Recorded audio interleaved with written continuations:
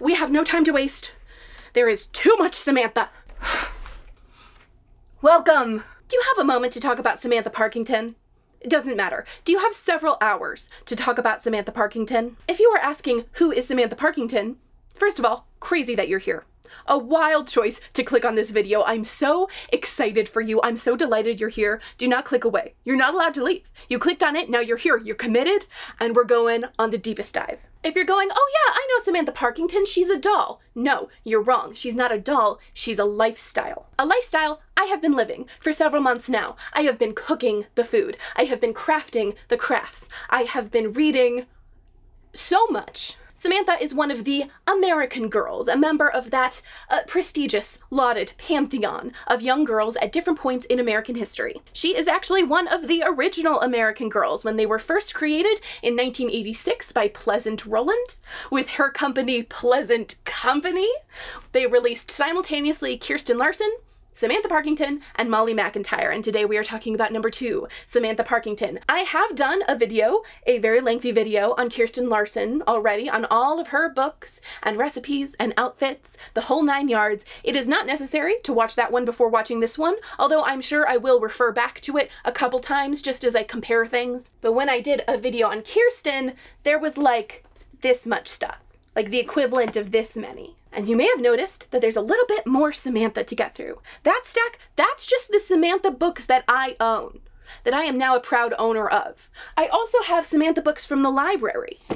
And that's not counting the books I'm accessing through ebooks or digital scans, which you cannot see because they are, you know, invisible. Eagle-eyed viewers who are already very knowledgeable about American Girl might be saying, Kate, you're exaggerating because you have a lot of duplicates there. You have some books where you have multiple copies of the same thing. So, you know, it's not like it's that many, and why do you need so many copies? It's the same thing inside. It's the same thing inside. Yeah, you'd like to think so, wouldn't you? That would be really convenient if you were someone making a video about a series of books for all editions of the book to have the same text. That'd be really nice. I realized very early on in this project that American Girl hates me, and they will not be making it easy. When Samantha first came out in 1986, she came out with 3 books, and then a couple years later they did 3 more books, and that's your standard 6-book series. All of the original classic American Girls have the same 6-book series. You get a handful of short stories, maybe a mystery, some activity books, but for Kirsten, that was about it. She closed up shop in about 2008, and has essentially been retired since then, although they have brought her back on a collectible basis a couple times, but they haven't added to the Kirsten lore. While Kirsten was getting ready to close up shop, Samantha was getting a complete brand extension, and then 10 years later got a complete rebrand. And it doesn't seem like a lot until you embark on a journey to do all of it, to read, to consume, to create, all of it, which is what I did. And I know this is the beginning of the video, but through the magic of movie making, I'm talking to you after having made the video, and I can tell you I read all there was to read. I crafted a lot of crafts, I cooked a lot of recipes, and I have looked at a lot of adorable miniature turn-of-the-century objects. Because while Samantha is a book character, and in my mind first and foremost a book character, while she is an icon, okay, a catalog star, while she is a lifestyle, she is also a doll. This is Samantha Parkington. Please ignore her slight hat hair. Her bangs are very difficult to maintain. I did not have a Kirsten doll on hand while I was creating the Kirsten video, which, you know, I never really thought of getting one because they are money to get secondhand now that she's been retired for some time. But looking back, it was kind of nice to make that video without having access to a physical doll, because most discussions and retrospectives on American Girl and on the girls in particular prioritize the doll. Right? The physical doll and the physical outfits and objects are put front and center, which makes sense to me, absolutely. But it was a good opportunity to put other things at the forefront. People would ask me if I was going to get a doll for the next video, and I would say, actually, no. Because actually, I liked, you know, not having one, and I live in a small space, you know, I don't want to worry about, like, storing things nicely. It's a lot of messing around, and there's so much money. But then, this beautiful lady was brought to me by Providence. Providence is what it's called when your parents find a doll at a garage sale. So there was absolutely no way she was not going to co-host this video with me. She's in her original meat outfit and I spiffed her up a little bit. She needed a little bit of cleaning. Her hair needed a bit of a refresh. We had an entire spa day. It was more fun than I've had in my entire life. She did come with a couple of actual Samantha items, but mostly I will be showing you the rest of the collection through pictures like I did with Kirsten. But remember, the idea is that these things should all work in tandem. The girl and the books and the whole world. So everybody get your bows on. My bow is falling out. Get your bows on and get ready to talk Samantha. We will be looking at the girl, the era, the myth, the legend of Samantha, and then we will be jumping in to her story. I am so excited. But first, we need a smidge of historical context. Just a smidge, okay? Not a lot. I just want you to know what you're getting into. Because here's the thing about the 20th century. It is short. It is so short, it's tiny, it's small, it's wee. And I know, at least for me, I tend to forget that very easily. I look at Samantha in her pretty dresses and her funny hats and I think, ah yes, the olden days. But this was so recent. The first Samantha books were published in 1986, which means that if Samantha Parkington were real, there's a good chance she would still be alive when those books came out. She would only be 91, so there were a good number of people, real people with Samantha's birth year, who were alive when those books came out. For the contemporary audience in the 80s, Samantha's generation was not many degrees removed from them. It was extremely recent. It was the generation they were in the midst of losing. You often hear that Molly and her stories could be a bridge between children of the 80s and their grandparents, because Molly grew up during World War II and she could be a way for grandparents and their grandkids to talk about the actual experience of growing up in World War II. That same distance, removed once more, gets us to Samantha. If a kid in the 80s is talking to their grandparent about growing up in World War II, that grandparent would have known people of Samantha's era. Samantha would have been barely middle-aged for the Second World War. To Molly, she would have been a grown-up kind of on the younger side. Even if Samantha only lived into her 70s, she would have been able to watch on TV as man walked on the moon. She could have played Pong in an arcade.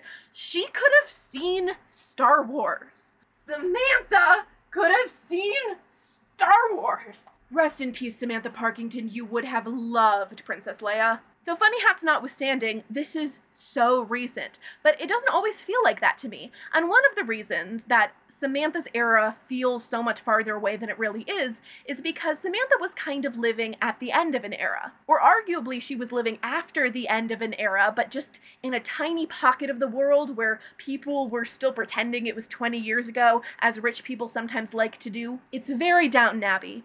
And I'm gonna bring up Downton Abbey a few times in this video, even though it's a different cultural context and it's almost 10 years later. I think it's very relevant. There's a similar dynamic going on where we are introduced to characters who are living how they've always lived. This is how it's always been for decades and decades back, and what we know and they don't know is that their lifestyle is already an anachronism. Things are about to completely change, and in fact, they already have completely changed, it just hasn't caught up with them yet. Samantha's world, as we are introduced to it in that first book, has that sense of anachronism, that Samantha isn't really living in the year she's living in, she's kind of living in 20 years prior. And that sense of anachronism, ironically, is often mirrored in the way that Pleasant Company would talk about Samantha's era. On the back covers of American Girl books, at least for the first half of the brand's life, they would usually introduce you to the other girls in the lineup. Samantha, a bright Victorian beauty, an orphan raised by her wealthy grandmother.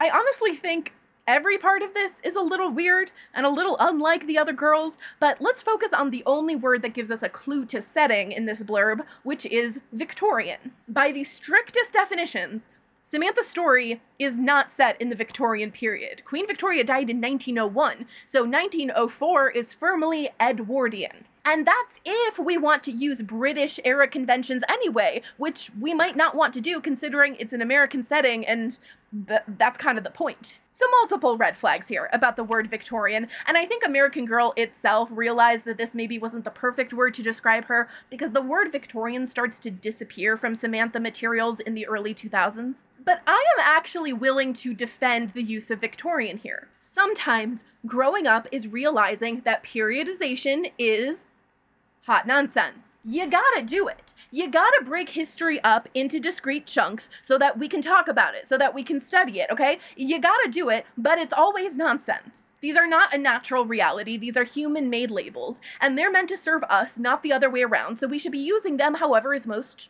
useful. There are definitely situations in historical study where you need to be really clear about cutoff dates. I just don't think this is one of them. When we use the word Victorian in reference to American history, it's really just a shorthand for a big chunk of 50 to 60 years that's mainly the second half of the 19th century. It's not really about who happened to be monarch of England. In this usage, it's about cultural trends, and those will rarely have firm start and end dates. It's about fashion, about social values, about community and family structure, and those things will go through phases that you want to be able to talk about, but not with firm dates. So all that to say, I think Samantha Parkington, at 9 years old, can be characterized as Victorian, even though actual Victoria is thousands of miles away and also dead. She's being raised in a house of Victorian architecture, according to Victorian child-rearing practices. She's wearing Victorian clothes and using Victorian manners with a Victorian mother with Victorian values. And this characterization only makes more sense the more we commit to Samantha's contemporary perspective. Looking back, Samantha would be considered part of the lost generation, but that generation is really defined by coming of age during the First World War and the Roaring Twenties, so the things that distinguish that generation haven't happened yet. And Samantha is our rich girl. After starting with Kirsten, we are going to rocket to the opposite end of the socioeconomic spectrum. So as we embark on Samantha's books, that's obviously going to be a major theme for you to look out for, okay? The collision of the old world and the new, with Samantha in the middle. We're also going to see a lot of the same themes that all of the other American Girl books have. American Girl is all about that Venn diagram between the contemporary girl and the historical girl, so a balance of things that are universal to all of childhood and some things that are pretty specific to the time period. So we've got to focus on family, on the care and keeping of friends, a lot of peer relationships. We're thinking about forging a personal identity, okay, of making choices and the consequence of choices. What is her place in her community? What does it mean to be growing up at this particular time? And of course, what is an American girl? Lowercase g. What does it mean to be American, and what is the nature of girlhood? In Samantha's particular context, we're going to be talking a lot about change, a lot about progress, and what progress means. We're going to talk about what it means to be a lady. And because Samantha's culture is influenced by the old and the new, we're going to see a lot of Victorian nonsense and a lot of Rooseveltian nonsense, all your major nonsenses. So, let's get into the books. So are you ready to talk books? I hope you are, because that's going to be most of this video, is talking about the books. Now, the covers of the American Girl books are, say it with me, iconic. And that started with this. This is the very first original cover of the very first Samantha book, Meet Samantha. These are sometimes called the parchment covers for obvious reasons. I don't know why I'm putting this closer to the screen as though that's going to help you see it in more detail when all it's going to do is make it overexposed, and you're never going to have a better view of it than when I put it on the screen in post. I can hear myself from the future yelling at myself from now to just scoot over and let me do my job. So as you can see from the probably a higher definition picture next to me. So you see we have this inset square that frames the design, and then just a little sliver of the world around Samantha. We have Samantha herself in that sort of diagonal pose that gives you a good view of the outfit, but also shows her marching forward towards the future. And then you just get a little slice that suggests maybe she's in front of her house or something. Then starting in 2000, they did a modest revision on these covers. And again, it's exactly the same for all the books, for all the girls. It is still the same design. We still have the same Samantha pose, but we have expanded the world around her a little bit. You can now see Grand Mary's house in the background. There's a little more color on it overall. You can see the spines are now colored. This is when they were getting really good about color coding each of the girls differently, and Samantha came to be represented by this maroon. But these are mainly the same design, right? We've just taken the same art, copy pasted it over, and changed the composition a little bit. It's interesting interesting to notice that Samantha herself is bigger. She like takes up more of the cover in this design. So that first update to the cover, expanding the background, started printing in 2000. And then we got another update in 2004 with this one. Sometimes people will call these the ribbon covers because of the way the title is in a ribbon, you know, and we are continuing the trend, right? It is more colorful and Samantha is a lot bigger. It's the exact same art, copy pasted for a third time, but now she's taking up like even more space on the cover. So that sounds great, right? We're seeing the continuity here. You're following me, except no, that's not true. That was a lie. What I just told you was a lie. I did not show you 3 covers. I showed you 4 covers. Did you even remember? Did you even remember? These are not the same cover. I switched them halfway through that explanation, and did you even notice? Are you even paying attention right now?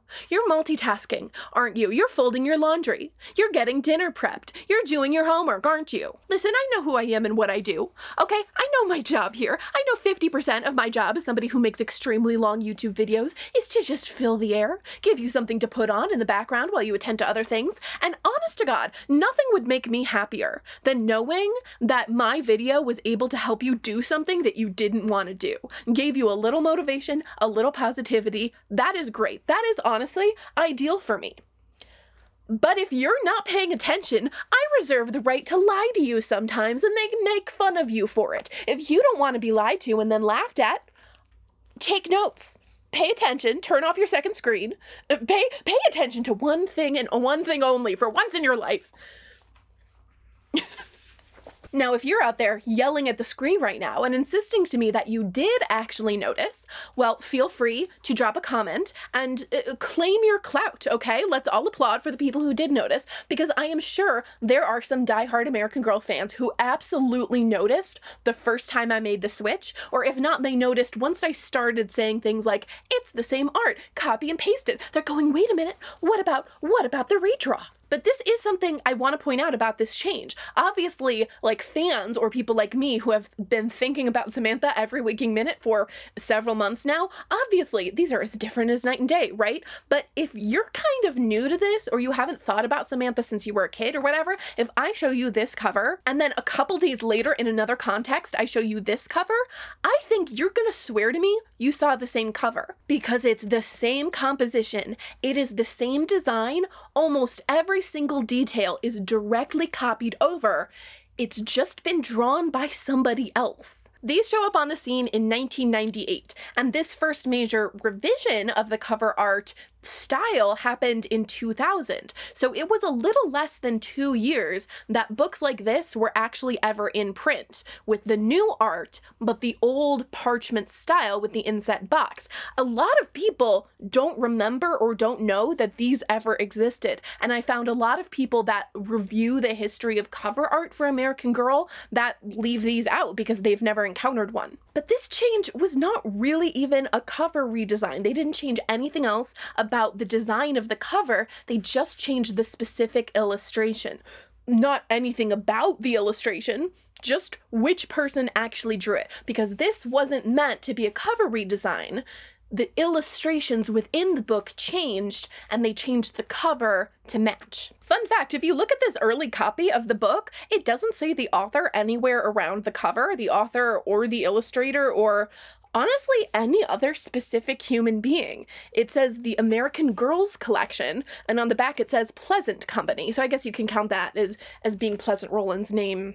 Sort of. This is pretty common actually when you have a series that has different authors for different books, especially if they're working within existing IP or it is, in this case, for children, because they don't want kids to read this book, love it, and then think, I want to read more from my favorite new author, Susan Adler. They want you to read this book and say, oh my gosh, I love American Girl books. Yes, the author of this book was Susan Adler. We will talk about her more in a minute. And it's not like it's hard information to find. They haven't hidden it. You just have to open up the book and this page says Susan Adler is the author, and then it says illustrations by Nancy Niles.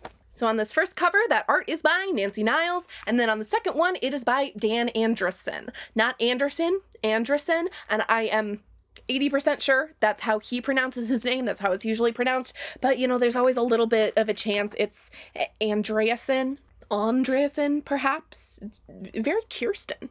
And if you're a Kirsten fan, you might recognize something else on this page. Renee Graff did the vignettes, which is what they call the little illustrations that are scattered throughout the text. Renee Graff did the illustrations for the Kirsten series, and those illustrations were really a highlight of rereading those books. I loved them so much, and I feel like I didn't hype her up enough in that video. So we're hyping her up now. Renee Graff is credited on both of these copies because her little vignettes actually stay the same between copies, but the main illustrations do not. Starting with printings in 1998, all of those large main illustrations were totally redone. And just like with the cover, it's not that a new illustrator came in and started from scratch and reconceived all of the illustrations. It was really a matter of copy my homework, but try to change it just a little. A lot of these are the exact same image in terms of composition. All of the details, all of the choices about colors and textures are the same.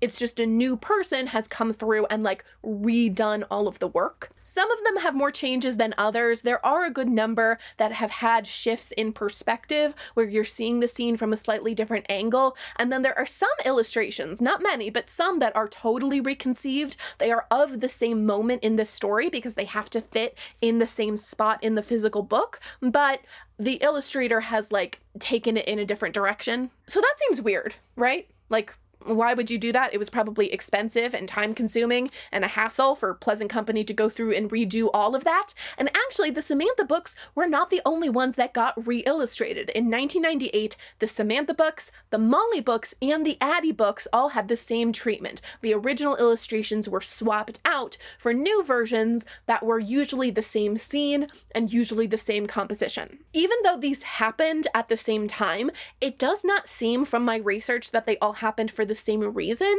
or at least for the same circumstance. They wanted everything to be consistent, and if they weren't able to have the same illustrator working on new stuff, they actually went and retconned, I guess. They went and changed everything that had been previously done so that there would be one cohesive look for each of the girls. Now, why they didn't just continue to work with the original illustrator, which they did for girls like Felicity or Kirsten, that seems to be the story that varies by girl, and honestly, I don't know that we'll ever necessarily have access to like all the information about that. We seem to know the most about it when it comes to what happened with Addie's books and the original illustrations for those. A few years ago, Aisha Harris wrote this really thoroughly researched piece for Slate about the development and release of the original Addie doll, and I'm constantly pointing people towards that because it's just one of the best pieces of writing about the history of Pleasant Company or the American Girl brand that there is. Like, that's a really good starting place. Addie Walker was the 5th girl added to the American Girls lineup,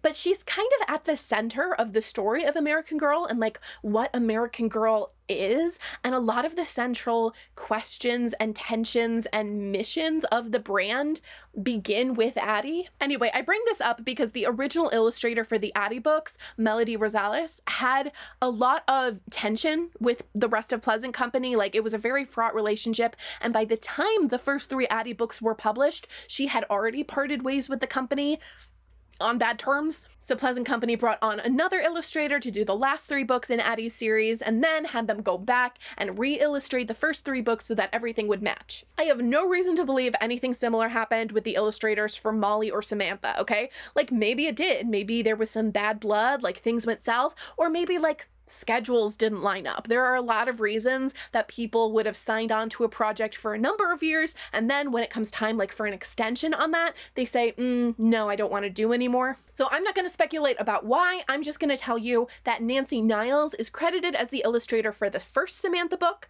and then for books 2 through 5, Nancy Niles and Robert Grace are credited.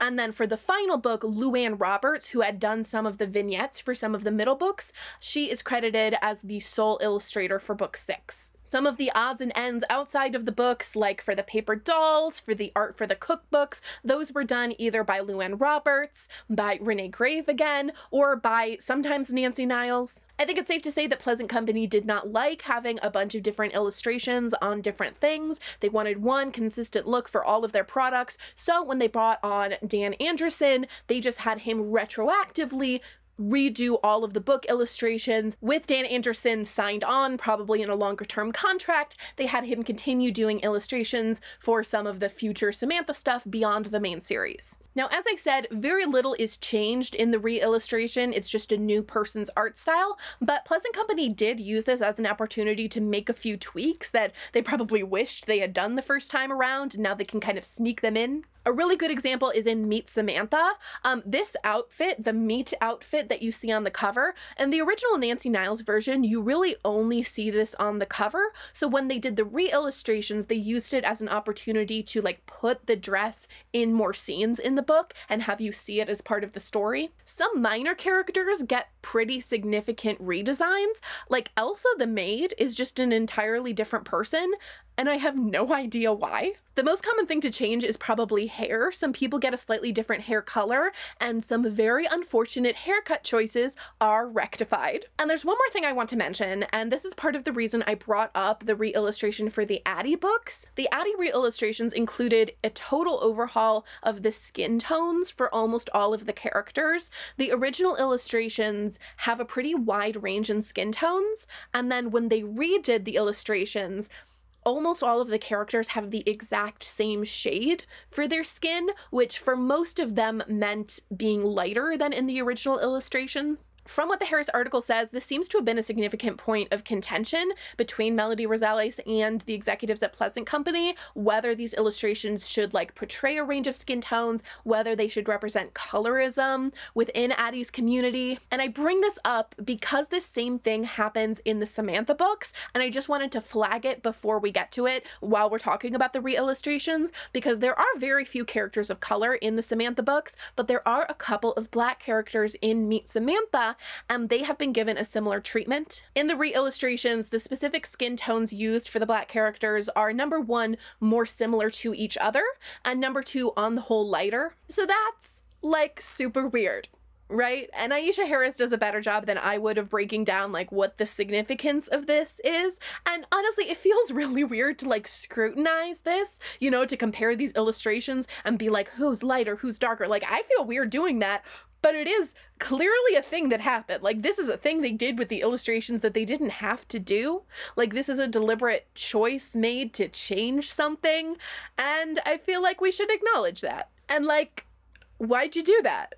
Why did you feel like you needed to do that, Pleasant Company? When it comes to the re-illustrations for Addie's books, a lot of people will also talk about the world around Addie getting a little nicer, getting a little brighter, expressions being either less distressed or maybe smiling more often. Like, there's a softening to it on the whole that a lot of people perceive. That's what I perceive when I look at the illustrations. And we see that here and there with Samantha too. Again, especially when it comes to the Black characters, things are like a little more friendly. I've seen people claim also that in the Samantha books, Nellie is redesigned to be less visibly impoverished, and that's softened a little bit. And I don't think I really see that except for maybe in the final book. In the last book, things are smoothed out a little and Nellie's world is a little brighter and friendlier. So that's all, again, kind of weird and gives me mixed feelings about the re-illustration as a project, but I have nothing against these illustrations in particular, and I think a lot of them are really beautiful. I was expecting, as I created this video, and as I'm talking to you, I've already created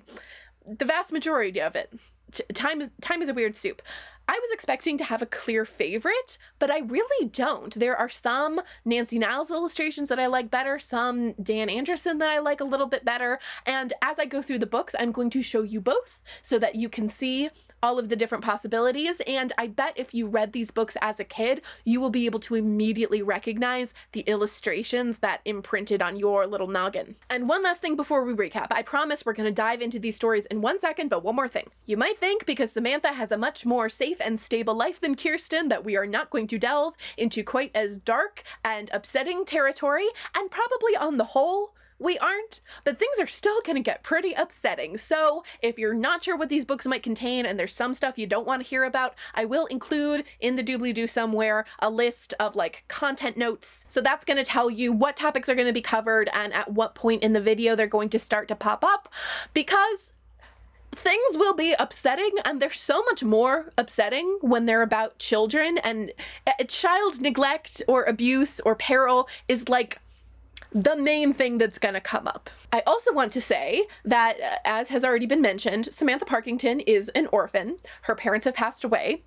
And I want to state for the record that being orphaned as a child is not funny. I am fortunate to have not experienced that and not really be able to imagine it, but it must be truly horrible. And if you've experienced that, or a loved one of yours has, my heart goes out to you, and I think that's an experience worth respecting and not making fun of. And that might seem like an obvious thing to say. That might seem like it goes without saying, but I do want to say it because it's possible that at some point in the video, someone's gonna be very insensitive about that and maybe make some silly jokes and make some references to some movies she hated and make it seem like she thinks being an orphan is funny.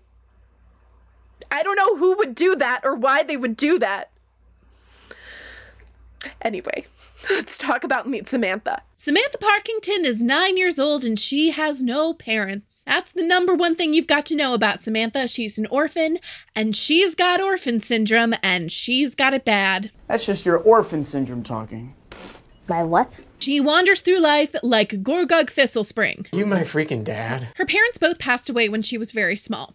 And of course, it does impact her to be growing up without her father, but she does have a paternal figure in her life. She has her Uncle Gard. Uncle Gard, Gardner, is her mother's brother, and he adores Samantha and is very fatherly towards her. So while she does miss her father, in many ways there is somebody filling that role in her life. In Samantha's books, we see her much more acutely feeling the absence of her mother and wandering around the world with big "are you my mother" energy, looking for somebody to fill that role. For a potential mother figure, Samantha does have a couple of candidates. The most obvious is her grandmother who is raising her. This is her maternal grandmother, so also Gardner's mother, and Samantha calls her Grand Mary because her first name is Mary. It's very cute. Grand Mary definitely loves Samantha, but she is not mom. She is taking care of Samantha materially and does have a hand in her upbringing, but in a lot of ways she's a little bit distant, a little bit cold, and is not bringing a warm, nurturing energy that Samantha is looking for. Now, Samantha is growing up in a very wealthy household, and it does have staff,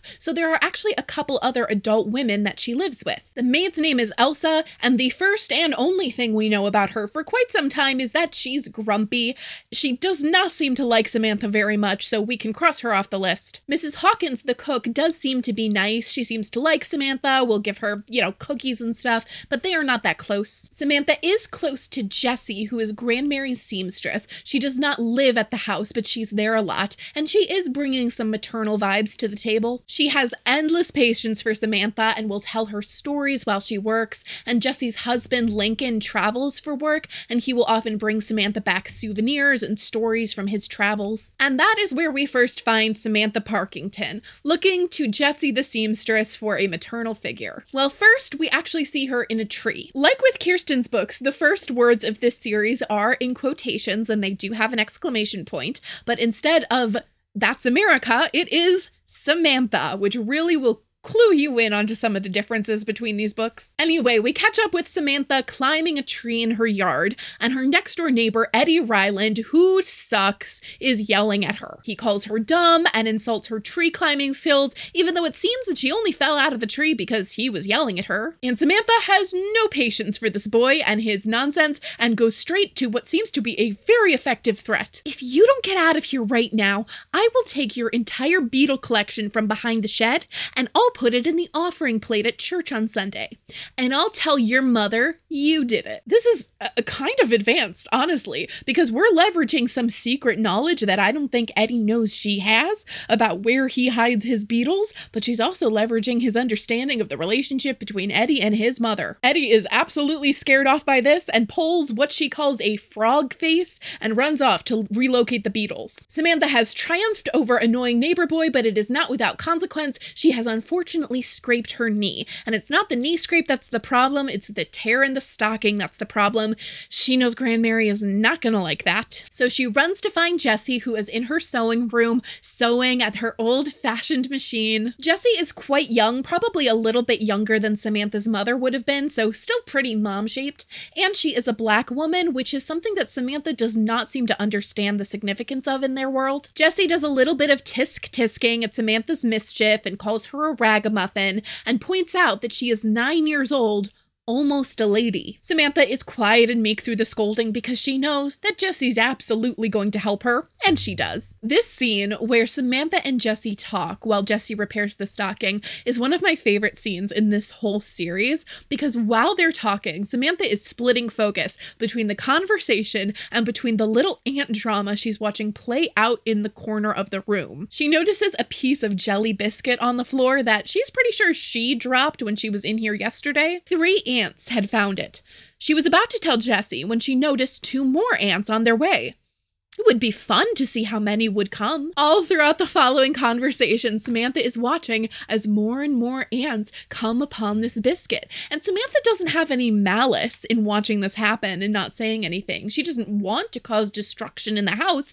She's just very curious about what'll happen next. And her little brain is really enjoying watching the cause and effect of more and more ants come to get pieces of the biscuit. Picking up the biscuit never occurs to Samantha in the text, and the idea that she should let Jessie know there's ants on the floor comes and goes through her brain like a passing wind. At the end of the conversation, Samantha leaves the room without ever doing anything about the ant situation, and the little story gets a little button at the end of the next chapter when we see Jessie hurrying up the stairs, calling over her shoulder, "It's Pepper for the sewing room, ma'am.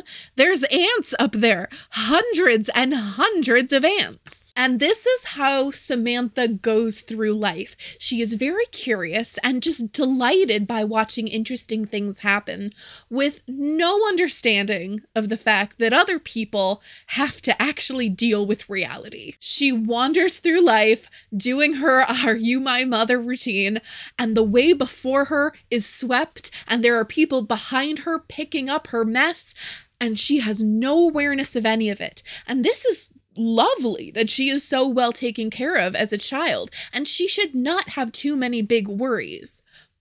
But she should have a little more worries than she does. In this book in particular, that element of her character hits that American Girl sweet spot, where it is partially something universal about just being 9 years old and just not fully having awareness of the world around you, and partially it is specific to Samantha in her place and time and circumstances, because this is absolutely a worldview that is only possible because of her wealth and privilege. Now, Samantha is totally good as new with a repaired stocking and a straightened hair bow by 4 o'clock when it is time for her parlor time with Grandmary. Unlike with Jessie, there's a high degree of formality to Samantha's interactions with Grandmary. When it is time for their appointed hour of grandmother-granddaughter interaction, she goes to the parlor and knocks, waits to be invited in, and then curtsies to her grandmother, who she thinks looks like a queen sitting on her throne for sewing time. Samantha always tried to be a young lady, but it was a lot easier to remember how when Grandmary was watching. Samantha noticed that everyone behaved more like a lady when Grandmary was around. This book is very invested in the idea of being a lady, which is an idea that hangs over Samantha's entire upbringing, but Samantha herself is not 100% sure what it entails. As she grows up and is taught, she collects a catalog of things that are ladylike and things that are not ladylike, but she's having trouble coalescing it all together into an identity that it can actually be hers. And she understands being a lady as a state that she can move in and out of at a rapid pace. When she's talking to Jessie and she asks a question that Jessie thinks is putting her nose into grown-ups' business, Jessie said, "That's none of our business, and children shouldn't ask such questions." Samantha grumbled softly, "A minute ago, I was almost a lady.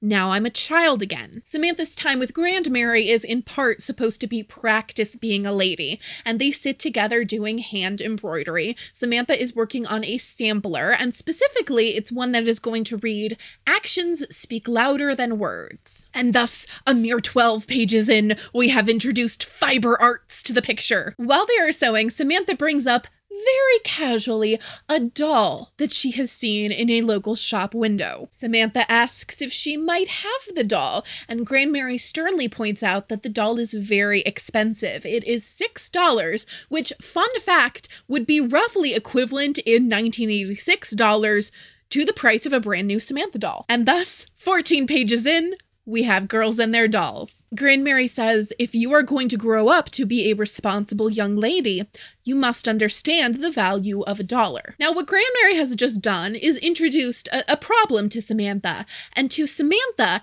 any problem can be solved by action on her part, by her hatching some kind of plan and executing it, and then everything is better. In this case, Samantha hears that the problem is money, so she says that she can get money. I could make boomerangs and sell them. The Boy's Handy Book shows just how to do it. The American Boy's Handy Book is exactly what it sounds like. It's just a book about how to do all sorts of things for boys. It was first published in 1890 by D.C. Beard, who was the founder of the Boy Scouts. And it's interesting that Samantha has this book because, as the title suggests, it is very focused on the idea of American boyhood and the process of coming into manhood. You can find scans of this book online, and I absolutely love how it begins. This is the first sentence from the preface. Unless boys have materially changed their habits in the last few years, it matters little what the preface of this book may contain, for it will be skipped without a passing glance. Anyway, it's interesting that Samantha should have this book,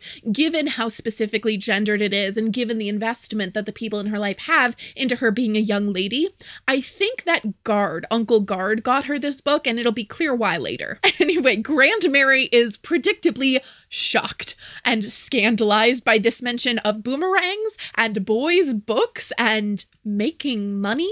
That's the main thing. Samantha, a lady, does not earn money. And in response to this, Samantha brings up Cornelia. Cornelia is Uncle Guard's special friend. They use that term a lot, special friend. She is young and beautiful, and Samantha does seem to like her, but is a little skeptical of this pairing. And as the reader, you immediately see something that Samantha does not see at all, which is that Cornelia ought to be candidate number 1 for substitute maternal figure. Cornelia has already been on Samantha's mind today. She gets brought up in that conversation with Jessie, and the narration says she is pretty and dark-haired, and she laughed easily. Anyone could see that she liked Uncle Guard a lot, but Samantha didn't think Cornelia was right for Uncle Guard.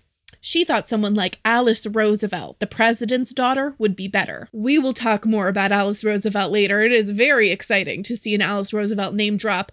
But for our purposes, just know that this is the equivalent of a 9-year-old today hearing that their favorite uncle is dating somebody and saying, she's nice, she's pretty, but I heard Taylor Swift was single, and I always thought they would suit. It's a little more realistic than that, but like not that much more. Alice Roosevelt is the it girl of the moment. Anyway, Samantha brings up Cornelia in this conversation and says, Cornelia says a woman should be able to earn money. She says women shouldn't have to depend on men for everything. She says, and then she's cut off by Grandmary, Cornelia has a great many newfangled notions. She should keep them to herself. All right, so a lot going on. We've just learned a lot about Cornelia and her politics and her newfangled notions, and we've also learned a little bit about what Grandmary thinks about everything. There's an interesting little substitution that Samantha tries to pull off there. Grandmary says, a lady does not earn money. And Samantha remembers that Cornelia says a woman should be able to earn money. But those are not the same thing in a way that Samantha has not fully realized, but Grandmary seems very plugged into. We weren't talking about women. We were talking about ladies, and you are going to be a lady. But Samantha seems to realize she's not getting anywhere with this line of argument. And here's what she does. She turns back to her work with a sigh. I would have called the doll Lydia, she said softly. She looks like my mother. Hey, Samantha? Hi. Samantha? Grandmary immediately melts because of course she does. Because her 9-year-old granddaughter has just brought up her dead daughter. Immediately gives up. Of course she's gonna get Samantha this doll. She tries to pretend she's not going to. She tries to say, well, maybe if you do all your chores, if you do all the things you're supposed to, if you practice your piano, but we all know there is no way Grandmary is not getting her this doll. This doll that she's going to name Lydia after the mother she doesn't have. Oh, Grandmary, I will. I'll practice an hour every day. I'll make my sampler beautiful. I'll help Mrs. Hawkins. I won't get my dress muddy. She was about to say she wouldn't tease Eddie Ryland, but she knew there were some promises she just couldn't keep. You gotta respect the self-awareness. They go back to their sewing, but soon they are interrupted by a low rumble. This sounds like some sort of horrible disaster is happening out on the street, but it is not a disaster. It is Guard in his automobile with Cornelia. Grand Mary is exasperated and worried what the neighbors are gonna think, but Samantha is delighted. The couple burst into the room, bringing laughter and the smell of summer with them. Guard has no decorum. He comes in his big dust-covered coat and gives Grand Mary a big hug, and he tells Samantha that he's going to take her for a drive. Grand Mary is, of course, scandalized, and she says, "What can you be thinking of? Why, her clothes would be ruined." But Cornelia has it covered. She says Samantha can wear her duster. She takes off her long coat, she puts it on Samantha, rolls up the cuffs. I wish we had an illustration of how Samantha looks here. Minutes later, she headed down the walk, trailing the hem of the long coat behind her.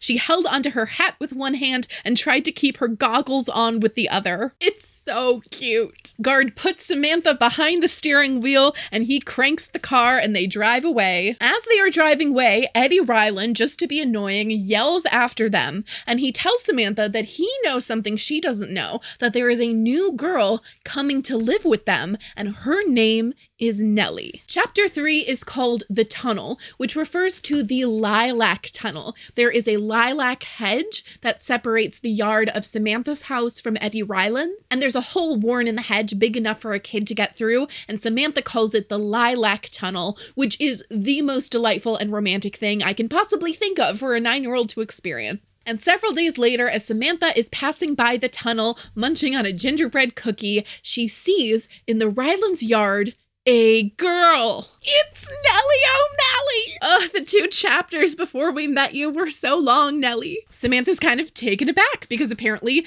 Eddie Ryland was telling the truth, that there's a girl here. And Samantha's like, "Are you Nellie?" And Nellie's like, "Yeah." Samantha notices immediately that the girl seems very pale and very thin. "Are you visiting the Rylands?" asked Samantha. This time Nellie looked amused. "Oh, no, miss, I'm working here," she said. "Now, I would like to let you in on a little secret. I want to tell you about something we learn several books in the future, and I don't usually do that. I usually like you to, get the reveals as they come. But everything is so much funnier if you know this fact now." Samantha does not know that Nellie is Irish. She meets this little red-haired girl whose name is Nellie O'Malley, and she, in her brain, does not connect that with the concept of Irish. Now, you might think that means that Nellie does not have an Irish accent, okay? It is established that she was born in America. Her parents are immigrants. So depending on who raised her, it's totally possible that she could have lost her accent or never had one. But no, it will be confirmed later that Nellie does speak with an Irish accent. Samantha just doesn't understand what that is. To her, that is the funny way that her friend Nellie talks. I'm sorry. That's so funny. Samantha thought it would be wonderful to have a friend right next door. And she offers Nellie some of her gingerbread, and Nellie says, "No, I can't. I need to be doing my job." Well, Samantha wants to play with this new girl, and Nellie has just said they can't play because she has to work.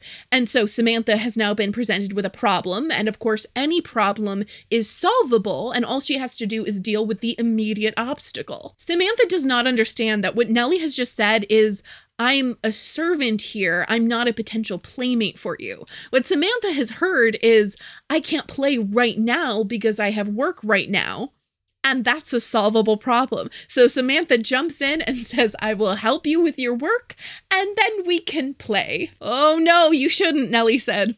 She was embarrassed, but there was nothing she could do to stop her new friend. Nellie's really uncomfortable, but all she can do is just hurry to get her work done as fast as possible so that nobody sees this happening. Nellie's hanging laundry, and when all of the laundry is hung up, Samantha grabs Nellie's hand and they go inside the lilac tunnel to eat gingerbread. Samantha questions Nellie about what she's doing here, and Nellie explains that her family is poor. Her family lives in the city. This would be New York City, where her father works in a factory and her mother does washing. But she is one of 3 children, and when they were living all together in the city, there wasn't enough food and there wasn't enough coal. Nellie is clearly uncomfortable to be explaining this, and Samantha is really uncomfortable hearing it. And Samantha can absolutely not relate to hunger or cold or any of the material difficulties that Nellie must have come from, but there is one thing she can relate to, and that is Orphan Syndrome. She can relate to being separated from her parents. Orphan Syndrome. You mean your parents sent you away? But that's awful. Samantha struggles to understand what Nellie explains, which is that Nellie sees herself as a lot better off here. She's making $1 a week, which is not as much as she would have gotten in the factory, but she is so much more comfortable here. There are shorter hours, she's getting more food, and most significantly, the air is better, and she's not coughing. Samantha also asks when Nellie goes to school. Nellie says she doesn't. She's actually never been to school.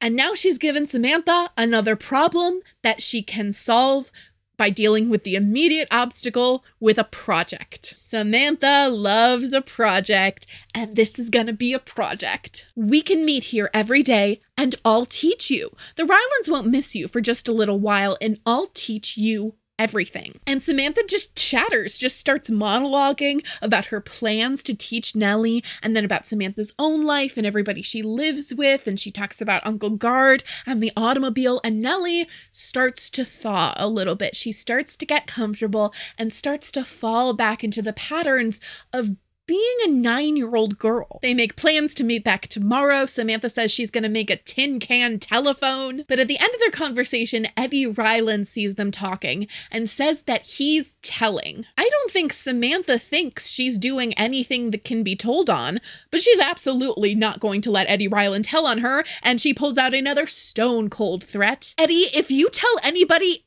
anything about us, I will take your new pocket knife and I will stuff it full of taffy. That's ingenuity. That's clever. Chapter 4, Gone! Exclamation point. Never a good sign. We catch up with Samantha a few days later in her sewing hour with Grandmary, and Jessie comes in. And there is a very abrupt, awkward scene where Jessie tells Grandmary that she's leaving. It is very formal and perfunctory and seems friendly. Grandmary promises that Jessie will be sent home with an extra bonus and thanks her for her time. Samantha, of course, jumps up and asks why, even though she's not supposed to. Grandmary silenced her with a look that said children should be seen and not heard. A young lady must not ask questions of her elders. This is Jessie's business. Samantha is horrified because of course she is. She's grown very attached to Jessie, who is with no notice to Samantha, leaving her life. And it's very clear there is something else going on that everybody knows about that nobody will tell Samantha. She goes to the kitchen and asks Mrs. Hawkins about it, and Mrs. Hawkins is nice about it, but she says she's not going to tell her. There are some things you just don't understand. Don't you think your Grandmary knows best? How could Samantha possibly know if Grandmary knew best? How could she know if anybody knew best? She didn't know what anybody knew. And Samantha's kind of exhausted her options, and nobody will explain to her what's going on. She goes to head up to her room, and Grandmary tells her, oh, by the way, there is a surprise waiting for you on your bed. There, in the middle of her bed, was a doll dressed in shining blue silk. She had a wide silk hat to match. Her soft china hands and face were rosy and delicate. Oh, Lydia, Samantha whispered. She picked the doll up gently, then she hugged her very close.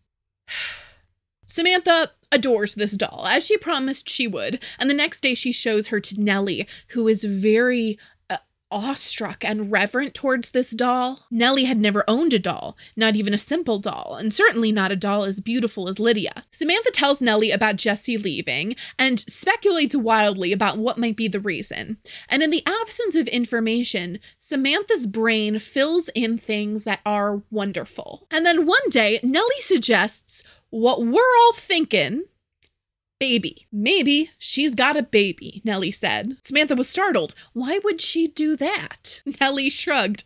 Lots of people do.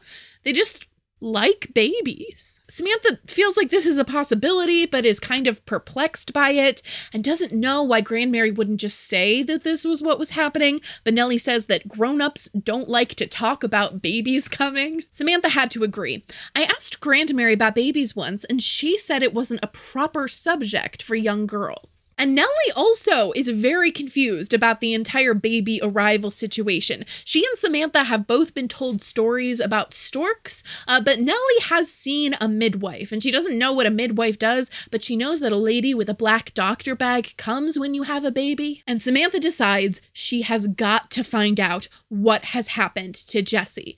We've got a problem, and the obstacle can be removed by action on her part. We're just gonna go find Jessie. And Nellie, as it turns out, knows where Jessie lives. Samantha thinks this is perfect. She and Nellie will sneak out in the middle of the night and go to Jessie's house and see if there's a baby. And then they do. They fully do that. When it's dark, Samantha creeps out of her house and Nellie sneaks out of hers, and they hold hands as they just walk down the street and keep walking as Nellie gives directions to where Jessie lives.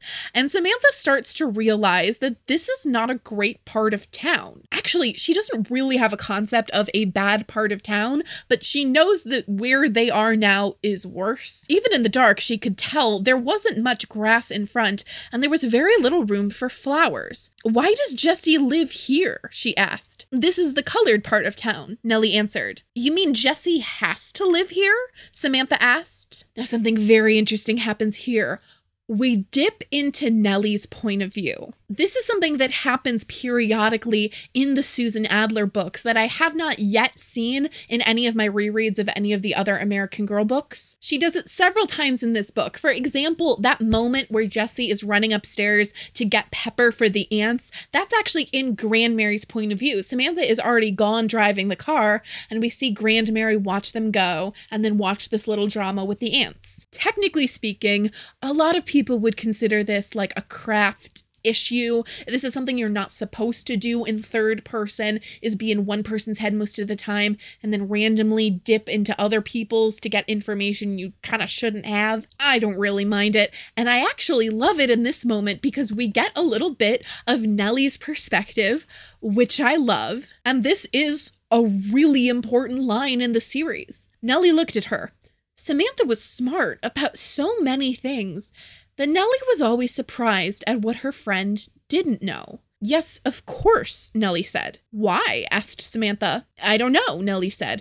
It's just the way grown-ups do things. And at that moment, Nellie spots Jessie's house, and they see the glow of a lamp through the window, and they run up to the wall, like beneath the window, to peek through, like absolute little creeps. They're in full mischief mode. They do a little rascal routine where Samantha gets on her hands and knees so that Nellie can get onto her back and see over the windowsill. And they are, of course, seen.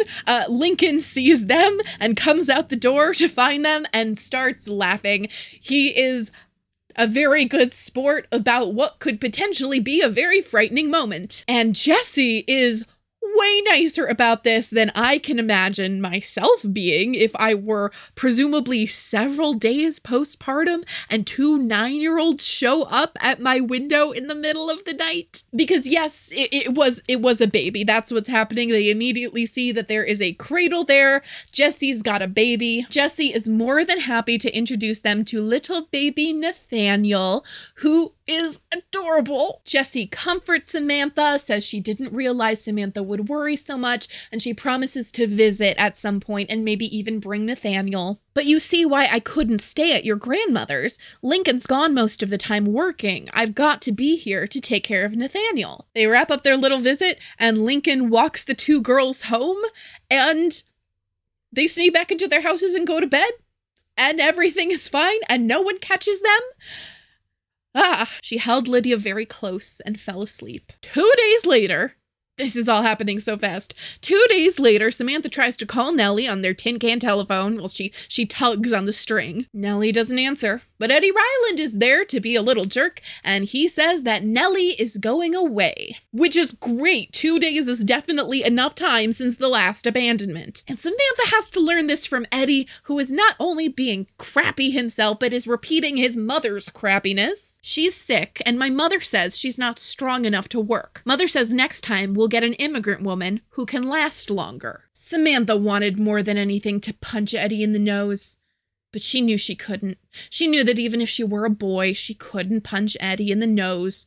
Certainly a grown-up person would not punch Eddie in the nose. A grown-up person probably would not have reached out and shoved Eddie's chewing gum into his hair either, but Samantha did. After all, she was only 9, and that is only half grown up. Then she rushed to her friend, leaving Eddie howling and trying to pull the sticky mess out of his curls. Samantha, I'm obsessed with you. Samantha rushes into the Rylands' house, and Nellie is still there. She says she's not sick, but I still cough sometimes. Mrs. Ryland is afraid I'll get sick and be a bother, so she's sending me back. And Samantha's like, no, this is not good. What if you have to work in the factory again? Then you will get sick. And what am I going to do without you? And Nellie starts crying, and I don't like it when Nellie is crying. Samantha rushes back to her own house, gets Mrs. Hawkins, and together they pack a basket full of food for Nellie and her family.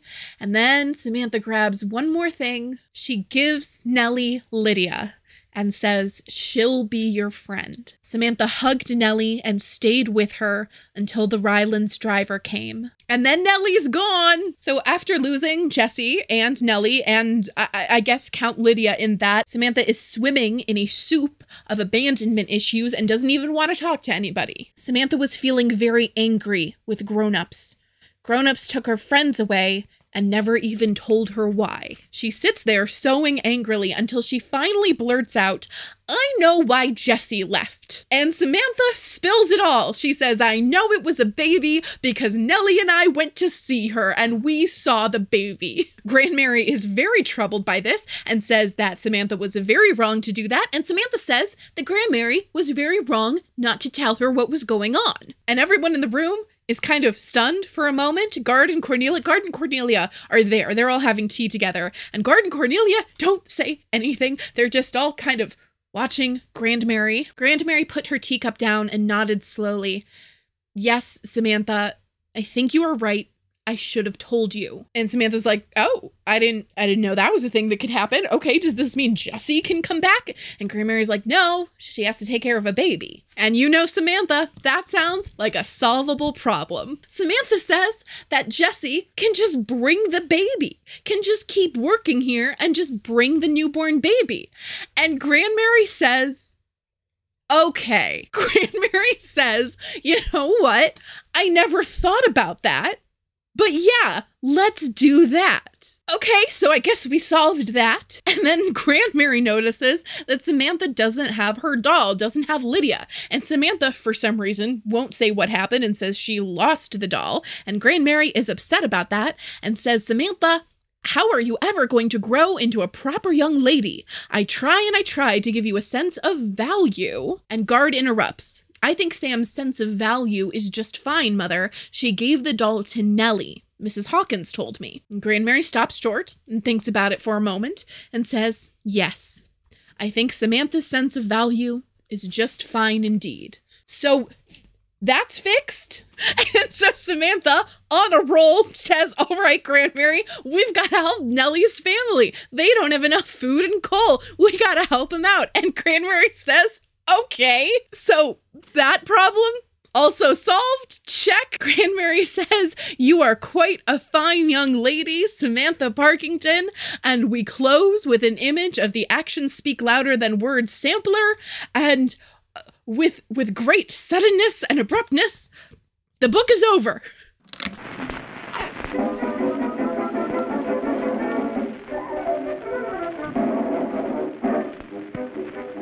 My dad would never preach to me. In fact, he never teach to me the different things that I should do when I'd be here and there. In fact, he said, go on alone. You have ideas of your own. You'll never lose if you will use the others fair and square. That's just as far as he'd advise. Till one day, to my surprise, I went to say that I was going to other lands to live. And as I went to say goodbye, he saw a teardrop in my eye. Said he, my lad, oh, that's too bad. I've some advice to give. Always leave them laughing when you say goodbye. Never linger long about, or else you'll wear your welcome out when you meet a fellow with a tear-dimmed eye. Yes, I have a set of Samantha Parkington paper dolls. And yes, that was a lie. I have 3 sets of Samantha Parkington paper dolls. This first one came in the pastime set, right? I got one of these, same as I did for Kirsten, and it's got the craft book and the cookbook and stuff, so I already had that. And then I saw this one, which is extremely similar, but a slightly different edition, because they sold this as a standalone.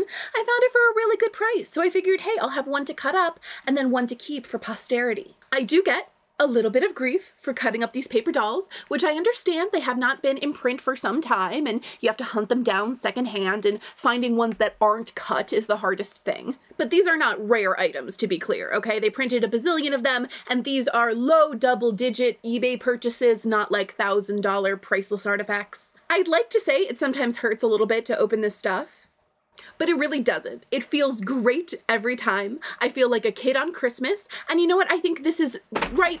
This is right and proper because these were made to be played with. But then I found this one, a slightly later edition of the same designs of the paper dolls, and I didn't need another one, but this one has several very exciting features. Firstly, in the back, it has a little background. We have a little Grandmary's house scene that has all sorts of little details from things from the books. It's so cute. And on the back, we have Piney Point, which we haven't seen yet in the books, but this is Grandmary's place in the Adirondacks. So worth the price for this alone, but this set also has Nellie. Look at my girl, a whole Nellie paper doll. Her doll is slightly shorter than Samantha's, which is so sad. Also, Agnes is here. You haven't met Agnes yet, she'll come up later. I don't care about Agnes. And finally, the other paper doll sets are designed with those tabs where you fold the tab over the doll. That's how I did it for Kirsten. And that is, it's not terrible if you're just using the paper dolls, but it's such a pain to get everything to line up right on camera. But this set is stick-on. We don't have tabs at all. Instead, they give you a set of these sticky dots, little tape dots. And then you can just stick things on and off. And this is going to make my life much easier. So let's talk about clothes. I am so excited to talk about clothes, even though I'm not that excited about these clothes specifically. And I mean this era in fashion. Like, broadly speaking, the clothes that upper class people were wearing at the turn of the century in the 1900s is not my favorite. And I'm definitely not alone in that. Like, there are some people that are really into the turn of the century look, but it's not nearly as popular as some other eras. You know what? Let's get out Nellie. Let's get out Nellie. Why shouldn't you be at the party?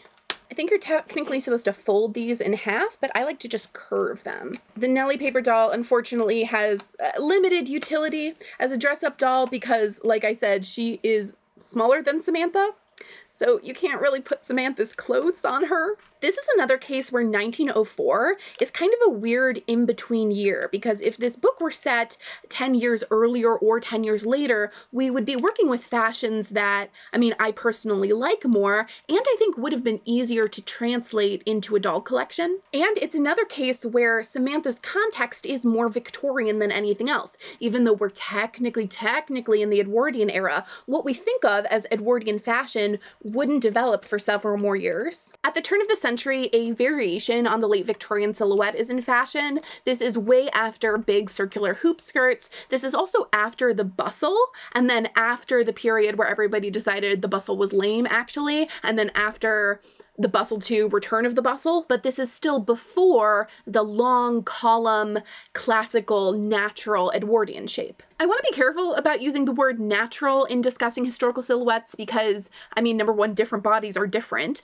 but number two, because what we think of as natural or normal is absolutely shaped by the world around us. Keeping in mind, of course, that there is no universal natural, bodies do have a shape. And when people discuss the fashions of the turn of the century that Miss Cornelia would have been wearing, you will see them use the word unnatural a lot. That silhouette is often called the S-bend shape. A lot of the illustrations and photographs that show off this fashion will actually have the person in profile or maybe at a 45-degree angle, because unlike the hourglass shape, it's actually really hard to see this from straight on. This is all about front to back shaping. I don't really like this fashion at the best of times, right? But for a couple years in this decade, we had the worst version of it, where it went out of style to have a lot of padding up top, but weirdly stayed in style to have all the fabric still up top. So you end up with this bizarre style where you have all this loose fabric up top, like on purpose. The fashionable thing was to have fabric folds that were just scrunching around your chest and then drooping below your belt. Apologies if for some reason you love this look, but this might be the ugliest thing that was ever invented. Girls Samantha's age don't really have that S curve because they don't have adult undergarments or adult bodies, but they still wear clothing as though they do. They still have those same slanted waists, and they still have all the pleating or gathering up top to accommodate the pigeon front, but it just turns into loose folds of fabric, especially when that was trendy. When loose folds of fabric were trendy, they had just even looser, more foldy folds of fabric. It's just bunching fabric everywhere that looks like their clothes don't fit them. It looks like an accident. It looks so bad, I hate it. And if this fashion is hard to translate to a human child, it's going to be even harder to translate to a doll. So all this to say, I think it's a miracle Samantha looks as good as she does. The odds are stacked against her, right? This shouldn't look good, but it does. They have managed to design and tailor these clothes so that they look adorable. These designs have to walk such a careful line and try to keep fidelity to the historical fashions while still being, cute and functional. And they definitely wobble sometimes, but on the whole, Samantha's designs walk that line beautifully. And I like her collection a lot more than I like the actual clothes from that era. If you look at her meat dress, the whole front is pleated, and so there's actually a lot of extra fabric in this bodice. Like if you were to lay it flat, it would be way bigger than you would expect because she does have all that extra fabric that's accommodating the pigeon front, which she doesn't really have. And often in the actual photographs you see this is slouching over the belt horribly, but they've calibrated it just right so that it gives her just a little curve, but not in a weird way, just in a way that looks like, she maybe has like a small child's belly. She's got that slanted waistline with this beautiful belt, and they managed to make this look like a cute little drop waist instead of looking like her clothes are falling off. She has little tiny drawers, which yes, I took off of her first because it felt undignified and rude to lift her skirt in front of the camera. The meat outfit just comes with those little white shorts, but they did later give her additional undergarments, her lacy whites, which is such an adorable thing to call them. And these are much more historically accurate. They are decorated with a little bit of lace and ribbon, which a girl of Samantha's class definitely would have. But also you can see she's got little clips for her stockings. And of course there's a little undershirt, which she definitely would have worn beneath all of her clothes. Then we've got the stockings, thick black stockings. These are actually full tights, so they go all the way up, which wouldn't have been impossible, but it's more likely that for everyday wear, she would have had just stockings. But we do hear later that Grandmary is very strict about Samantha wearing full, long underwear in the colder months, so maybe this is that. The shoes are very cute. We've got little Mary Janes with a little snap. You can really snap them on. I love it. They're so tiny. Unfortunately, while these are cute, these are a little more dicey historically. Samantha, in most of her illustrations, is shown in little boots that fasten up with buttons. Very cute, very Victorian. Those are probably what she would have worn in almost any situation. I'm not sure why they didn't give her boots for her meat outfit, because they did give Kirsten boots for her original outfit. But also Kirsten's original boots don't look awesome, so maybe it took them a few years to figure out how to make good boots, and we will see later on in Samantha's collection some very good boots. Then obviously the star of the show, the ginormous hair bow. A number of Samantha's outfits would come with a matching hair bow, and you could also buy just a set of assorted hair bows for her. Now, this is Samantha's hairstyle almost all of the time. Almost every picture in the catalog will have her hair in the half up with a bow tied this way. This wouldn't have been the most popular hairstyle for a girl like Samantha. Obviously, the bangs are a complete no-go. The bangs were not a thing that was happening, but we learned to live with it. But one of my many little extra Samantha books actually had a guide, had instructions for making a hair bow yourself, and it had one of those double loop, quadruple loop, I guess, bows. One of them with 4 of the loopies. This is the style of bow that I see a lot more often when I look at actual pictures from the period. It's what we see on Nellie a lot, and we do sometimes see it in the illustrations for Samantha, particularly the original Nancy Niles illustrations. Obviously, it's a lot harder to replicate this kind of bow for a child. It's a little more complicated to tie. It takes a longer length of ribbon, and the way of wearing the bow, where your hair is all down and then you've like perched the bow on the side. It is very cute in a sort of Sarah Crew way, but it's not quite as glamorous as I think they wanted. It's a little bit cuter to have the half up. Paper doll Samantha definitely has her hair in the half up, half down, but all of her hair bows have the quadruple loop. In canon, Samantha wears a locket that has a picture of her parents in it, and in the original version of Samantha, it looks a lot like this. It's a pin, it's a metal brooch in the shape of a little bow, just a 2-loop bow, and then dangling from that is the locket, which is much more historically accurate. In later years, this gets changed to a silver locket, which is worn as a necklace. Oh, it's so cute. And this hat, by the way, does not love to stay on the head. The Samantha doll itself comes with the meat outfit, all of these other pieces, but not the necklace or the hat. Those are part of Samantha's accessories, which are often bought together with a Samantha doll, and often you get a good like bundle price on them, but they are technically separate. Let's look at the catalog, shall we? Oh, that's right. I have a genuine vintage American Girl collection catalog.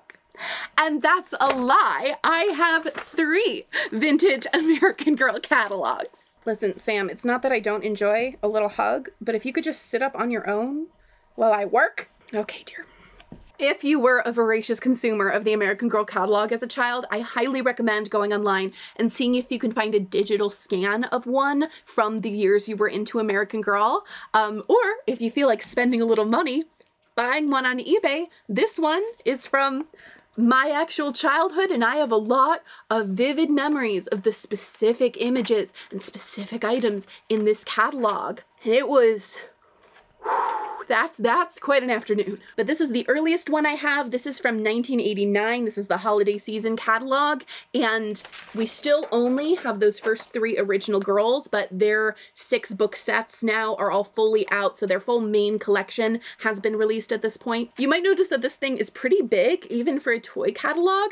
Specifically, it's very wide this way, and that is because when you fold it open, it's big enough for a full-size, true-to-size American Girl doll. Like, look at that. Are you kidding? Boy, did they know what they were doing when they made these. Boy, did they know just how to blow up all the little details so that you could stare at this thing for hours.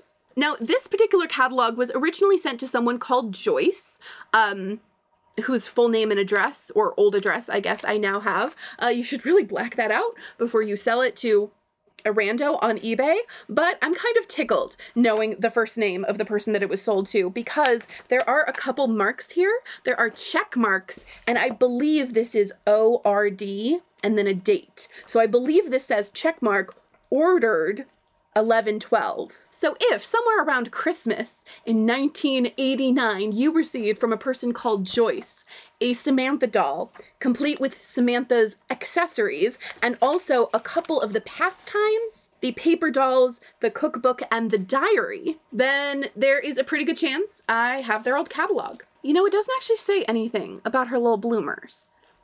Dress, bow, stockings, shoes. Huh, are those not original, or were they added later? Your Samantha doll has sparkling brown eyes that twinkle as they open and close. Brush her long curly hair and tie it up with a big, beautiful bow like Victorian girls wore.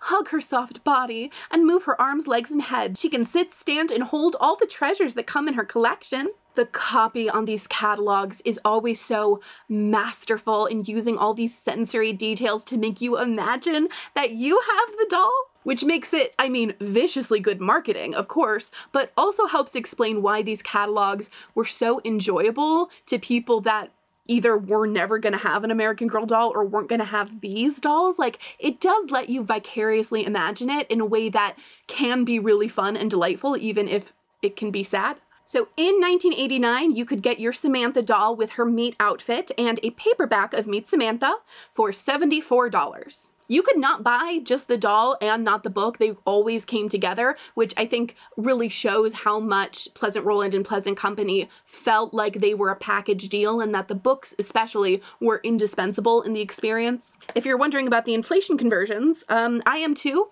I'll put those on the screen, because I forget. Samantha's accessories would be an additional $20, and that would be the hat. Samantha's hat is big and fancy, like everything else in Victorian times. The locket brooch, which does come with pictures of her parents. Pictures is listed separately. I believe they came on a sheet and you had to cut them out yourself because they were so tiny and then put them in the locket. And then of course we have the bag. Usually the accessory set for an American Girl would be a piece of jewelry, a hat, and then a bag with a couple things to put in the bag. Usually a handkerchief and a piece of money, although if you're like Kirsten, you don't have money, you have a spoon. But Samantha has a little rose velvet purse and then a beautiful embroidered handkerchief and a shiny Indian head penny. And fun fact, this was just an actual Indian head penny. This was an actual piece of turn of the century currency that they just sourced. It actually has a note here in the catalog that now that coin is worth 60 cents. And they just put it in the bag, which on the one hand is tremendously cool. Like, how cool is it that you get essentially an authentic little artifact and it's going to be perfectly detailed and you have that real connection to history. But it does annoy me that it's not to scale, because everything else in Samantha's collection is going to be scaled down. So she just has an enormous penny. That penny is like the size of her whole palm. Later on, it became impractical to use actual coinage, so they started manufacturing fake ones, and then they were able to scale them down, which is less cool, but less troubling. This catalog here is from 1998. You can tell immediately it's much later because look, it's Josefina. They're still using the exact same picture. It's the same photograph and they're still showing it to scale, but the catalog is just a little narrower. So she's cut off a little. She still has the brooch locket here, but the coin is now a reproduction. And with almost a 10-year difference, the price of a doll and paperback book is now $82. I never want to discount how crazy expensive these dolls were, but I do like to point out how steady they kept their prices and how they went down against inflation. Now let's go find Samantha in 2004. This bit is cool. They have all the historical girls lined up on the next couple of pages, and it's only because of that page that I know that Samantha got her redesigned cover first. It actually draws your attention to it, new cover, but you can see that none of the other girls have their ribbon cover yet. They are still working with the revised parchment covers. She's now a generous girl with a curious nature, living in an exciting new century, so we're not hearing about her being Victorian. Now, the doll and the paperback book are $84. Okay, now I'm a little confused because I'm trying to look up when they changed the locket design, and I see the year that they changed it to a necklace, but it's a gold necklace. It's a gold necklace for most of the 2010s. You are very much a silver necklace with a little flower design. It's the same design, right? Are you wearing Molly's necklace? Son of a gun. That's Molly McIntyre's necklace. Look at that. This is not yours. No wonder it doesn't have pictures of your parents in it. Molly also has a heart-shaped locket that Pleasant Company made with the exact same pattern, like as an efficiency thing. It's the exact same design. They use the same molds for these things, which is a fun fact I had already known. I never suspected that there was thievery afoot. I think maybe your previous person did some swapping on the playground. I think maybe they had a friend with a Molly and they went tradesies on the lockets. Is this even your hat? Well, take back everything I told you before. Yes, at one point they do change the locket to a necklace. That is a true thing. It's a true thing I told you, but not this necklace. They change it to a gold one. Stop making me look bad in front of my internet friends. Well, here's the paper doll version. You also can swap out and instead wear the hair bow, and instead of holding the purse, you can hold this tiny little sampler. Action Spa. It actually says Action Speak. It got all the way through Speak on this version. But that's so stinking cute, come on. Usually everything in the paper doll set is something you could buy for the regular doll, but in this case, I am fairly certain they never sold an embroidery sampler for the Samantha doll, but they did sell a version that was kid-sized. They made a bunch of craft kits where they would send you not only the instructions, like in my craft book, but they would send you a bunch of the materials, and you could buy them individually, but you could also get a subscription where the kid would be sent one every month. That's so cute. I think this is also a good time to mention Samantha's nighttime collection, Sweet Dreams collection. They called this a lot, but for a while they called it Pleasant Dreams Samantha as the name of the nighttime collection, and I can't believe they ever got rid of that. The nightgown is adorable, and the lace looks a little stiff and scratchy. I'm not sure I would have been into that at 9 years old, but it is precious. And the bed is gorgeous. They eventually made beds for all the historical girls, and those were always one of the bigger ticket items in the collection. Here in 1998, this bed, which is brass plated and comes with all of the bedding, is $62. And it says doll. Like, it says it's time to play Victorian dolls more aggressively than anything else in this catalog. The bedspread is tufted. It's got those little ties everywhere that keep the layers together, but that's not my favorite thing. My favorite thing is the little side table furniture. It's actually called a commode, but in this case, this is a side table that has like a little towel rack. It's for her wash basin. So they sold the actual piece of furniture, which has a working drawer and cabinet doors, and then the nighttime necessities would fill it, and that's the china pitcher and bowl, and yes, actual china, a towel that's edged in lace, and the absolute best part, a scaled version of The Wizard of Oz, which actually has real text inside. It's abridged, obviously, for length, but it's taken from an actual vintage copy of The Wizard of Oz, which we are told later, canonically, is Samantha's favorite book. And of course it is. It's about a cute little girl in a gingham dress and no parents that goes on an adventure and builds community and saves her friends. The nighttime collection also included slippers. Samantha also has a rose pink robe that is in a kimono style. There's actually a couple things in Samantha's collection that have like this sudden Japanese influence, which might seem out of place, but in 1904 that was extremely trendy. And all of that together, the bed, the commode, the nighttime necessities, the nightgown, the kimono, and the slippers would run you a $1998 $140, doll not included. I also do want to mention the trunk, which is not really part of any collection, but all of the girls had a trunk. If you recall Kirsten's, this trunk was like in narrative. They reproduce the blue trunk that holds all of her family treasures. The trunks for the other girls are usually not connected to the narrative, but they are, I imagine, really, really nice to have because they're big enough to hold the entire doll and then a bunch of the doll's stuff. Samantha's is designed to look like a Victorian steamer trunk, and it has drawers and tiny hangers and a little mirror for Samantha to get ready with. I love the trunk. I've always thought that was just the most glamorous thing. And in 1998, it'll run you $175. That is twice the price of the doll. So I do believe we have talked about all the doll stuff for Meet Samantha, because yes, there's more doll stuff real soon. Why look, it's Samantha's cookbook. There she is in her school outfit. It's just like Kirsten's, only it's Samantha's color. Truly never gets old for me. Right out of the box, this book, I'll be honest, was a little less exciting to me than Kirsten's cookbook because these recipes are so much more familiar. And honestly, it's not like Kirsten's were totally alien to me, but there were at least some things I'd never eaten or some things I'd eaten but never cooked. There's a lot less of that in here. This is not the fault of the cookbook writers. This is just the historical period they were working with, which was very influential on the particular culture I grew up in. So we've got, you know, mashed potatoes and plain cooked green beans. If this isn't stuff you grew up having for dinner, then I'm sure a lot of this would be very novel and exciting and written in such a way that it's a good introduction to it.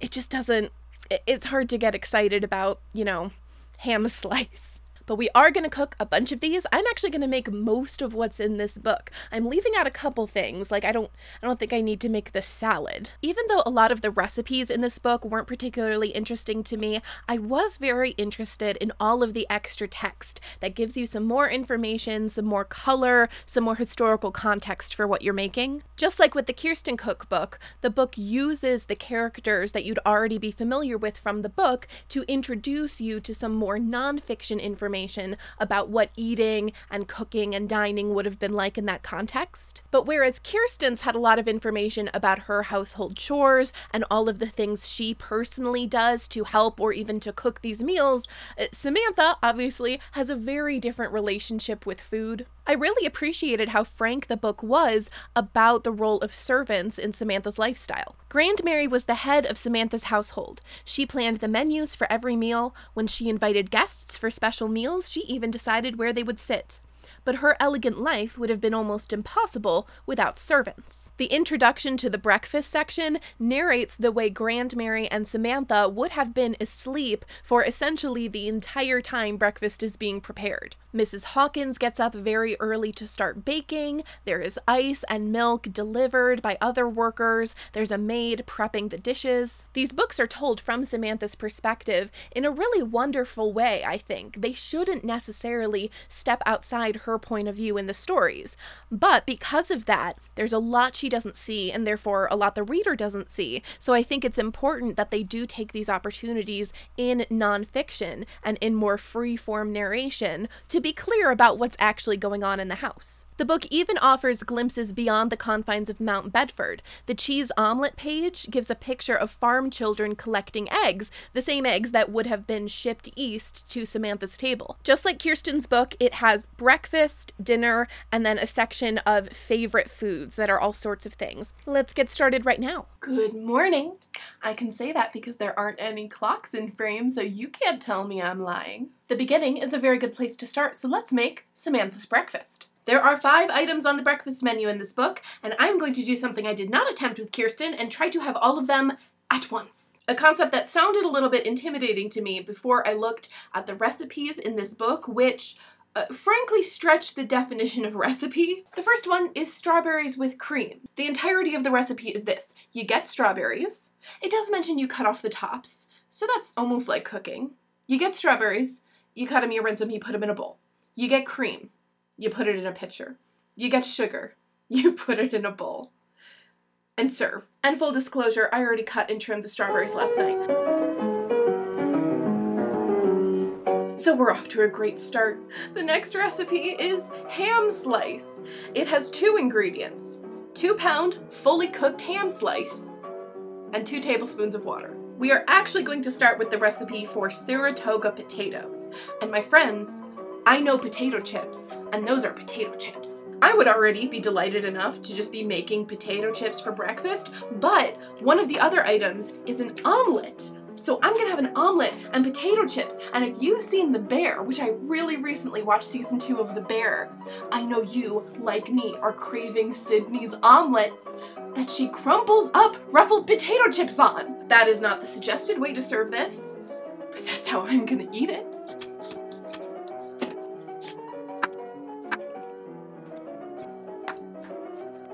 Cold water with exactly 4 ice cubes because we are following the instructions.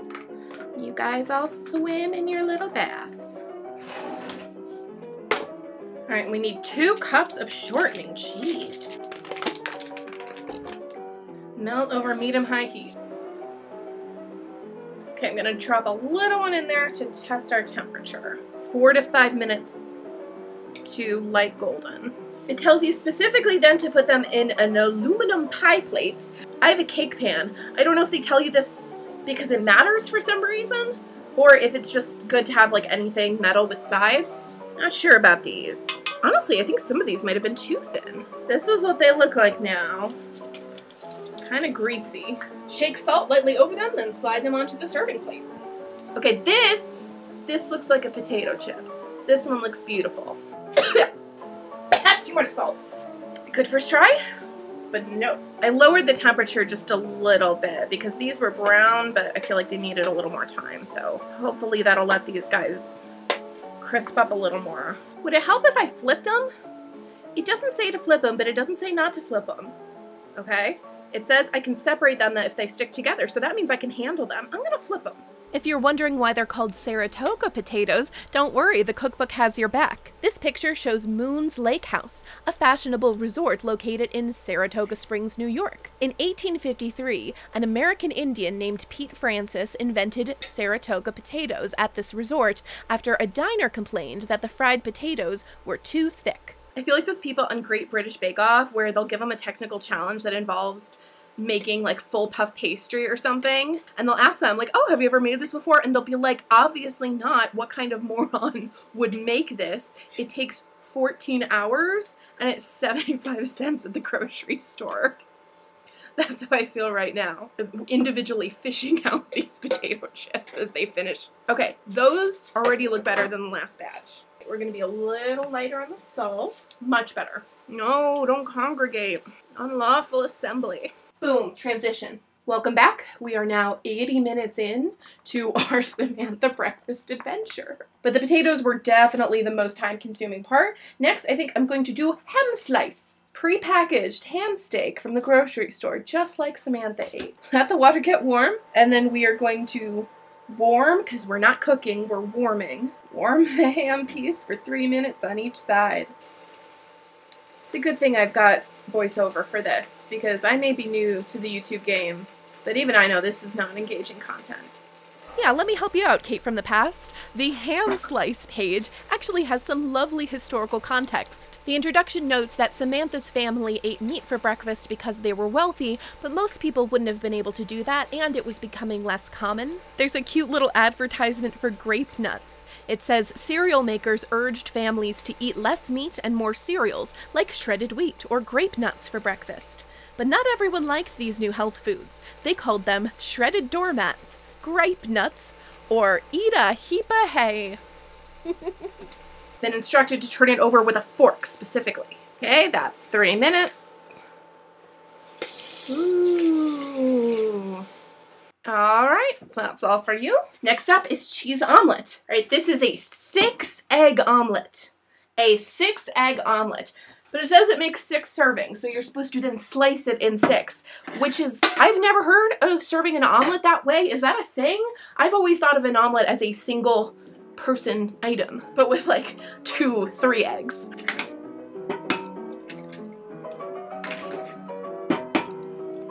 I'm gonna actually measure because we're following instructions today, and we're going to add the seasoning now, along with 4 tablespoons of water.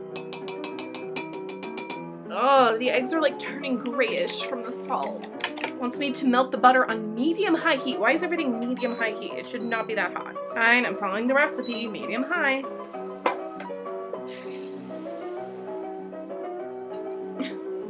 Oh, much egg. As the eggs cook, use the spatula to push them gently towards the middle of the skillet. Have an adult help you tilt the pan slightly so the uncooked eggs move to the outside. Well, I am the adult now. Then a half cup of grated cheese sprinkled over half of the omelet. I'm using cheddar because it looks like that's what they're using there. And I like cheddar-y eggs. This is way too large for any kind of maneuvering, but we will try. Do our best, like an American girl would. Stop beeping at me! Whoa! Whoa! Look at that! I did it! I hate how brown that is. I know some people don't mind that, but I really hate when I have scrambled eggs or something and it gets brown like that. But it's shaped like an omelet, and I'm pretty excited about that. Ooh, there we go. Okay, let's get things plated up before it gets cold. Oh yes, muffins. Did I mention muffins are part of this breakfast? And you might be thinking, Kate, it's crazy to leave the muffins until last. You should do those first because those can sit while you cook the other things. But I did. I did make muffins and I did show you exactly how I did it. And through the magic of movie making, I have time traveled them here from what is to you the future. Cream has to go in a pitcher. Sugar in here. Ta-da! Look at all this! A veritable feast! I got pictures, it's time to eat. I've already had one of these muffins, so I know they really want butter. But look how beautiful that is in the middle. Look how packed with blueberries. I really ought to be having tea with this, but if I have to heat up one more thing this week, I'm gonna scream. It's fine. The omelet's fine. The Saratoga potatoes on top do improve things. Gotta do a strawberry with cream. Heavenly. What is there to say? It's a strawberry one. God's perfect foods. Oh, and I gotta do my ham slice, which is really just gonna be judging the quality of this company's prepackaged ham, I think. Fine. Well, there's that. It's time to go to bed.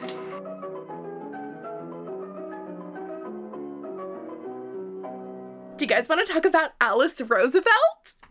You don't get a choice. We are. I wish I could stand here and talk about Alice Roosevelt with you all day, but I will restrain myself to a few minutes because we have other things to do. But I do want to make sure that you guys know how cool that little name drop was, because even though Alice Roosevelt is really fascinating and was very influential and very famous in her day, she is criminally underhyped as a historical figure. So you may not have heard of her at all.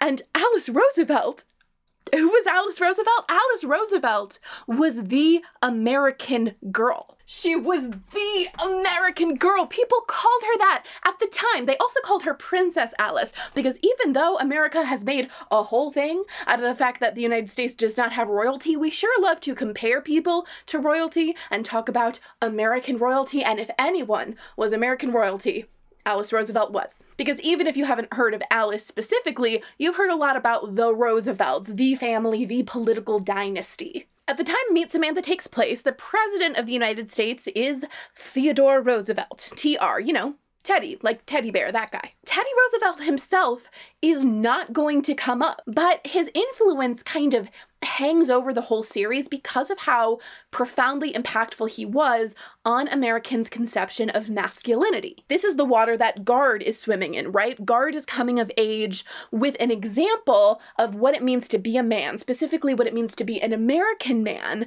set before him by the mythos of Teddy Roosevelt. This is the masculinity of rugged individualism, right? Of conquering the wilderness, but also being at one with nature. A very high value on bravery, on self-confidence, on self-respect. A very low value on not just expressing feelings, but feeling feelings. For boys, it often manifests in narratives of adventure.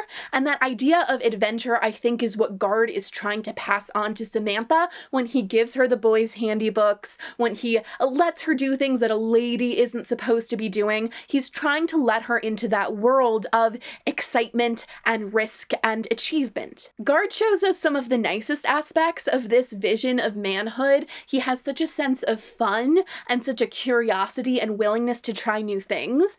But I think we can see throughout the series that Guard also has a kind of allergy to speaking frankly about feelings and building relationships and building community and building a functioning family that I think also comes from that place. And in many ways, the version of femininity that Samantha is being taught can be looked at as simply the inverse of whatever the dominant masculinity was. If men are adventuresome, if they are curious and trying new things, then it is extra important for ladies like Grandmary, like Samantha, to be very conservative about where they go and what they do, and only do things that are tried and true and reliable. Grandmary's hesitance about newfangled notions can be looked at as a resistance to progress and change in terms of linear time, but I think you can also frame it as a resistance to masculinity as it was understood in her time. So even though Teddy Roosevelt isn't mentioned by name, I do feel him there. He's hanging over these stories because Teddy Roosevelt's masculinity becomes equated with Americanness, with American American identity, and Samantha's trying to figure out how she can participate in being American if she's not allowed to access masculinity. And all of that is so important and so interesting, and I definitely would talk about this all day, but none of that was explaining to you Alice Roosevelt. Alice Roosevelt is Teddy Roosevelt's kid. Okay, that's it. She is his first child, so at the time Meet Samantha takes place, she is not only Teddy Roosevelt's first daughter, she is the first daughter. She's the first daughter of America. And people were obsessed with her. She was absolutely, without a doubt, the it girl of 1904. She had just recently had her debut, had her big debutante ball at the White House. Samantha mentions that she sees Alice Roosevelt in the papers all the time, and that definitely was the case. She had all sorts of stories written about her, a lot of them about how beautiful she was, and how charming and adorable she was, and a lot of them about what a little hellion she was. She was a real hoyden. That's another great old-timey word. A lot of these stories were probably not true, especially the ones about her skinny dipping or dancing in her underwear, but a lot of them seem to have been true, especially the stories about her smoking in the White House and gambling from the White House, antagonizing her stepmother with her pet snake in the White House. There was one article from a paper in Paris, let me get the numbers here, says that in 15 months, Alice Roosevelt attended 407 dinners, 350 balls, and 300 parties. And I don't know if that's true. I find those numbers very hard to believe, but even if they're not true, that gives you a sense of how Alice Roosevelt was being talked about and the sense that she was everywhere. I really recommend doing a little Wikipedia hopping about Alice Roosevelt. I really enjoyed reading a biography about her for this video because she was funny. I realized that a lot of quotes I'd heard before actually came from her, and I just didn't know that's who they came from. If you've ever heard, "If you don't have anything nice to say, come sit next to me," that was Alice Roosevelt. The description of Teddy Roosevelt, I hear this all the time, that Teddy Roosevelt wanted to be the baby at every christening, the bride at every wedding, and the corpse at every funeral. People quote that all the time, and I did not know that was by his own daughter. That was by Alice Roosevelt. And there's one more thing that is very important to tell you about Alice Roosevelt. Alice Roosevelt had Orphan Syndrome. I'm sorry, I think that's the most accurate way to say it, because she was not literally an orphan. Her father, of course, was Teddy Roosevelt, who was, alive. But she had the syndrome. If you look at family pictures of Teddy Roosevelt with all of his children, you'll notice, first you'll notice that Alice Roosevelt is the only one here serving, but also that there is a significant gap between her as the eldest and the next oldest child, and that's because she is from a different mother. She is the only child that Teddy Roosevelt had with his first wife. His first wife, whose name was also Alice.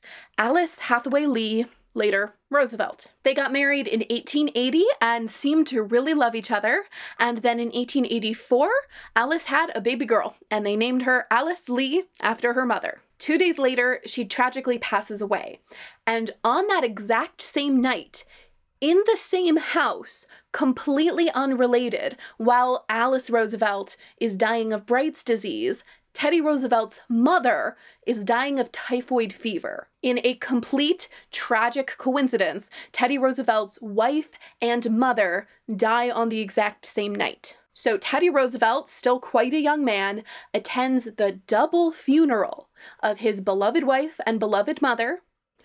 2 days later, goes back to church for the christening of his baby daughter, and then later that week is back on the floor of the New York State Assembly doing politics, doing legislating, because robust masculinity means you don't have feelings. It's very clear that Teddy Roosevelt was devastated by this, and after his death, when people were able to go through his papers, they saw that the diary entry for this day was almost completely blank. It had an X over it, and it just said, "All the light has gone from my life," which makes me so sad I want to throw up. Right? Deeply pulls at your heartstrings, of course, so wildly understandable as a response to this kind of tragedy. And must feel pretty weird to hear if you are the newborn baby daughter. Teddy Roosevelt famously did not talk about his first wife after she died. Everybody that knew him just knew not to bring it up. Teddy Roosevelt wrote an autobiography, like one of those massive doorstopper biographies of Teddy Roosevelt is by him, and it does not include Alice's name. In those writings, his child Alice is called Baby Lee. He did not want to talk about his late wife Alice. You just kind of pretended she never existed, which is hard to do when the baby girl that she carried that is named after her is around. The baby gets shipped off to live with Theodore's sister, Bamie, and baby Alice is basically raised by her Aunt Bamie, and in her early childhood she sees her father very little. Alice does end up living in Theodore's household again once he remarries. He marries Edith Caro, so little Alice has a new stepmother, and she doesn't like that. Teddy Roosevelt, of course, does become president quicker than anyone anticipated, because if you don't remember how that came down, he becomes president because the old guy gets shot, right? William McKinley is assassinated in 1901, and Teddy Roosevelt, who was the vice president at the time, suddenly has the top job, and suddenly his family is moving into the White House, and that includes Alice, now a teenager, and her 5 half-siblings. Alice is on record being shamelessly thrilled when this happens. Like, a lot of other Roosevelts are secretly really excited that they're moving up in the world, but you can't say that out loud, right? You can't say you're happy that the president was assassinated. Alice doesn't care about that at all. Alice is psyched, and she'll tell anyone who will listen. So Alice gets to move into the White House. She gets to debut in the White House as the princess of the nation and be the resident hoyden and be just as glamorous and important and famous as she always knew she ought to be. And she does it all with such profound parental issues for her entire life, really. Remember that I mentioned that Teddy Roosevelt would call her Baby Lee instead of her first name? Alice had issues using her first name for like her whole life. And once she got married and her last name was Longworth, she would call herself Mrs. L, even in situations where a first name would be more appropriate. We should never armchair diagnose people from the past, okay? We shouldn't overestimate how much we know about historical figures, right? But I don't think it takes a master's in psychology to read Alice's behavior as attention-seeking. Her relationship with her father was always fraught and unstable. Her relationship with the concept of her late mother was always super weird because nobody wants to talk to her about her late mother. And her relationship with her stepmother was, at the very best of times, really weird. And at the worst of times, like, she was openly at war with her. Alice Roosevelt goes on to have such a fascinating life and such an influential life, but I would definitely not call it, you know, an admirable life, like one I want to emulate, and it does not, from the outside, appear to have been a profoundly happy life. And it's very easy to see echoes of the real person, Alice Roosevelt, in fictional person Samantha Parkington, because like Samantha, Alice is being perfectly well taken care of materially. Bamie seems to have taken good care of her, and then Theodore's household had everything she needed, but she was not at all given what she needed emotionally. With the Roosevelts and with the Parkington Edwards clan, it's really hard to put too much blame onto people who did not plan for this to be their family structure. This wasn't plan A for anybody that's raising these kids at the time in the way they are, right? And they're all mourning. They've all tragically lost someone they thought was going to be in their life for a long, long time. So it's hard to be too mad at anybody, right? You hope they're all doing their best, right? And in such a horrible situation, your best might not be super great. But the story of Teddy Roosevelt's tragic double loss, right? Of his mother and his wife tragically dying at once, that is a very different story from Teddy's perspective as it is from Alice's. From the perspective of a Teddy Roosevelt biography, he feels like the ultimate victim in this horrible coincidence of tragic circumstances. But Alice's story reads much more like a story of emotional neglect and loss of identity.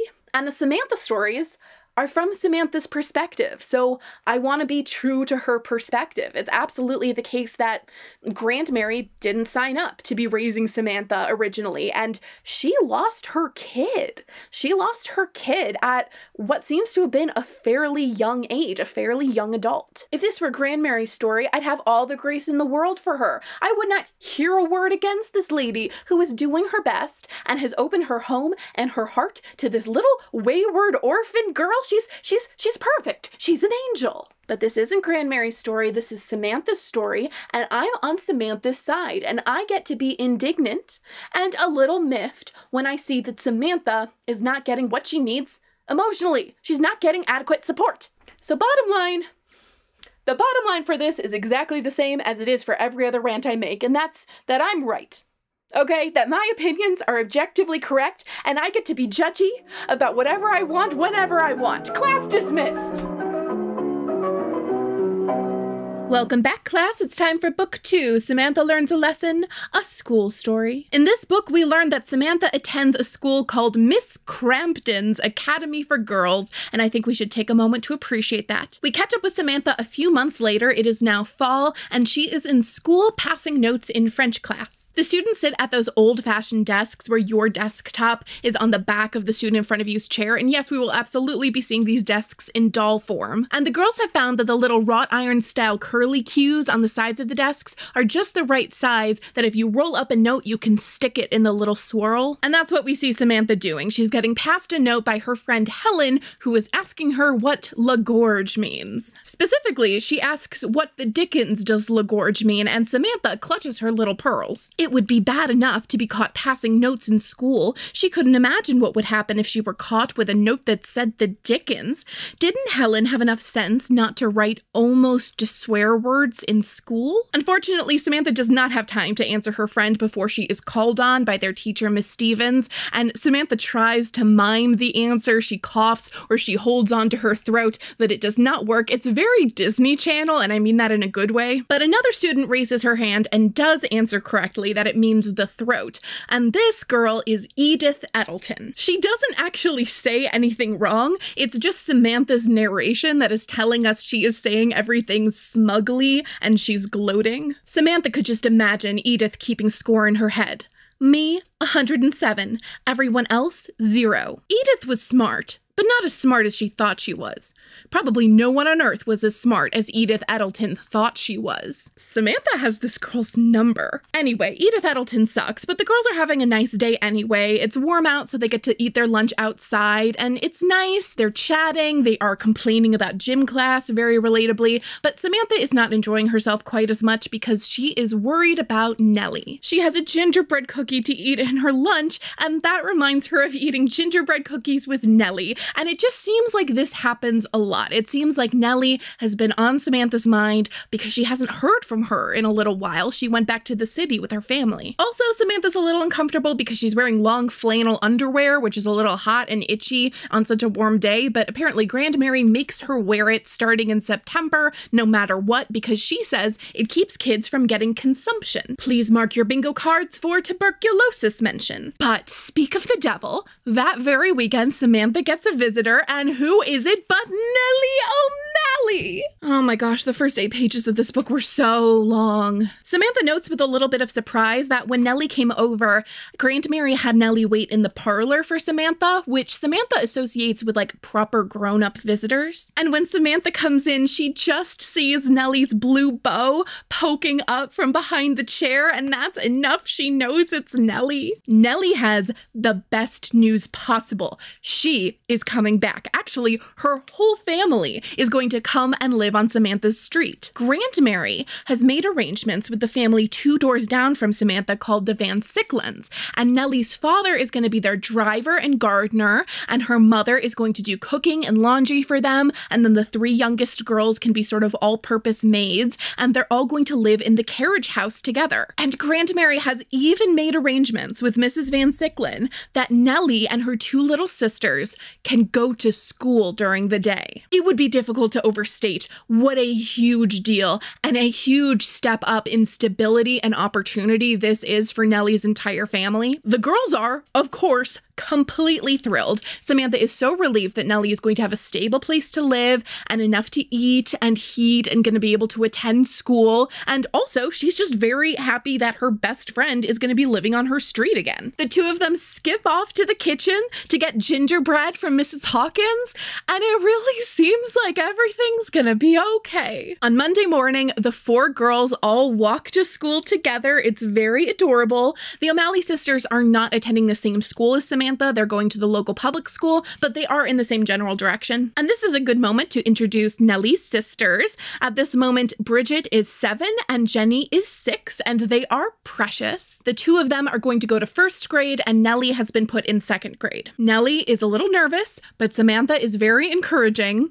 And then all day at school, Samantha worries about Nellie. Samantha has some of those same major concerns about Nellie. She worries if the girls brought enough to eat for lunch or if they're going to be hungry. But she also has some more specific and, I guess, relatable concerns about whether Nellie is going to know where to find the pencil sharpener and whether she's going to know the Pledge of Allegiance. When Samantha goes to meet up with the girls at the end of the school day, we first see Jenny and Bridget, who had a great time. They are just chattering away about all the new things they saw, and they seem just so excited to have a little routine to learn. But Nellie is sad, and I really don't like it when Nellie's sad. It's very hard for me personally, but obviously hardest for Nellie, who is crying. She's like fully on the ground, crying, ready to give up. Samantha runs over to her and Nellie says she can't do it. She started school too old. She's never going to be able to do it. She says the other kids were making fun of her for being poor and for being stupid because she's too old to be in the second grade. So poor Nellie had to sit all the way at the back, and she said the teacher was mean. She says she got mad at me when I couldn't get the right answer. And it's hard to tell here through the filter of what Nellie is saying, whether the teacher was being like rude and short with her or whether the teacher was like actively bullying her along with the other kids. But both of those are bad. Nellie says she just can't go back tomorrow, and Samantha says yes, she absolutely can. She helps Nellie up and dusts her off and tells her she needs to take her sisters home and that everything is going to be okay. And Samantha marches herself back to Miss Crampton's because she has just encountered a problem and it is time to remove the obstacle. Samantha goes to talk to her classroom teacher, Miss Stevens, and she explains the situation with Nellie. And heartbreakingly, Samantha is a little wary and defensive that Miss Stevens is going to think this is funny. But once she sees that Miss Stevens is taking her seriously, Samantha says, the children tease her and the teacher is mean. She thinks my friend isn't very smart. But she is smart, Miss Stevens. She just needs help. I could teach her, but I don't know what she needs to learn. Can you help us? Samantha wants to give Nellie extra tutoring to help her catch up with her grade level, which is what Samantha wanted to do originally in book 1 when she heard that Nellie didn't attend school at all. Miss Stevens cautions Samantha that this is going to be a lot of work, but she is on board. She says she believes in Samantha, that she can do this, and she helps her get set. She brings out some books and some second grade reading material. She makes a list of some things Nellie will need to know, and she tells Samantha that they will circle back and touch base on Friday to talk about next steps, and she sends the 9-year-old off with her little curriculum. So Samantha's got her project, and she's so excited, she runs home and like bursts into the parlor to talk to Grandmary. Mary. She does a quick little curtsy and just blurts out, Grandmary, may I start a school? And Grandmary, I love her so much. She raised an eyebrow and looked at her granddaughter. Why, Samantha? Are you quite sure you've learned all that Miss Stevens has to teach you? Samantha explains the situation that she wants to tutor Nellie, and Grandmary cautions her that we don't want to take up too much of Nellie's time and take her away from her duties at the Van Sicklins. Samantha promises it won't take too much time and specifically promises that they will be quiet because she has deeply internalized that children should be seen and not heard. Not that she believes it and she follows it, but she seems to anticipate this as the most important objection. So she gets right out in front of it and says, we will be quiet more than anything. And Grandmary, hiding her little smile, says, Okay. Samantha gets everything all set up and then runs 2 doors down to go get Nellie, and she finds her doing her chores. Specifically, Nellie is ironing. We get some delicious little details about the ironing. We see that Nellie has 3 irons that are sitting on a coal stove, and Nellie will take one iron and use it until it goes cool and then swap it out for one of the hot ones. Reading this chapter for the first time since I was a kid brought me right back. This is one of those little visuals that just stuck with me, burrowed deep in my brain for some reason. The thing at the beginning with the rolled up notes in the desk, and this with the irons. And then one more moment later in the book, and if you've read this book, you know what I'm talking about. Those things are deep in my brain. The visual of Nellie wiping sweat off of her brow with the corner of her apron. So vivid, you can just feel the stickiness. When Nellie is finished with her ironing, she comes over to Samantha's house, and she brings Lydia. Lydia was no longer quite so fine. Her dress was wrinkled and worn because she had been held so often. Her hair was mussed because Nellie hugged her so tightly at night. Her china hands and face were dirty because Nellie took her with her wherever she could. Samantha looked at Lydia and knew she had been loved. Stop! Lydia's real. She's like real. Girls and their dolls. Samantha takes Nellie into her house and up a bunch of flights of stairs. And this is one of those moments where we dip into Nellie's point of view and we see through her eyes this magical journey that she takes up to the attic. As the girls climbed, Nellie's heart beat faster. She knew where they were now. Samantha was taking her to the small tower that rose above her house and made it look like a palace among the houses of Mount Bedford. They arrive in the tiny room at the very top of the big house, and there's a window on each wall so that Nellie can see over the entire neighborhood, and she says she feels like she's flying. And Samantha has decorated. And in my recollection of these books from my childhood, interior decoration is a very important part of the American Girl books that we really didn't get to see any of in Kirsten's book, so it's nice to see that Samantha got her HGTV on. There's a little blackboard on an easel, and there are cushions to sit on the floor, and books stacked very neatly, and Samantha's got little math manipulatives. I mean, she doesn't call them that. Obviously, it's a jar of beans. She just calls it a jar of dried beans, but she's going to use them as educational manipulatives for math, and that's excellent educational work. And the two of them get down to work, and we get to see for ourselves what Samantha had claimed previously. We get to see on the page that Nellie is very smart. Like, listen, Samantha's no slouch, okay? Samantha's very bright. But if Nellie had been given the opportunities in the formal education that Samantha had, she would be smoking this girl. Nellie's very engaged here, and that's definitely partly because of the external motivation that she wants to get out of being at the back of the class and get out of being teased, but you can also see that she does have some intrinsic motivation and love of learning. She struggles some with reading and writing, but she just needs time to develop the skills, and she has this artistic engagement with penmanship that is really lovely. But what she's really good at is math. Samantha gets out her little jar of beans and is ready to walk Nellie through very basic addition and subtraction, but Nellie is already there. She can do arithmetic in her head very quickly. Samantha is a little bit taken aback and asks Nellie how she knows how to do this, because Nellie has said she didn't have any classroom education, and Nellie explains that this is just a practical skill that she needed to have and that she uses in everyday life. Lots of times in the city, I did the shopping for Mama. I had to know how many pennies things cost. I had to know how many pennies I had left, and I had to know fast. Nellie is very matter-of-fact about this, but Samantha is a little uncomfortable to be hearing about it. But it's time for them to wrap it up anyway because Nellie needs to get home, and as they're packing up, Samantha suggests that they call their little academy here Mount Better School. We've got better students than the Mount Bedford School. A grin flashed across Nellie's face.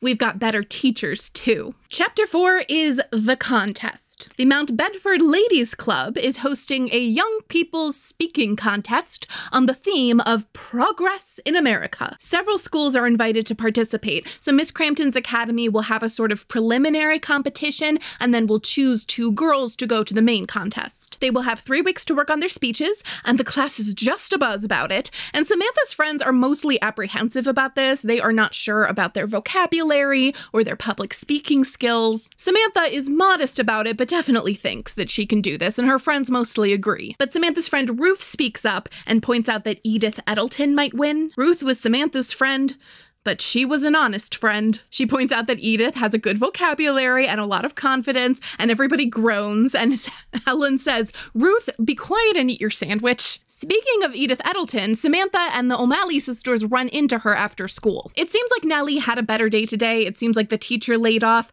and Nellie says that the other kids still did tease her, but she didn't mind as much. And then Edith Edelton bikes past, and Samantha keeps telling us in the narration that Edith is really snide and smug, and now we have proof of it, because why else would she be making this face? Samantha Parkington, does your grandmother know you're walking home with servant girls? I know my mother doesn't want me to spend time with them, but then I guess some people just aren't very particular. The girls are kind of left speechless by this interaction. Samantha seems shocked that this is a thing that even happened, and Nellie is embarrassed. It says her face got very red, which is very upsetting for me. Samantha brings this up at dinner with Grandmary. It says that Samantha really likes the formal dinners she has with Grandmary. They use the fancy dishes. There's kind of a ritual to it. Samantha really likes feeling grown up and having the special time with Grandmary. But the downside is that she has to use her special formal grown-up manners. And that involves letting Grandmary steer the conversation. So Samantha has to wait for most of the dinner before Grandmary finally asks her what's bothering her. And then Samantha can ask, "Grandmary, why isn't Edith Edelton allowed to play with Nellie?" Grandmary looked surprised. "Why, Samantha, Edith is a young lady." Samantha thought that was ridiculous, but all she said was, "You let me play with Nellie." "You are helping Nellie," said Grandmary, "not playing with her. There is a difference." Samantha was quiet. She didn't like the difference. Edith Edelton continues to be nasty to them, and at one point she's actually walking home with Clarice Van Sicklen, who, as it sounds like, is the daughter of the household that employs Nellie and her family, so it's extra terrible. There's Samantha Parkington keeping company with the servants again. "Do you suppose she's practicing to be a washwoman?" Clarice answered just as loudly, "Oh no, I think Nellie is teaching her how to speak for the contest." Samantha ignores them until they leave, but after that, Samantha says through clenched teeth, "Oh, Nellie, I wish girls were allowed to fight. I most surely do." Later that day, Samantha overhears a conversation that's happening in the parlor between Grandmary and two other ladies that she has over for tea. These ladies are Mrs. Edelton and Mrs. Ryland. So yes, the mothers of Edith Edelton and Eddie Ryland, and they suck just as much as their kids. They are scandalized by the O'Malley family, particularly the children walking around the neighborhood. My Edith says they are simply filthy, practically in rags. "They are poor, of course," answered Grandmary, "but I have always found them as clean as any children, and surprisingly well-mannered. Do you really think it's wise to let Samantha spend so much time with them?" "I believe Samantha is doing them a great deal of good," said Grandmary, "and it is our duty to do good when we can." Samantha notes that Grandmary is being very politely cold to these ladies and kind of putting a stop to this conversation, but she's not arguing with them any further. Samantha turned and hurried back up the hall. Suddenly, she wanted to be close to Nellie. While this is all happening, Samantha is starting to work on her speech on progress in America, and as Miss Crampton suggests, she consults the adults in her life about what they think are the best signs of progress in America. When she brings it up to Grandmary, Grandmary first says, "I think it is a mistake to assume that change means progress. The world got along quite well without all these new inventions and machines. Many of them have caused more confusion than they're worth." But Grandmary allows that some of the inventions have been helpful, and specifically the telephone, although it will never replace a proper letter, has been helpful. That weekend, Uncle Guard comes to visit, and he does not bring Cornelia, which Samantha is happy to see because that means she gets him all to herself. While they're playing tennis, she asks him what he thinks is the best invention, and of course he says the automobile. Now that's an important invention. People can go anywhere in automobiles. And Samantha actually says, well, that's silly. You can go anywhere in an automobile because you can't get very far before you have to get gas. And you can't go anywhere on a rainy day because you'll get all wet. Uncle Guard laughs and he says, "Have a heart, Sam. I thought you liked automobiles." Have a heart, Sam. First you gotta have heart. And Samantha says she does, but they're not as much fun as horses because you can't feed carrots to an automobile. This book has been so funny. I have laughed out loud multiple times, and then they hit me with, you can't feed carrots to an automobile. I guess I am kind of laughing. She also talks to Mrs. Hawkins, who shouts out the gas stove, which obviously she uses every day. And Mr. Hawkins says that factories are an important sign of progress. Hawkins says that they make things fast and cheap so that there are more things for people all over the country. And that's the idea that Samantha ends up running with. When it's time for the preliminary round in front of just Miss Crampton's, she begins factories in modern America. It used to take many hours to make a pair of shoes or a table by hand. Now machines can make hundreds of shoes or hundreds of tables in just a few hours. These things cost less money than they used to because they are made by machines. So now more people can buy the things they want and the things they need. That is progress. This goes over very well. The teachers are very pleased, and Samantha, of course, is chosen to be one of the 2 students that goes to the main contest, and the other, of course, is Edith Edelton. Samantha got a lot of praise, and she is feeling very pleased with herself, and when she goes to Mount Better School that afternoon, she takes her little certificate and pins it up on the wall, and Nellie looks on with stars in her eyes, very admiring of this achievement. We get a little slice of Nellie POV as she asks her friend, the most brilliant person she knows, to give the speech for her, certain that she is about to hear oratory on par with the Gettysburg Address. So Samantha gives the exact same speech again, and in a profound failure to read the room, she finished proudly and then looked at Nellie for the praise she was sure would be coming. And Nellie's just like, yeah, it was nice. It was nice. And Samantha can tell that she's not being honest, and she prods her until Nellie says, yeah, okay, it's very nice. It's just not very true. I used to work in a factory, Samantha. It's not like that. Nellie had worked in a factory. Samantha had almost forgotten that. I would argue that Samantha did forget that. She fully forgot that. Samantha says, well, okay, then what is a factory like?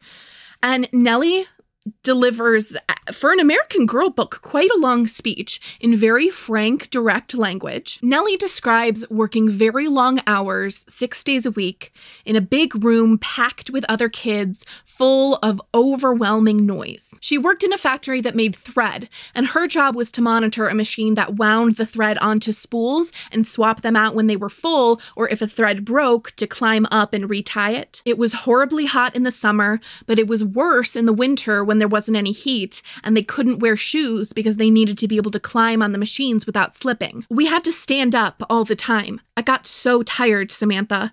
My back hurt, and my legs hurt, and my arms got heavy. The machines got fuzz and dust all over everything. It was in the air, and it got in my mouth and made it hard to breathe. The machines were so strong they could break your hand or your foot or pull a finger off, as easy as anything. We all had to have our hair short. If your hair was long, the machines could catch it and pull it right out. They just kept winding. Once I saw that happen to a girl. She was just standing there, and then suddenly she was screaming, and half her head was bleeding. She almost died. They paid us $1.80 a week. She looked straight at her friend. That's why thread is so cheap. Samantha stared at Nellie. She couldn't move. She felt numb and cold. Only her scalp was tingling and her arms had a strange ache in them. And they don't even give us a chapter break after that. We get a little section break. We get a little illustration of a box of 2-cent thread. But we just have to keep going. We skip ahead to the main contest, which is being held in the Mount Bedford Opera House that has a lot of their events. And Samantha is sitting up on the stage in a row of chairs with the other participants from different schools. She looks out in the audience and she sees Grandmary waiting, and she also sees Nellie and her mother looking shy and out of place. Samantha does not deserve this girl. One by one, the students get up and they give their speeches. One of them talks about skyscrapers. They talk about electric lights or automobiles. One girl talks about modern medicine. She says that people don't get sick as much as they used to. Edith Edelton gives a speech that includes the line, "Progress is the great American adventure," which is some first-class turn-of-the-century pandering. And then it's Samantha's turn, and she walks up slowly, very deliberately, not looking at her teachers. She knew what they were expecting her to say, but she had learned something more about factories from Nellie, and now she had something else to say. And Samantha proceeds to give an entirely new speech. Americans are very proud of being modern. We are proud of our progress. We are proud of the machines in our factories because they make so many new things for us. But Americans are proud of being truthful, too. If we were truthful, we would say that the factory machines make things fast and cheap, but they are dangerous, too. They can hurt the children who work in the factories. The machines can break their arms, they can cut off their fingers, they can make children sick. And children who work in factories don't have time to play or go to school. They are too tired. Samantha spoke calmly and clearly. She had discovered something. She had discovered that it is easy to talk to people, even to many people, if you really believe what you are saying. If our factories can hurt children, then we have not made good progress in America. And I believe Americans want to be good. I believe we want to be kind. And if we are kind, I believe we will take care of the children. Then we can truly be proud of our factories and our progress. There's a silence as Samantha goes back to her seat, and she sees Grandmary looking a little shocked, and she actually sees in Grandmary's face her entire thought process play out. We sort of dip into Grandmary's point of view here as she looks at Samantha and then looks at Nellie, who was sitting with her back straight and her eyes shining. And Grandmary understood. She understood a great deal. And then Grandmary starts to applaud, and people join in, and everyone clapped. And that is really how this story ends. Everybody clapped. There's a roar of applause, and Samantha wins first prize. Another unqualified victory for Samantha. Back at Mount Better School, Nellie and Samantha have cookies and lemonade as they celebrate, and we get even better news that Nellie has moved up to 3rd grade. But wait, oh no. Call to further adventure. Nellie has the desk next to Eddie Ryland. Samantha pushed the cookies away and reached for a book. Hurry up and finish your lemonade. We've got to start studying. You've got to move up to the head of the class. The end. All right, let's look at Samantha's school collection, which is very cute. Look at her go, so studious. Unlike the meat purse, they've actually properly put the slits into the objects in this one so that she can hold them, which I appreciate. So she's got her little book strap with all of her books, and she's also got a lunchbox she could hold the same way, and a couple different school books. And obviously the matching hair bow. Now the paper doll will have to be my main visual aid here because, of course, while I have the full Samantha doll, she came in her meat outfit and I don't have her full collection, and you know, to just go and like buy secondhand doll outfits just, you know, to show them on screen for just a minute and, you know, enjoy them myself, you know, that costs real American dollars. That would be really irresponsible. Don't get used to this, okay? And this isn't a thing where I'm lying to you. I'm not lying to you. Don't get used to this. This is really the only time this will happen because I just happened to find her school dress for a really good price because it has a little stain on it, and I really love this school dress. It is really cute in the illustrations. It's really cute on the paper doll. It's cute in the catalog, but honestly, it's even cuter in person. What I should have gotten is a doll stand to make this easier. Oh, you have hat hair. This is called the Buster Brown dress, and reading that as a child, I always thought that meant this gray was a color called Buster Brown, and I didn't really understand how Buster Brown was a shade of gray, but there are a lot of old-timey things that don't make sense to me. But no, if you're not familiar, Buster Brown is a character, and so a Buster Brown dress is a dress that looks like Buster Brown's outfit. It was more common to see a Buster Brown suit as an outfit for little boys, but you could have a girl's version. Buster Brown was a cartoon of a little boy, actually named after Buster Keaton, and he ended up going on to be the mascot for a shoe company, along with another character from the comic, Mary Jane. I almost have her styled correctly here because in the catalog pages, she does wear her tights and her shoes with this outfit, but it does come with a matching black bow that I'm not in possession of, but I could rustle one up pretty easily. And the best part is what the catalog calls a snappy bow tie.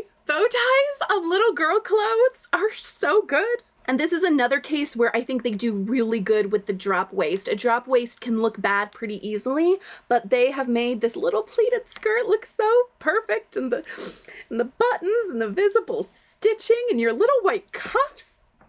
So scholarly. Now, in those classic American Girl covers where you have a whole little vignette, a whole little scene of the girl in the moment of the book, you can generally expect that every single thing you see in that illustration is something you can buy for your doll. Usually that's a set of school supplies, a lunch bag, and assorted lunch objects, and then later on they made their school desks or seats. So Samantha has a tea tin lunchbox, which we're told was packed by Mrs. Hawkins the cook, with sandwich, deviled egg, a perfect peach, and a gingerbread cookie, plus a little embroidered napkin tucked in there. And then we have the book strap and supplies, and this was a functional book strap, so you could fully take the books out and then put them back in and tighten the straps to make it possible to carry it like a bag. Book straps are cute. We have a wooden pencil box with a top that slides on and off, 2 pencils and a nib pen. There is a pen wiper to clean off the pen with,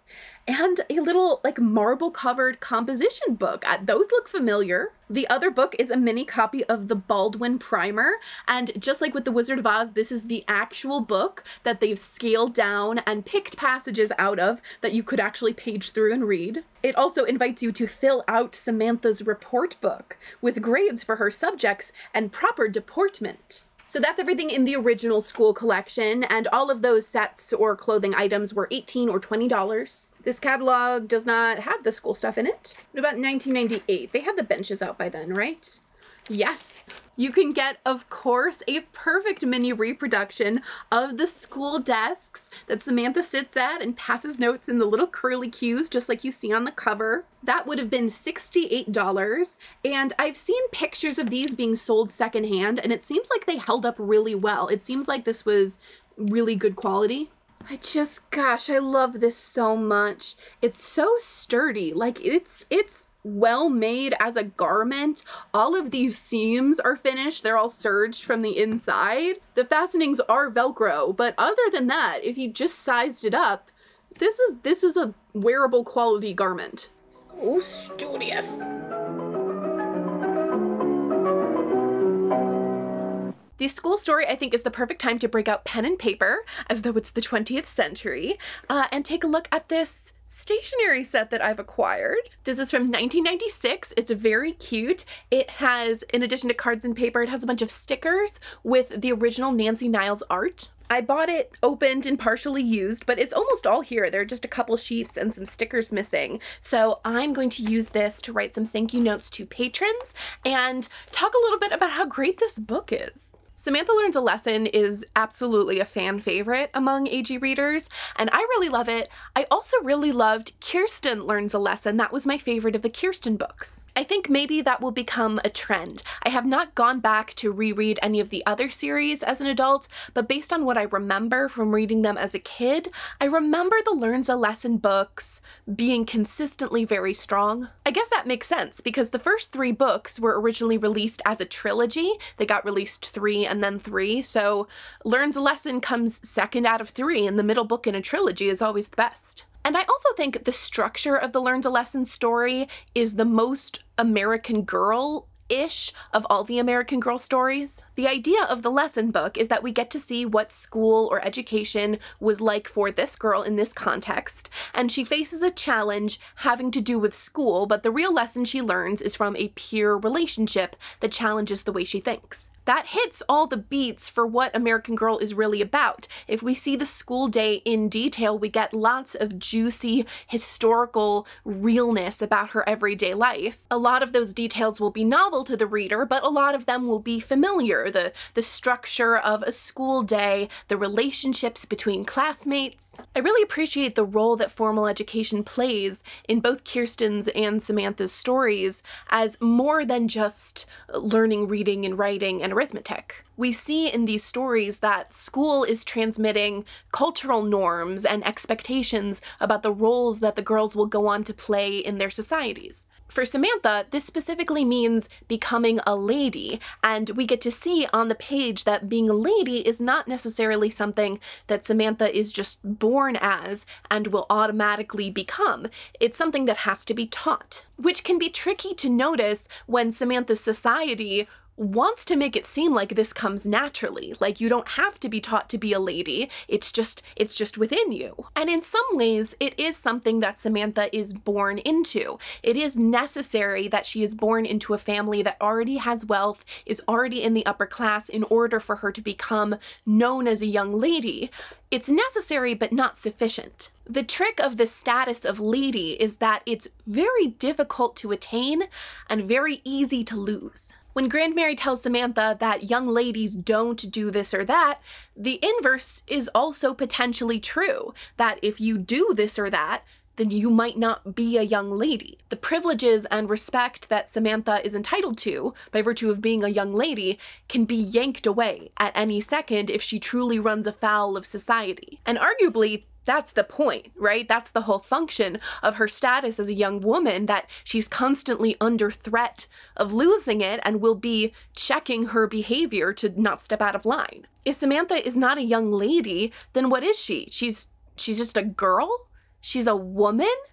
You don't want to be that in 1904. The magic trick of the identifier lady, as it's used in this context, allows you to separate out ladies from women and hold these ideas that seem contradictory. Grandmary feels that she shouldn't work. At any point in her life, it would not be right for her to work for money. And she would probably articulate that both in terms of her being incapable of working and also in terms of her being entitled to not work and for her true responsibilities to lie in the home, and it would be wrong for her to work outside of it. But how can Grandmary believe that, but also employ Jessie and Mrs. Hawkins to work for her? Well, they're not ladies, especially not Jessie, but even Mrs. Hawkins. They aren't ladies. So everything she said about how the female mind is too delicate for weighty matters, or about how it's important for women to be home with the children, all of that doesn't count, because they're not the same. This also works for men, for people like Guard. Victorian gentlemen liked to think of themselves as very chivalrous, as very gentlemanly, right? And they would talk about how it's important to treat the fairer sex a certain way. And they get to believe that and say that and call themselves chivalrous, while also treating most women like garbage. But those things don't have to be in conflict. We can believe that all ladies deserve our gallantry and our respect. All ladies, but just all ladies. The American Girl universe obviously holds the identifier girl in very high regard. A girl is an incredible thing. Who wouldn't want to be an American girl? So it's really interesting in light of that to see that in these books, especially this book, girl is not necessarily something to aspire to in Samantha's context. Girl is what you are if you fail to be a young lady. All the things that set Samantha and Nellie apart have to do with Samantha's status as a young lady or perhaps a future lady. But all the things they have in common are girlhood.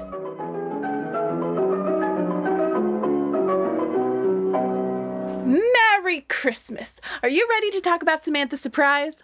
No, you're not. If you are familiar with the classic American Girl titling conventions, then you will know, of course, that after the school story comes the Christmas story. So Samantha's Surprise is next in release order, but it is not the next story chronologically within the fictional timeline of Samantha's life.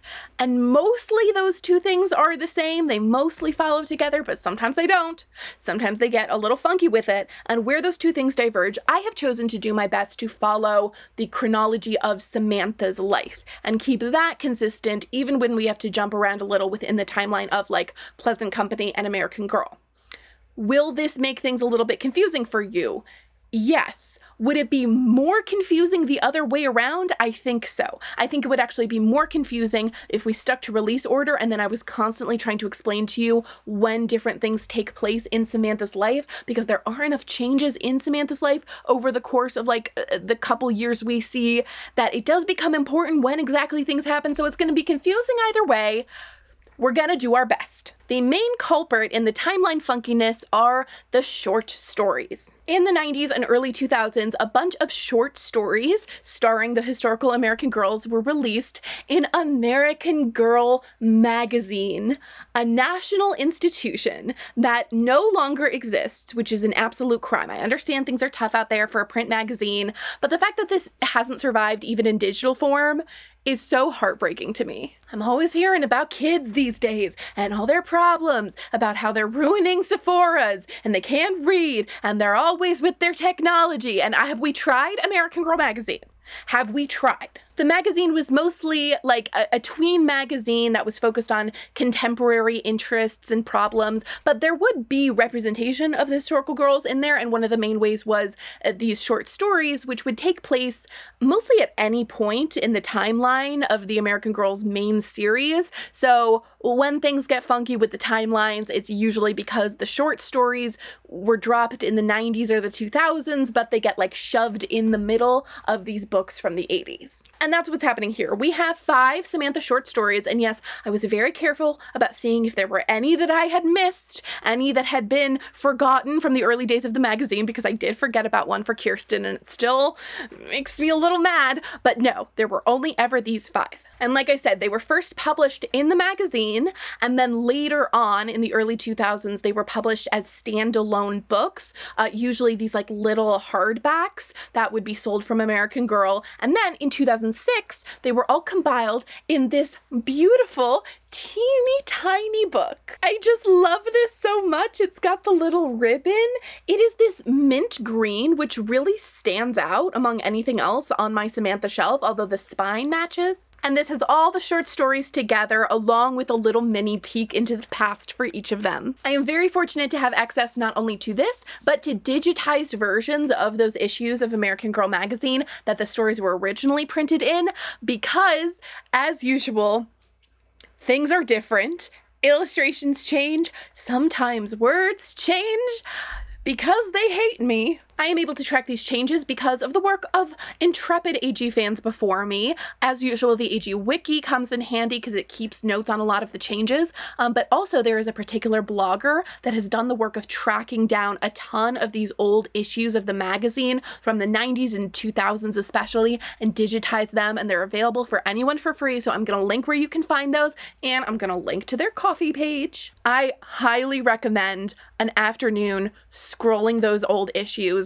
reading the advice columns and the little profiles of like girls doing cool things in sports or technology, and of course the short stories. Anyway, before we move on to the rest of the series, we need to talk about 2 of these short stories because they take place between Samantha Learns a Lesson and Samantha Surprise, which can be a little tricky to figure out because they don't necessarily tell you in a date when these stories take place. They'll always say 1904 on them. That can trip people up. Samantha's books will always say Samantha 1904, even for the ones that take place in 05 and 06 and even beyond. But there are various details within the stories that make me extremely confident these are all set in 1904.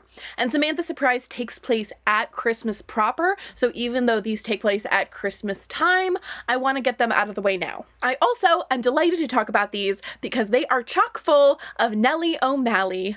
And I'm going to tell you right now, just prepare yourself, there's not a lot of Nellie O'Malley in Samantha Surprise, which is crazy to me. And maybe Pleasant Company didn't fully realize what they had until afterward, and now in the 90s as they create these short stories, they're realizing, oh, this should just all be Samantha and Nellie antics. The first story to talk about is Nellie's Gift, which was from the November-December issue from 1993, and it is written by Valerie Tripp, who is going to be a very familiar name to anybody that's a fan of American Girl. She ends up writing a ton of the main series books for a lot of the different girls. She will write a lot of Samantha later on, and I'm going to tell you right now, I have a little bit of beef with Valerie Tripp for continuity reasons. But there will be time to be mad at her later. For now, let's be delighted by Nellie's Gift, which is called Samantha's Winter Party in the republishings. Most of these stories actually have a different title in the magazine as when they are later repackaged specific to the girl. A lot of them are also re-illustrated the way the main series was. This particular one wasn't because this was illustrated from the get-go. from the get-go. From the Get-Go by Dan Anderson. So the illustrations are mostly the same. There's some tweaks in formatting, and they added this illustration that has Samantha and Nellie together in these outfits, which are not seen in the magazine version of the story. And this is what we're doing today. I realize that I'm kind of giving Dorothy Gale from Kansas, okay, after the makeover where she has like the high ponytail, but this was the vision. This right here. This is why we're doing blue. We're in Alice blue today. Okay, I just needed you to know that that was the plan. Now, I bet there's at least one of you out there who recognizes this dress, but is perplexed to see it in this context. Just know I see you, and we will be coming back to this dress later. But let's focus on the now. It is Christmas 1904, and Samantha and her other rich school friends are having a great time. They are practicing for the Christmas pageant, they are planning gifts and parties and festivities, and they are ice skating every chance they get. The pond has frozen over, and almost every day after school, they all scuttle over and ice skate. Ice skating is very trendy among their set right now. A couple times a week, they are joined by Nellie. It's Nellie and Samantha and Ida, Ruth, and Helen, Samantha's main school friends, who Samantha says all really like Nellie and all really like skating with her, which feels a little bit weird that none of these girls have parents who object to this. I mean, I guess it's possible the parents don't know, or maybe because this is after Samantha's big speech, we've fixed classism in the town among the nice people. We've fixed classism among the nice people. Edith Edelton really publicly and pointedly invites all of the girls except Nellie to come to her house for a Christmas party, and Nellie's like really embarrassed and humiliated by this. Like, it was meant to humiliate her. And Samantha tries to make things better by suggesting that, oh, maybe on Friday we'll all have a Christmas party together and not invite any of the mean people and just have a really nice time.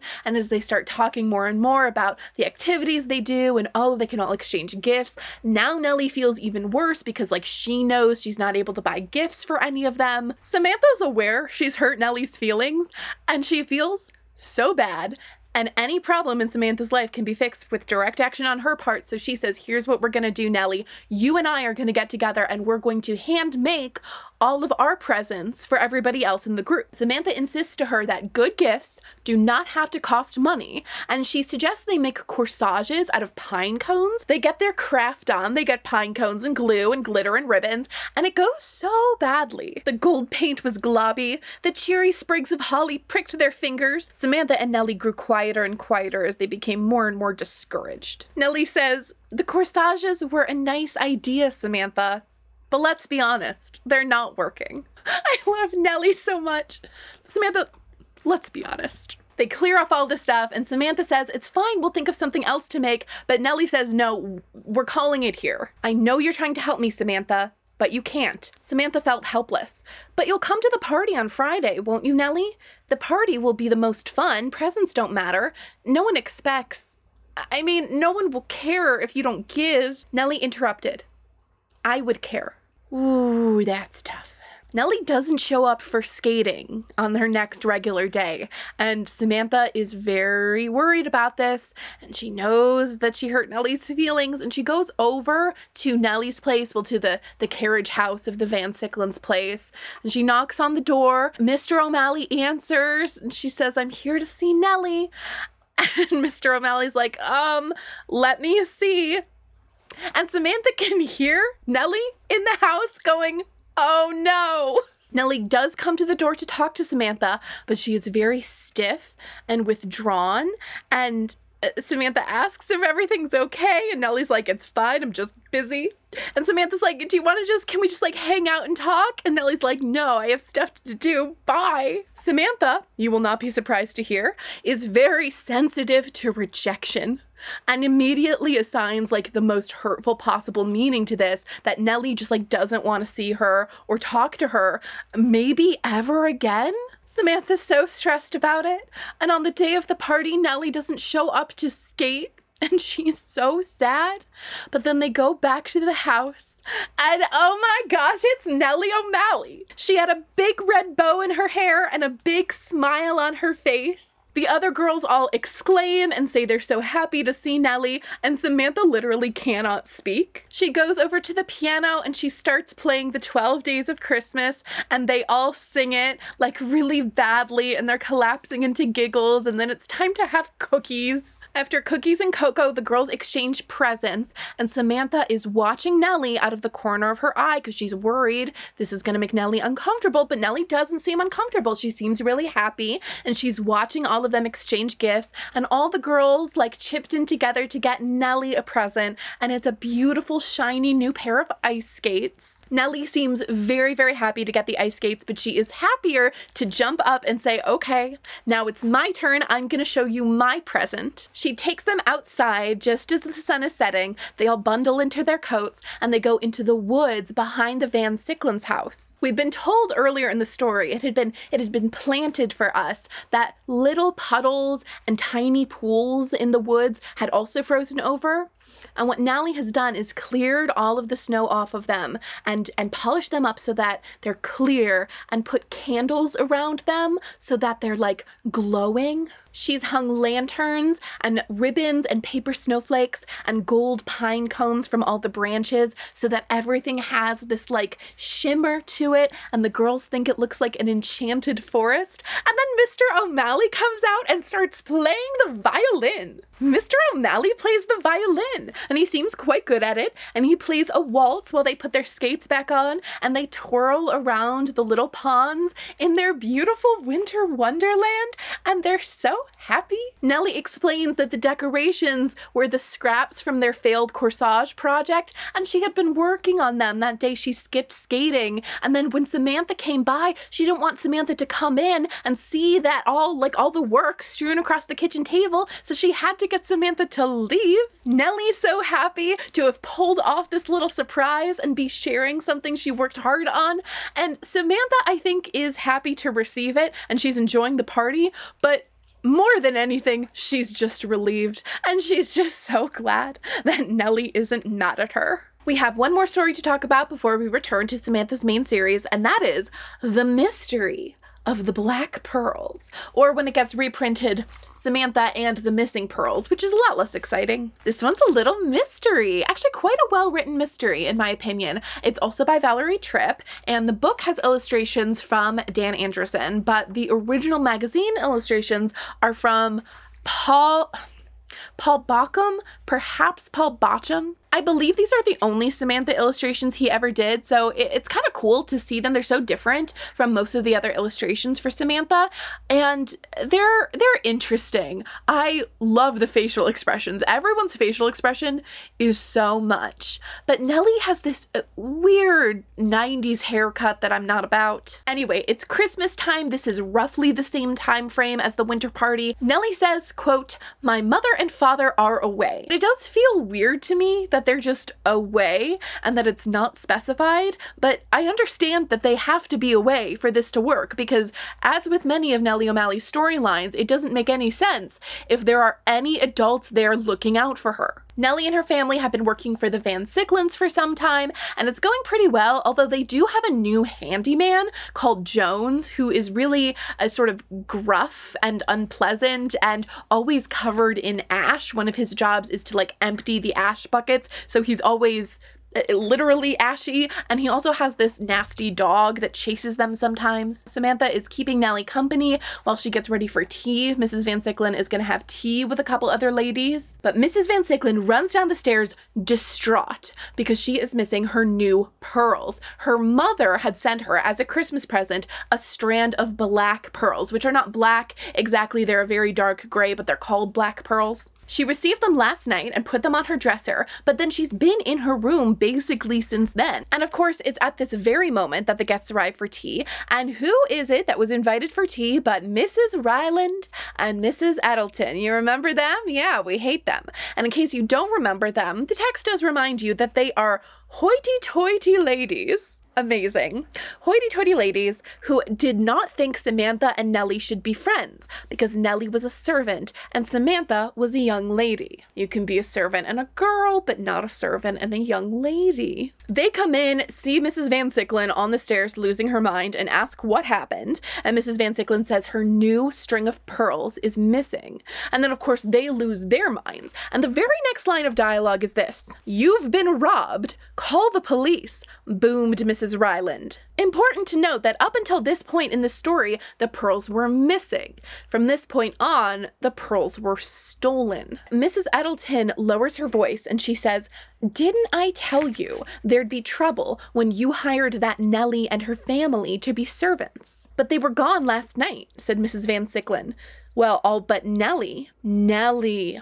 I never did trust that girl." Nellie and Samantha hear this exchange as the ladies are going into the parlor. And once they're gone, Samantha is very upset. She's very outraged on Nellie's behalf. She's righteously indignant that they would jump to that conclusion and unfairly assume that Nellie was a thief. But Nellie is not getting caught up in the indignance of it all. She is very focused and very serious and says we absolutely must find those pearls. This whole sequence rings very true to me, partially because in Samantha's world there would have been a huge cultural anxiety about theft by servants and domestic workers. The rich people in Samantha's world are trying to do this thing where they hold it to be true that poor people, and although they don't say this explicitly, Irish people, are inherently dishonest, okay, are untrustworthy, and at the same time employ those people in domestic positions where they have a huge amount of access to your life and your house and your stuff, which, when you think about it, is pretty goofy in a way that prejudice often is, and really stresses everybody out. If you have this constant fear of theft, then you have to elevate the severity of theft as a crime in that world. So Nellie is very aware that this is not only the number one thing people are watching out for her to do, and could ruin her life. Even if she didn't do it, Nellie knows full well that if her employer is pretty sure she did it and she gets fired for theft, that's gonna wreck her entire possibility of a future as a domestic servant. And that's if she doesn't get arrested, which is not a given, and she's very poorly placed to do well in the turn of the century New York judicial system. Not so fun fact, at this point in New York history, Irish Americans are massively overrepresented compared to their population in every kind of institutionalization and incarceration, and the majority of women in New York prisons are Irish born. Samantha doesn't know this, and I'm not sure the imagined child reader is supposed to have a sense of this, but Nellie O'Malley knows this. Her dialogue and body language is very different from Samantha's in this moment. She is in a horror movie, while Samantha is in a kind of a mystery romp that looks scary for a minute. Nellie notes that the pearls came in so recently and really nobody knows about them. She knows that Mrs. Van Sicklen received them, and I guess Jones would. She says that he was in the parlor fixing a chair when Mrs. Van Sicklen opened the package. So he knew. "Jones!" exclaimed Samantha. "I bet he stole the pearls. Let's go search his room." Samantha has immediately, without thinking about it, without being conscious of it, bought into the framework that the ladies brought into the picture that obviously the necklace was stolen. She was so busy being indignant about the fact that they accused Nellie specifically that she didn't even realize she just believed them when they said this without any evidence. And Nellie clearly thinks it's a possibility, but Nellie is not ready to say the necklace was stolen. She is merely entertaining the idea that they could have been. Nellie and Samantha go outside, and it says they went past the parlor where the ladies were waiting for the police.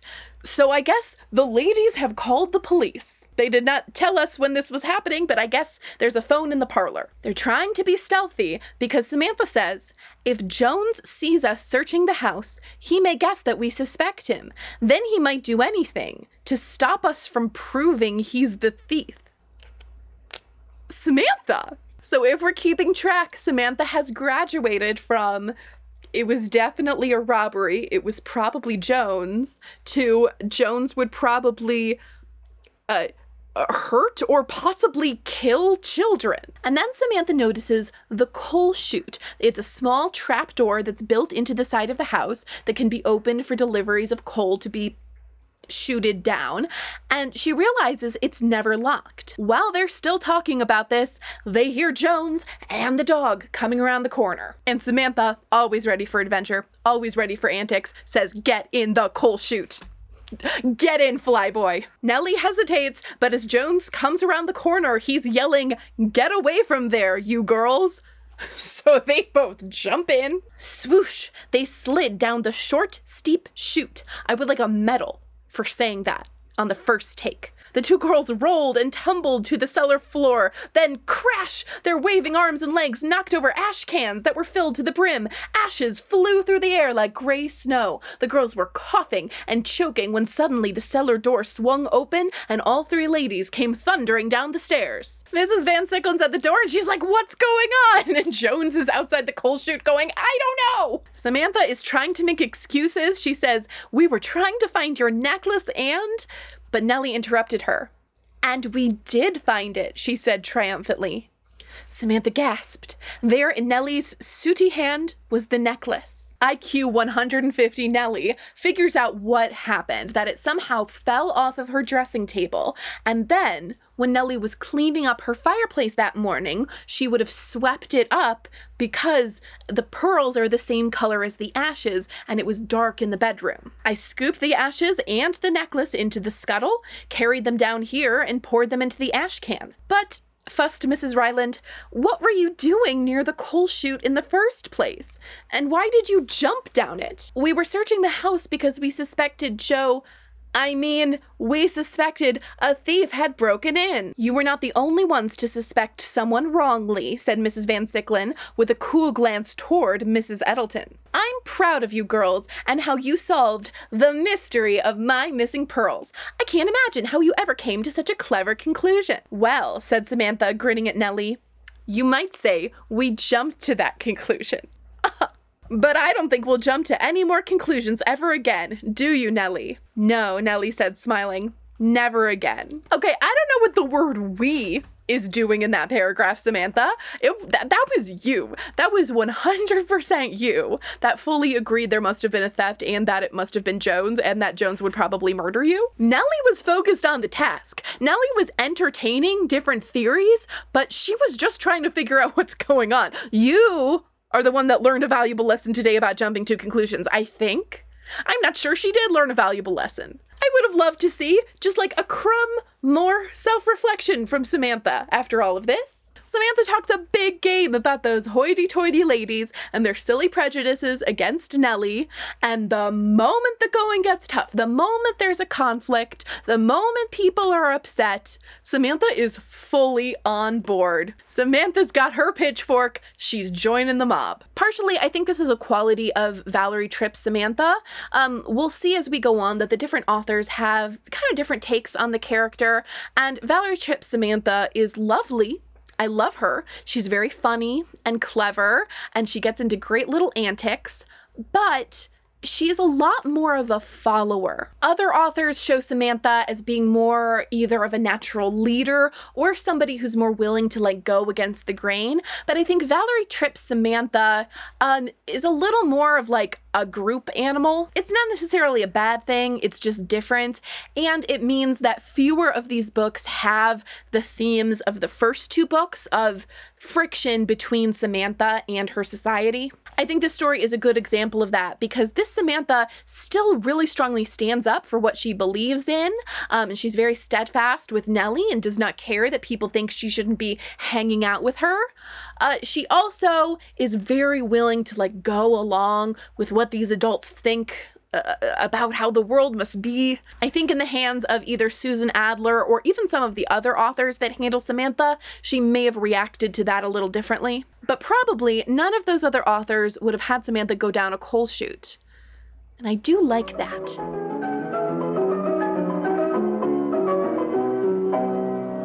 So remember I said that Samantha does not seem to know that Nellie is Irish, not because Nellie passes for something other than Irish, but because Samantha does not seem to have a concept of Irishness that she connects to Nellie. She definitely perceives differences between the two of them, but she ascribes those differences either to Nellie being poor or to just idiosyncrasies of the O'Malley family, I think, which is crazy. Okay, can I say that? That's crazy. Even if we allow for the possibility that Samantha has never met an Irish person before, which I guess is possible. She's in this extremely sheltered small town little bubble. She just doesn't go anywhere besides school and home and shopping, I guess. But even if Samantha didn't encounter Irish people, she would have encountered anti-Irish attitudes. The people in Samantha's world were wildly, ferociously anti-Irish, and this is not prejudice that they would have felt the need to communicate only in euphemisms, right? This was not something like whispered about behind closed doors that wasn't considered polite. This was like an accepted thing that nobody would have felt bad about saying openly in good society. The books will continue to show us prejudice against the O'Malley family that people in Samantha's life have, but it's notable that their being Irish is never named. The hate is articulated solely in terms of class. They are poor and they're lower class, so they must be dirty, lazy, uneducated, stupid. And that all rings true as attitudes and stereotypes that Samantha would have heard, would have been exposed to. It's not that that's incorrect, it just feels a little bit incomplete. The prejudice against the O'Malley family was certainly coming from a hatred of poor people, but there was also a hatred of recent immigrants and a hatred of Catholics, and the hatred of Irish is all this one big tangle that you can't really pull out one string of. And that seems to be what the books are trying to do here. They're trying to pull out one string of the way that the O'Malleys would have been seen by Samantha's society. And I have mixed feelings about that, because ultimately I think it is kind of unavoidable based on the medium. Like, these are very short books, they're written obviously for children, and things need to be streamlined and simplified in order to like craft a coherent narrative. I think the way that people like Mrs. Eddleton or Mrs. Ryland talk about the O'Malleys, it rings very true to me. Like I said, these are the attitudes, the stereotypes, these are the horrible things that they would say about Irish people. They just don't happen to name it in the text and be specific about it. The American Girl books are always going to be using individual people or individual conflicts to stand in for something much greater, right? We're working in metaphor in a lot of ways, in synecdoche, and what the book manages to do with this page count and this simple of a plot line, what Susan Adler manages to do, I think is remarkably nuanced. Since we are in Samantha's perspective, this is Samantha's point of view, I don't think it's realistic to expect the book to tackle like the entire complex web of intersecting oppressions that Nellie is experiencing. Like that's not a reasonable thing to expect the book to do. I will talk more about Irish Americans in Samantha's Day later, and I do want to look at that from Nellie's perspective, but for now, when we're looking in Samantha's perspective, Nellie's Irish identity is noticeably absent, or at least subtextual, okay, unmentioned in the story. You can argue that this glosses over, smooths over some of the nastiest parts of the world that Samantha is growing up in, and if these characters were to be more explicit and really say what they mean in terms of how much they hate Irish people,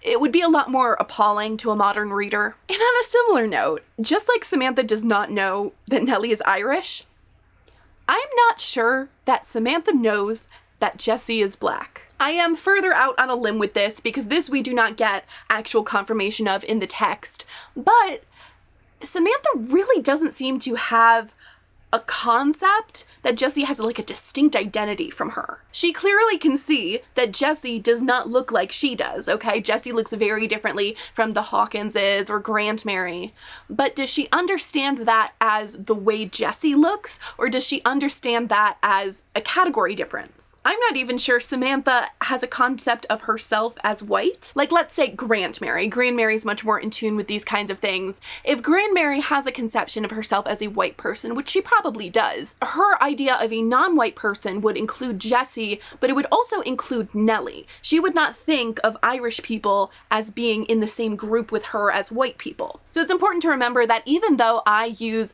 like contemporary language to refer to these characters, in Samantha's day, they wouldn't just have been using different words. They would also just have different categories in mind, different ways of approaching categorization like race. When Nellie says that Jessie lives in a different part of town because the town is segregated, that is clearly news to Samantha, right? We see that in the text, that this is new information. But it's not clear in the text whether Samantha's surprise, whether the new information she's getting is merely the fact that these groups are segregated, or the fact that these are groups at all, which is probably similarly unrealistic, right? But maybe that's the point. In the last 10 or 15 years before these stories, before this moment in Samantha's life, cities in America, especially places like New York, are experiencing not just rapid growth, but rapid reorganization. There are a lot of new people, there's a lot of new building and development happening. The electric streetcar has arrived, which totally changes the way people are able to commute and travel. Most of the time, this leads to individual immigrant groups or ethnic groups becoming more segregated, more isolated, or even trapped. This is definitely true for African Americans. The notable exception for this, honestly, is Irish Americans, who become much more scattered geographically. So compared to the possibility that Samantha has never met another Irish person, it's a lot more likely that Samantha has never met another Black person besides Jessie. Jessie is very likely to be one of the only Black people in Mount Bedford. I'm not sure how to square this with how short the walk was to her house. Like, Nellie and Samantha seem to walk for a little while, but they do find their way in the dark as two children and get there and back in a night. Like, it's not a city away. For there to be a part of town where people of color live, there have to be a lot more people of color, like at least a handful of households. But that's not even the point, because the point still stands that even if Samantha has never met another Black person, she has encountered anti-Blackness. Samantha would almost certainly be encountering casual racism on a daily basis from the adults in her life, right? She would definitely be encountering racism in her education. She's going to be taught really profoundly colonialist and racist things in school. I was curious about the legal status that Jessie would have experienced as a Black woman in 1904 New York, and that's actually kind of hard to pin down because these civil rights were being actively contested at this point. New York did have a civil rights statute from 1873 that prohibited racial discrimination in most public accommodations, but it was not comprehensive, and regardless, Plessy v. Ferguson entered the chat in 1893, so even previously secured rights were back up for grabs. There were a ton of court cases at this point, testing the boundaries of discrimination laws. The Black population of New York had a really sharp jump during Samantha's childhood, and mostly this was concentrated in the cities where people were migrating from the South to look for factory jobs, so that's where most of the racial tension centered during this time, and there were actually several really significant race riots in New York City a few years before this book takes place. All that tells me that this would have been a topic of discussion in Samantha's world. Like the court cases, the new laws, and especially the racial violence would have been in the newspapers. And we know Samantha has access to newspapers. She reads the headlines because of her mention of Alice Roosevelt. Now, these topics definitely would not be considered appropriate for Samantha's ears, so maybe Grand Mary pulls out the style section and gives it to her, right? Maybe all the adults are super careful to practice good manners and not talk about politics when these kids are around. Like, okay, I'm not saying it's impossible. I'm not saying it's impossible that Samantha is unaware of these things and does not have a concept of race. It just doesn't feel right. I think Pleasant Company is smoothing things out a little bit, bending things a little bit, so that Samantha starts from a position of ignorance instead of a position of bigotry. If Samantha has picked up a concept of herself as a white person, if she has picked up on the racial tension in her world, then what she would have absorbed would have been racist attitudes. And the story would have been about her going from bigotry, unlearning that, to a place of acceptance. And for a lot of reasons, I think obviously American Girl would rather tell a story about her going from a place of ignorance, of not understanding these different people that have different struggles and going there from a place of like embracing them and advocating for them. Again, I get it.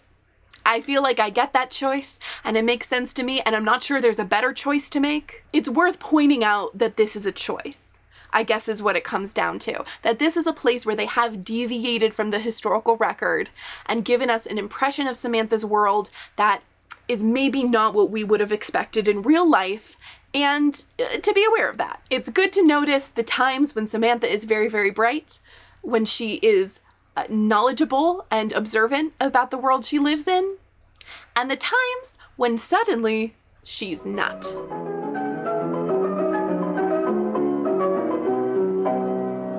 Possibly, dare I say, the biggest bow yet. So in this book, Samantha really wants a doll, and then she gets the doll. And then that's the end of the book. I'm sorry, we will talk about it, okay? I will recap this book in my customary excruciating detail, but just know that there's not a lot more to it than that. You're gonna think I'm spending a lot of time on tiny details of this book, but that's just what the book is. Remember when I said we would be getting different authors in the mix?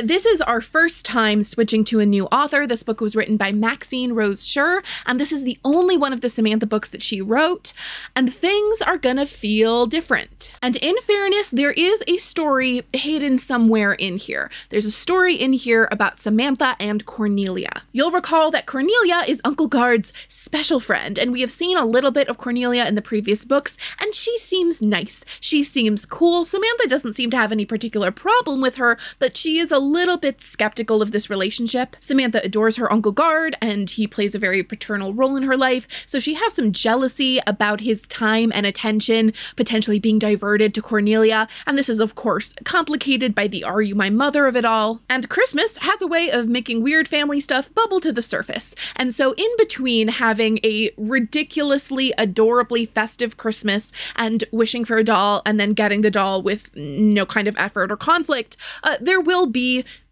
some Cornelia plot. Chapter 1's title is Christmas Wishes, and that's just gonna be the tone. Ida Dean is throwing a Christmas party, and Ida Dean is one of Samantha's classmates at Miss Crampton's Academy, and if you don't remember Ida Dean, it does not matter, I promise. The girls are very excited for this party. It is going to be so much fun. They're already planning the games they're gonna play. Samantha goes so far as to suspect that this is going to be the best Christmas ever. Oh my gosh, I've got to show the curls. The girls talk about the presents that they're hoping to get for Christmas, which allows us to hear what they think of as common or popular gifts at this year. And some of these are more timeless things like a dollhouse or a sled, but Samantha specifically names a stereoscope as an interesting present. It's a little apparatus that you put up to your eyes, and it holds these special pictures at such a distance that you get a 3D immersive effect. They are very cool, very trendy, and we will be seeing a doll-sized one. Anyway, Ida really wants a Cocker Spaniel puppy, and Samantha really wants this particular doll that she's seen in the shop window. The girls run over to the toy store and press their little noses up against the glass, and it is the first in many ridiculously idyllic, nostalgic scenes of Christmas cheer that we get in this book that make it feel almost more like an adult's recollection of the Christmas when they were 10 and everything was perfect than of an actual 10-year-old's living experience. And adding to that, this book is very invested in evoking nostalgia by focusing on the material trappings of a turn-of-the-century Christmas, the practices, and specifically the objects. Objects such as this absolutely beautiful doll in the toy shop window, which is made to look like Clara from the Nutcracker. This is a glaring anachronism, and I didn't know enough about the history of the Nutcracker to recognize this, but if you spend any time at all looking online at people talking about Samantha's collection, you will hear people bring up that it is not at all realistic that Samantha would have even ever seen the Nutcracker. The Nutcracker Ballet did exist in 1904, and if Samantha had grown up in Russia, she may have grown up watching it, but it had not made its way to the United States in any meaningful way yet, and it had not yet been absorbed into the American Christmas world. She is supposed to be Clara. She even has little ballet shoes, and then she has a tiny little Nutcracker doll herself. I love when a doll has a doll. That really speaks to me. Samantha is staring longingly at this doll, and Ida Dean's like, well, you should ask for the doll for Christmas, and Samantha says that she can't because of Lydia. Samantha recalls that 2 books ago, she begged for an expensive doll and Grandmary got it for her, and then a couple chapters later, she gave it away. She doesn't know for sure that Grandmary would say no, but she doesn't feel right asking. Now, this is a little bit strange, because if you remember 2 books ago, Grandmary did make a little bit of a fuss about how extravagant the doll Lydia was, but she eventually got it for Samantha, and she was not mad when Samantha gave the doll away. She was a little bit upset when originally Samantha said she lost the doll, but once she understood the situation, she was supportive of Samantha's choice to give the doll away, and even said that that spoke well of Samantha's values. So given that Samantha wasn't scolded or punished for giving the doll away, and that she seems to have the expectation that she will likely be given an expensive gift for Christmas, it seems that this is coming from somewhere internal in Samantha. We later see Samantha decide she's going to ask Grandmary to potentially get the doll, but then she chickens out at the last minute, and something about it just doesn't feel right. Samantha has internalized something about asking for gifts, about extravagance, and the book really never nails down what exactly that is. It seems that Samantha has started to gain some understanding of the fact that a lot of money is spent on her. Samantha is starting to develop some discomfort and even some guilt about this that is not manifesting in a particularly constructive direction. In this instance, we see her massively overthinking what is, in the grand scheme of things, a relatively small expense, and developing like guilt and fixation about that, but not an understanding in a broader sense of how she fits into the economics of her household, which is a little abstract, but we're about to get a great example of what I'm talking about. A couple scenes later, we see Samantha go into the kitchens and talk to Mrs. Hawkins, who is their cook among, I think, a couple other functions. And we learn that every year, Mrs. Hawkins helps Samantha construct a gingerbread house that seems to get bigger and more elaborate every year. And this year, Samantha has a plan. She rolls out a blueprint. She has an entire diagram for the monstrosity of a gingerbread mansion that she is going to build. She's very excited. She's put a lot of thought and creativity into it. The gingerbread house is going to be 2 feet by 2 feet. Mrs. Hawkins is really emphasizing that this is a really big plan and that it sounds fancy and very large. Samantha says, "I know I can do it." And Mrs. Hawkins says, "Yes, Samantha, I do believe that with a lot of ingredients and quite a bit of time and just a pinch of luck, we can make this house." Samantha hugs her and says she knew she'd say yes, because of course she does, because of course she would, and then Samantha skips off to her next festive adventure. We see zero discomfort or guilt from Samantha about the ask she's making from Mrs. Hawkins, who even explicitly points out, you'll need a lot of ingredients and a lot of time from you and from me, a paid employee of the house, in order to do this thing that is just for fun. And Samantha's like, yep, that's what I want.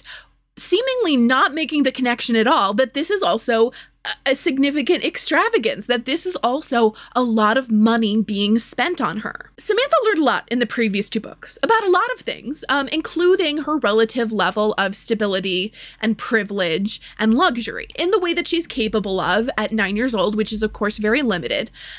And you could imagine that maybe one way that might manifest is her having a little bit more sensitivity about the people she shares a space with that work. Like maybe there's a version of that that leads Samantha to take her cues from Mrs. Hawkins about what Mrs. Hawkins does and doesn't have time for, and what might reasonably be the budget for something like a gingerbread house. So anyway, Samantha's getting ready for the best Christmas ever. She's gonna have a new dress, and Jessie is putting the finishing touches on it. She has Samantha try it on so that she can pin the hem because Samantha is growing so fast. Samantha's really feeling herself in this dress. She knows exactly how adorable and festive she looks. And Elsa, the grumpy maid, passes by just to kind of heckle a couple times in this book. Elsa will just kind of pass through the scene just to remind us that she's unpleasant. Later on, Samantha has tea with Grandmary, and they do that little song and dance where Samantha had something she really wants to say, but she can't say it until Grandmary asks. And finally, Grandmary's like, okay, what's new? And Samantha's like, there's a party, and it's gonna be so good, and I have to go to it. Can I go to Ida Dean's party, and can I wear my new dress? She says yes, she can go to the party, and yes, she can wear her new dress. She also shares the news that when Gardner comes to spend Christmas with them, he is bringing Cornelia. Grandmary says, Miss Cornelia Pitt, and Samantha has to think for a second, and then she's like, oh, you mean Cornelia. Grandmary reminds Samantha that Cornelia is a special friend of Gardner's. They only ever use that term, special friend, and they need to be very welcoming to her. And Samantha says that won't be any problem at all. She's already planning to have the best Christmas ever, so she'll just make sure that there's enough Christmas cheer around that everybody has the best Christmas ever. Samantha starts talking about the decorations that she's made that she's going to put up, and Grandmary cautions her to maybe slow down. Samantha wondered why grown-ups always thought the most helpful thing she could do was nothing at all. But Samantha is undeterred. She is going to decorate things the way she wants, because even though it does sound very helpful and empathetic that she wants to make things nice for Cornelia, it is very clear that what she cares about is like doing what she wanted to do anyway in the first place. And even though Grandmary's trying to tell her what would and wouldn't be helpful, she does not care. We see a similar attitude when Samantha goes to review the presents that she has prepared to give to other people on Christmas. And Samantha seems like maybe a lovely gift giver. She's been extremely thoughtful about the presents, but the narration also shows that she's weirdly like obsessed with how good of a gift giver she is. She's especially impressed with herself for the present that she made for Uncle Gard. It's this little tiny box for trinkets, specifically for cufflinks. She's thinking that she has decorated with paper scraps. And this is some real Victorian nonsense. This is the first appearance, I believe, of paper crafting in these books, and paper crafting was having quite a moment at the turn of the century. All the cool girls were into decoupage, right? It was very in style, and paper had gotten cheap enough that it was feasible to use a lot of it for crafting. And in fact, when Samantha talks about scraps, she's not thinking about like leftover pieces from other projects. She's thinking of things that were printed specifically to be scraps, to be little bits of paper that had images, mostly of people, but a lot of like hearts and flowers. And the collection was part of the hobby, right? You would find different scraps and you would trade them with other girls and you would get your paper mache on. Most of Samantha's presents she has handmade. For Jessie, she has made a little pincushion, and for Jessie's baby, she wrote a little children's book about a lost dog. She wrote it out and illustrated it in a little book for him. And that's really good. For Grandmary, she sewed a little heart-shaped sachet with rose petals. Samantha's gift for Nellie is for Lydia. It's this little blue cape that's doll-sized. There is one gift that Samantha seems to have bought. We don't get firm information on Samantha's spending money. It seems that she does have some kind of allowance, some kind of pin money, but we don't get numbers. And based on what Samantha says, it doesn't seem to be a lot. It seems to be enough to get like one or two things here or there. And for Mrs. Hawkins, she's gotten a glasses chain, and I assume that's something she bought. This is actually really thoughtful. We see in another scene that Mrs. Hawkins is always losing her glasses, and Samantha has noticed this and got the glasses chain. And look, I don't want to be too mean to Samantha. Like, she's a good gift giver. Now, Samantha does not yet have a present for Cornelia, and she doesn't think she has time to make something, so she's probably going to need to buy something, and she's really not sure what, because it has to be special, because she's a special friend. Samantha talks it over with Nellie. First of all, thank God there is some Nellie in this book. There is so little Nellie in this book. Samantha and Nellie bat around some ideas of presents that can be bought for Cornelia. Nellie suggests bath salt. She also suggests nice handkerchiefs with lace edges, but Samantha doesn't think either one of those are special enough because Cornelia's a special friend. That special someone. Nellie also suggests a bottle of perfume, which Samantha admits would probably be special enough, but it would be too expensive. So we do have some sort of budget here. So Samantha will still have to chew on that, but she's got a little bit of time before Christmas, and she's got everybody else's presents hidden in a little hat box tucked away in her closet, and she's got a big box of all these handmade decorations that she has crafted up. And Samantha decides it's time to decorate.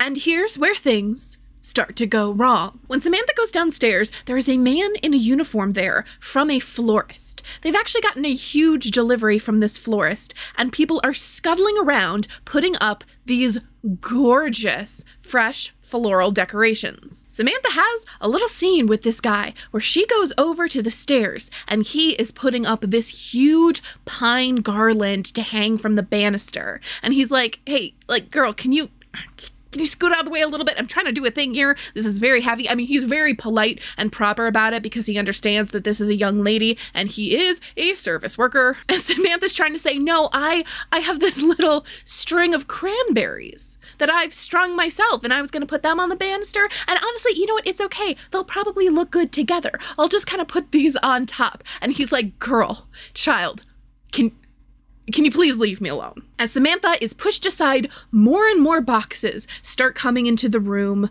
with holly and laurel wreaths and bouquets of red Christmas roses. There's ivy and mistletoe and multiple little miniature Christmas trees. Samantha asks the butler what's going on as he's carrying in a bunch of stuff. But Hawkins, I've already made decorations, lots of them, enough for the whole house. Hawkins was struggling so hard with the ivy that he didn't seem to hear. Again, we see Samantha being really oblivious to the fact that people in this house are working. Not just that they have jobs, but that they are at that moment that she's trying to talk to them working. Has no respect for that at all. And this is Samantha's house. Like, she lives here, and if a bunch of people she doesn't know are coming in and carrying a bunch of stuff, and she didn't even know anything was happening this day, yeah, someone should be explaining to her what's going on. And moreover, when it comes to decorating the house for Christmas, Samantha should be involved. Samantha goes to the empty rooms and starts scuttling around, putting out her little miniature snowmen and putting paper snowflakes on the windows. And I get it. I get you're a fancy house and you have plans and you've gotten a professional florist to come in here and decorate. Sure, but she should be involved in this. Where is Grandmary in this scene? And why is it not with Samantha, helping Samantha participate in this? Like, that's the one thing it's socially acceptable for her to worry about, is like hosting. Samantha gets a moment in the empty dining room to finish putting up all of her little handmade decorations, and she's so proud. She thinks it looks like a winter wonderland. It absolutely does not, but she's really feeling it. And Elsa comes in and is just all in a huff about it. Sakes alive, what is this nonsense? The maid went straight to the windows and began tearing off Samantha's snowflakes. It's not as if a body didn't have enough to do, what with the washing and dusting and polishing, and now having to put up with all this holiday hoopla. Whatever made the child set all them dust catchers around? Is Elsa British? Like, there wouldn't be any New York dialects that would construct a sentence that way, would there? I gotta put a pin in that. Something's going on with Elsa's dialect. Samantha jumped out of her chair. They're not dust catchers. They're snowflakes and cranberry garlands and snowmen, and I made them. Elsa was speechless for a moment. Then she said firmly, Mr. Hawkins and a young florist gentleman are decorating the house just as your grandmother wished. Fine and fancy for Miss Cornelia's visit. That's actually kind of a good scene. That little argument, that's a good scene. So far in these books, Elsa has just been two-dimensionally grumpy, right? Her little portrait at the beginning of the book is just like, yeah, she's a maid and she's grumpy. And all she's been in these books is like around, not doing anything but be unpleasant. And this scene really makes it clear that, yeah, she's absolutely being mean about it. She doesn't have to be this rude to this child, but oh my gosh, I'd be grumpy too. Elsa is probably thinking what I'm thinking, which is, where is Grandmary? Where is the adult that's responsible for raising this child? Why is this my problem right now? And really, they're both right, because Elsa's like, what are these paper snowflakes doing here? This is just making my life worse. And Samantha's like, no, those aren't paper snowflakes. That's my childhood. And now everybody's upset, and it is frankly Grandmary's fault. Things go from bad to worse because Samantha goes to talk to Mrs. Hawkins, who is of course running around like a chicken with her head cut off because she's preparing for this huge visit and these huge holiday meals, and there's all this new stuff coming into the house. And Samantha wants to talk about her gingerbread house, and Mrs. Hawkins is like, look girl, real talk, cards on the table. There ain't gonna be a gingerbread house. I just don't have time this year. I'm sorry. I wish I could, but it's not gonna happen. Truly, I'm sorry, but I think you're old enough to understand. I understand that if Cornelia weren't coming, everything would be fine. So Samantha goes upstairs and puts up the decorations in her own room. And if nobody else likes it, then they can stay out. And she monologues to herself about how Cornelia is ruining Christmas. I don't know why I even bothered to worry about her present. I'll just give her hankies for Christmas. Plain, boring, lie-in-the-box hankies. And then Grandmary knocks on her door and comes in with the worst news of all, that they've just learned that Guard and Cornelia are coming on Thursday afternoon, which is the day of Ida's party. And everyone has to be there to properly welcome them and have dinner. So Samantha can't go to the Christmas party. I'm sorry, I would be livid. I am absolutely with Samantha on this one. This is unacceptable, okay? Because Grandmary already told her that she could go. It would be one thing if she hadn't given an answer yet, or even given a conditional yes, because they don't know the schedule yet, but she told Samantha she could go to that party. We're all about manners. We're all about propriety until it is time for Samantha to keep her own schedule and follow through on her commitments. I fully believe that Samantha will be sore about this forever. Like, things turn out okay. Samantha has a nice Christmas, but I fully believe that, like, 54-year-old Samantha will have something remind her of Ida Dean's Christmas party, and she will still be mad about it. I hate Cornelia, Samantha said when she was sure Grandmary couldn't hear her. Slowly, hot tears began to roll down her cheeks. I'm glad I don't have enough money to buy her perfume. In fact, I won't give her anything at all for Christmas. The tears came faster, and Samantha began to sob. Chapter 4. Someone very special. It is Thursday, it is 3 days before Christmas, and Guard and Cornelia arrive. And here's the thing. Cornelia is awesome. At one point, the conversation turns to airplanes, and Cornelia says that planes sound really exciting. And one day when they start carrying passengers, she wants to ride in one. And Samantha's ears sort of prick up at that because that's also something she would like to do. Grandmary raised her eyebrows. Well, I don't think there will ever be much chance of ladies traveling in airplanes. I'm not so sure, Cornelia said gently, surprising Samantha with how gracefully she could disagree with Grandmary. And then she does it again. Guard brings up the idea of going sledding with Samantha tomorrow. And Grandmary isn't sure about that. It's not super proper. But Cornelia says, oh, it's such good, wholesome exercise, with her eyes all soft and earnest. And Grandmary says, okay, fine, go sledding, which I really think she was always gonna do. She was always gonna say yes, but Samantha credits this victory to Cornelia specifically and her amazing powers of persuasion as the Grandmary whisperer. Right then, she made up her mind to give Cornelia something nice for Christmas after all, maybe bath salts. The next morning, the three of them, Guard, Cornelia, and Samantha, go sledding, and Guard and Cornelia are being gross. When I was a boy, I'd come up here to imagine I was in heaven. Guard, I think you could imagine anything if you tried. I couldn't imagine life without you, Guard murmured. I'm on the record as a Guard and Cornelia stan. But barf? Samantha does not respond as she might have by vomiting, and instead is really intrigued by this and thinks to herself, oh my gosh, Uncle Guard is in love.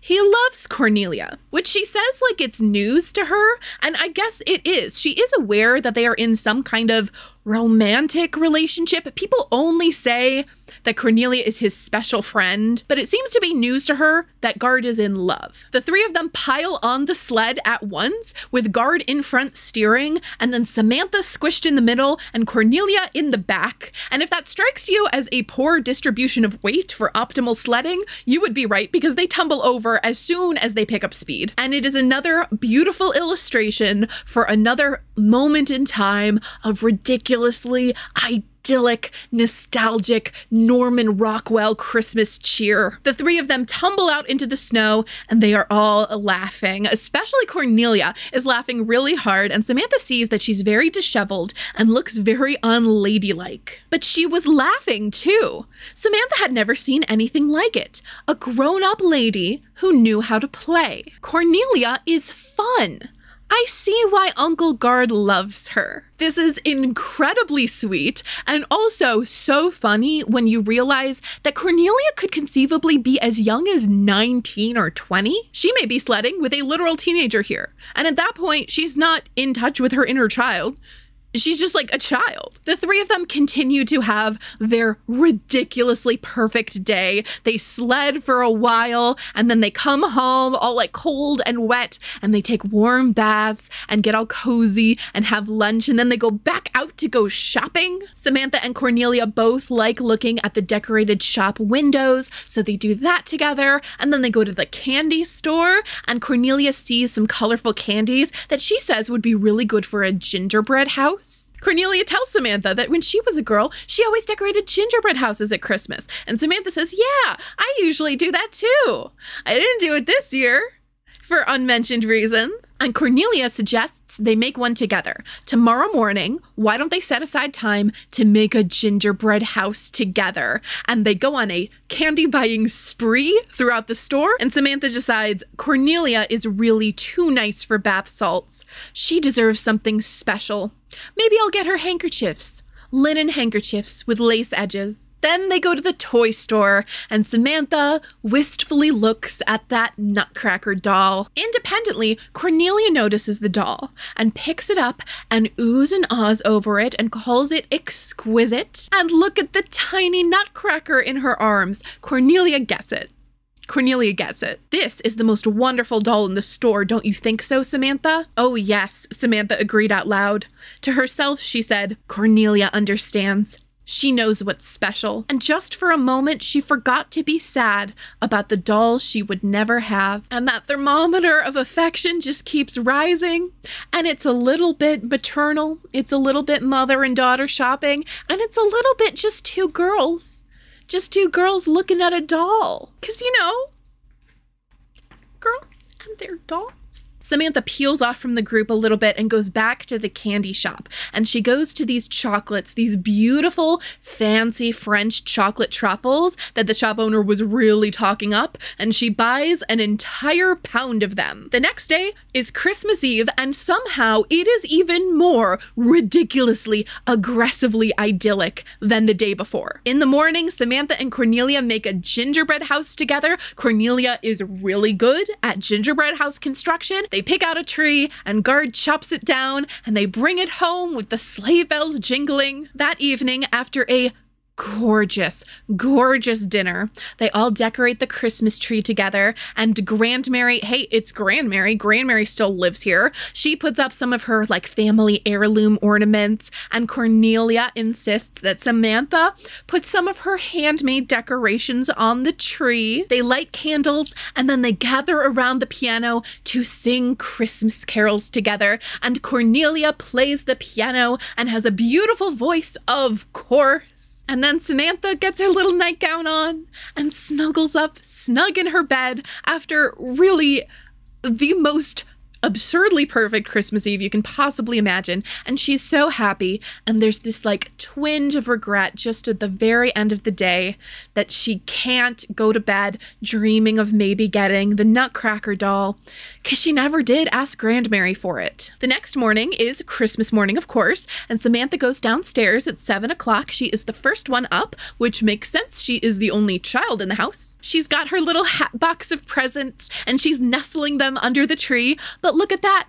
She's not the first one up, because Cornelia's there. And the two of them have a little moment together. It's just the tiniest instant. There's nothing to it except that they say Merry Christmas to each other. But for a moment in this morning, it is just the two of them. So they do presents first. Grandmary has gotten Samantha a proper grown-up sewing kit. And even though Samantha doesn't really like sewing, she kind of likes this. She likes how everything has its own special compartment, which I really get. Guard got Samantha this beautiful leather-bound book of Christmas carols. And then at the back of the book, there's a little music box set into the back cover, and it plays "O Christmas Tree," and Samantha really likes it. Then Cornelia gives Samantha a pretty big box wrapped very beautifully. And you know what it is. It's the Nutcracker doll. Oh, I've wanted this doll for the longest time. How did you ever know? I didn't know, Samantha, Cornelia said. Truly, I didn't. It's only that I liked the doll so much, I thought perhaps you might too. I do, Samantha said. She hugged the doll as if she'd never let it go. I love her. I love her more than any other doll in the whole world. Thank you, Cornelia. Thank you so much. With stars in her eyes, overcome with just adoration for the doll and for Cornelia, Samantha gives out her presents for the pair. Samantha has given the pound of fancy chocolates instead to Guard, who really makes a fuss about them. And so she gives Cornelia the present she had intended for Guard, the present that is the best thing she made for anybody that year, that she thought was the most special thing. Cornelia oohs and ahs over it and says, oh, it must have taken you so long, and it's so beautiful. And Guard catches Samantha's eye, and they have a little moment where Samantha knows that Guard knows what just happened, that Samantha did a little swapsies with the boxes, and he seems very touched by it. The box is very tiny and clearly meant for cufflinks, but Cornelia says that she will keep her jewelry in it, and Guard, smooth as all get out, says, well, I think you need something special to keep in such a beautiful box, my dear. And he gives her a ring. It is a beautiful, sparkling diamond ring, and Cornelia does the thing where she goes, oh, Guard, while Samantha just loses her little mind. She is jumping up and yelling, oh my God, it's a diamond ring. Do you all see this? Samantha asks when the wedding is, and Guard and Cornelia respond in unison. They say together in June, which means that they have talked about this at some length, in some detail, and this ceremonial handing over of the ring on Christmas Day was really about the family. Cornelia asks Samantha to be a bridesmaid, and Samantha says yes, of course, and she decides that this really was the best Christmas ever. The end.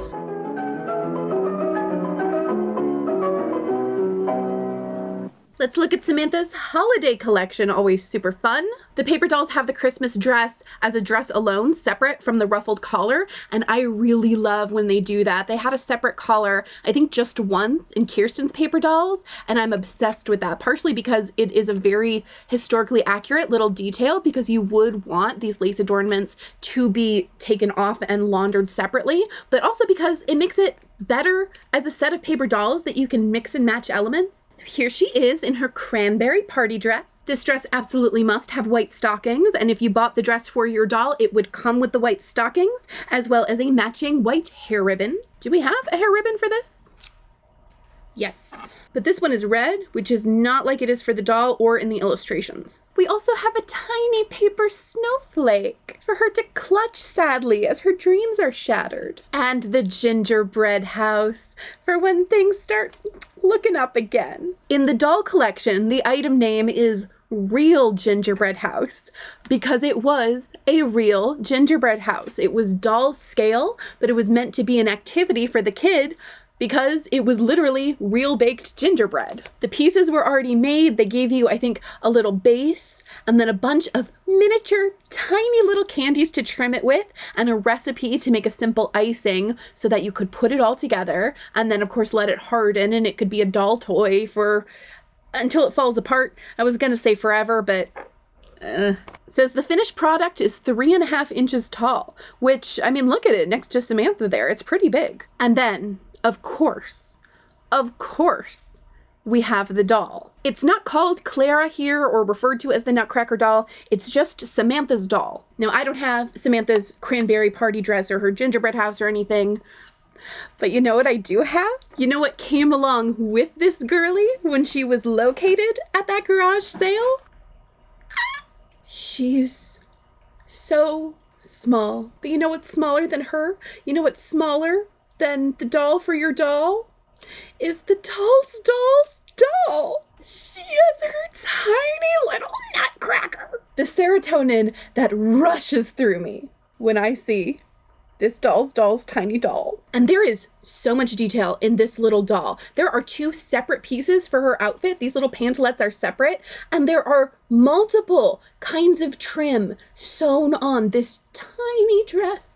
2 different kinds of fabric. It's got beautiful textures on it. Like, it's so fun and interesting to just hold and handle. And of course, she's got a beautiful head of hair in this just one ginormous curl, and a really beautiful painted face in this like old-fashioned classic porcelain doll look. Now, she actually doesn't look quite like the doll in the 1989 catalog because there were 2 different versions of her. There was an original version and then a slight variation later on. So I have the later version, which has a different face and different shoes, a couple differences, but the essence is still there. I'm looking at the text for both versions, and they both say that it's a porcelain doll with arms and legs that move. Oh, okay. I feel the armature now. Yay. I'm very hesitant to like move this significantly. It's in great condition. Like, it doesn't seem like it's overly fragile or anything. I don't want to do anything to it. Okay, I let the demons win. I took her hair down. It's a very simple hairstyle. This will not be hard to fix. Now, this doll is about 6 inches, which is about the same size as the mini dolls. American Girl has made mini dolls of their historical girls. I've actually been wanting to get one, but you got to choose them carefully because they went through a lot of different versions of their design and like their face paint, and some of them are very cute and some of them look real weird. But I'm very curious if she is the same size and proportions as those mini dolls, and if so, could you swap clothes? Hey, I heard you like dolls. I mean, come on.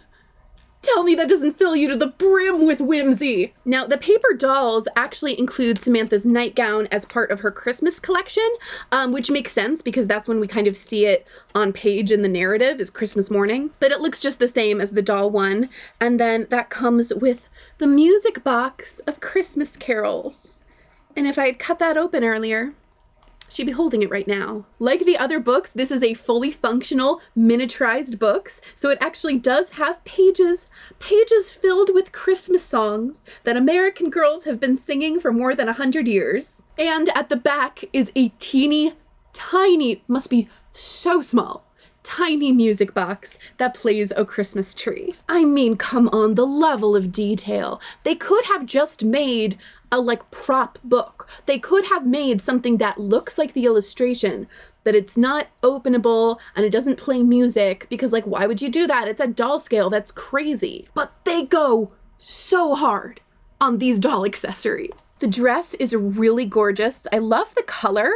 It also has a drop waist, but a little bit less dramatic than some of the other dresses. It's really funny looking at this through the eyes of the 1900s, but also through the 1990s, when these big Victorian style Bertha collars were really in again, at least for little girls. I definitely had a couple dresses that looked a lot like this. All right, well, that's Christmas for the dolls. Let's go do Christmas for the people.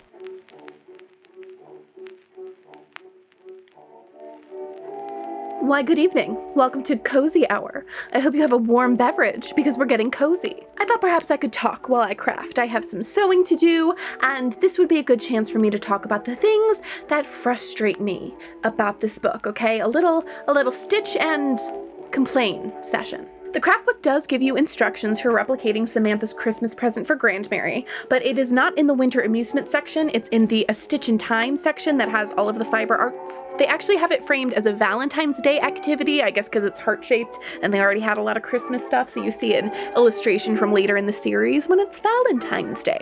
I had this really cute polka dotted green stuff that I wanted to use and some matching white lace, and I thought that matched perfectly with lemongrass ginger. This is already in sachet form, so I don't actually know what it looks like in here. That's actually really lovely. And I'll probably just leave it in this and put this inside the heart. This is a pretty simple sewing project because all you need to do is just sew it all the way around. It doesn't need to be something you can open and close, but they have included instructions for how to do like a lace overlay, which I think is kind of a nice touch. It doesn't make it that much harder, but makes the final product a little more impressive. The back of the book has patterns for you to trace out for a bunch of the crafts, so we're making it the exact right shape and size. I actually cut out enough to make 2 of these, so that is 4 fabric hearts out of the polka dot cotton front and back, and then 2 of the lace overlays out of this cute mesh with white flowers. Okay, upon further inspection, it's very hard to tell because they're using a patterned fabric, and when you look at the final product, it looks like a lace overlay over the patterned fabric, but I think that's actually not what's going on. I think they're actually using cotton fabric on one side and lace on the other side, not the lace as an overlay for the cotton, and that way when you put the potpourri in there, it like breathes, and I think that would be a good move if I were using like the chunky potpourri, but since I'm using that like powdery stuff, I'm gonna do it like I had originally planned, but just make a mental note that I'm doing it wrong. So I'm just gonna lay these on top of each other and pin them down, and then this is gonna go right sides together, and we just sew it up.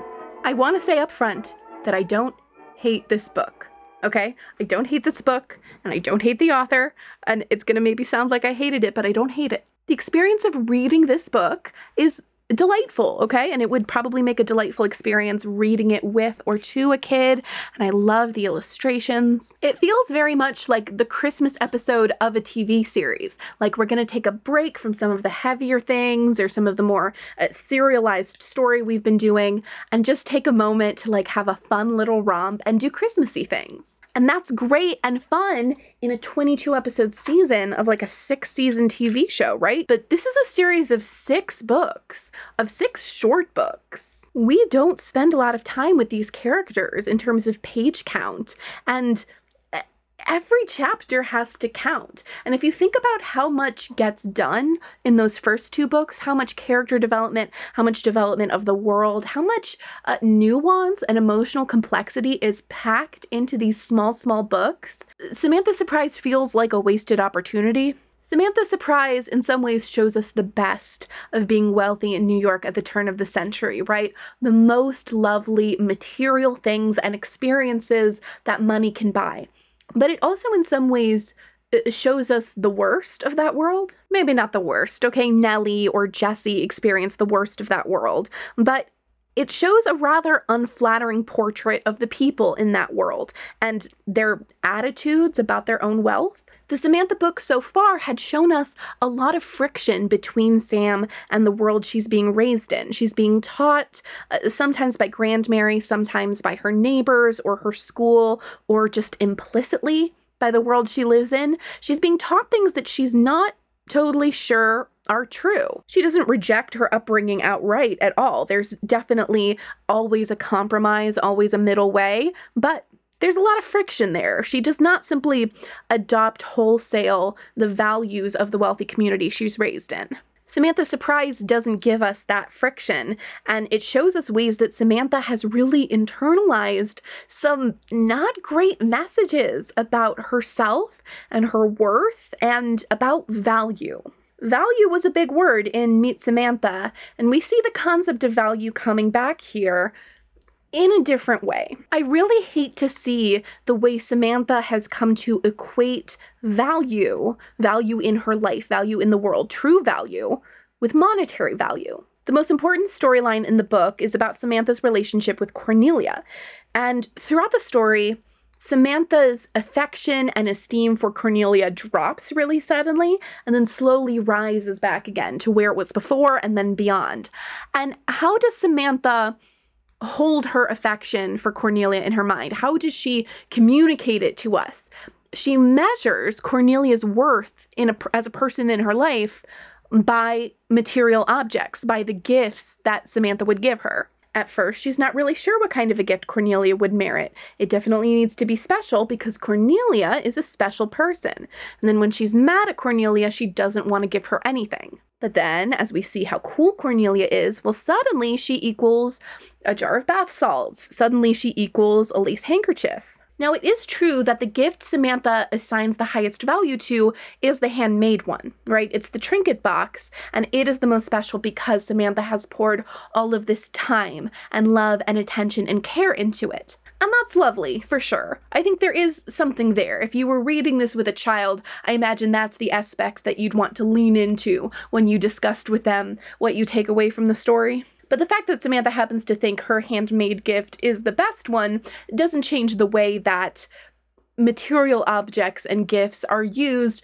to sort of measure and compare the different value and affection for different members of her family. It's really weird when you think about it. This attitude is kind of gross when you see Samantha apply it to her family, but it's heartbreaking when you see her apply it to herself. Samantha just has this sense from way down deep inside of her that maybe she doesn't deserve this new doll, that maybe she's not worth the expense of a new doll. This language of comparative worth of people as measured by physical objects, it's the language that Samantha is speaking in this book, but also the language that the book is speaking to us in. There's nothing in the book that challenges this outlook. It agrees with this outlook. It's the language with which the book tells us how much Cornelia loves Samantha, how much she understands her. Cornelia and Samantha meet over valuing this doll, not just that it's beautiful, but that it's the most beautiful in the store. Cornelia's ability to recognize the worth of this object, the comparative worth of this object, shows Samantha that she knows what's what.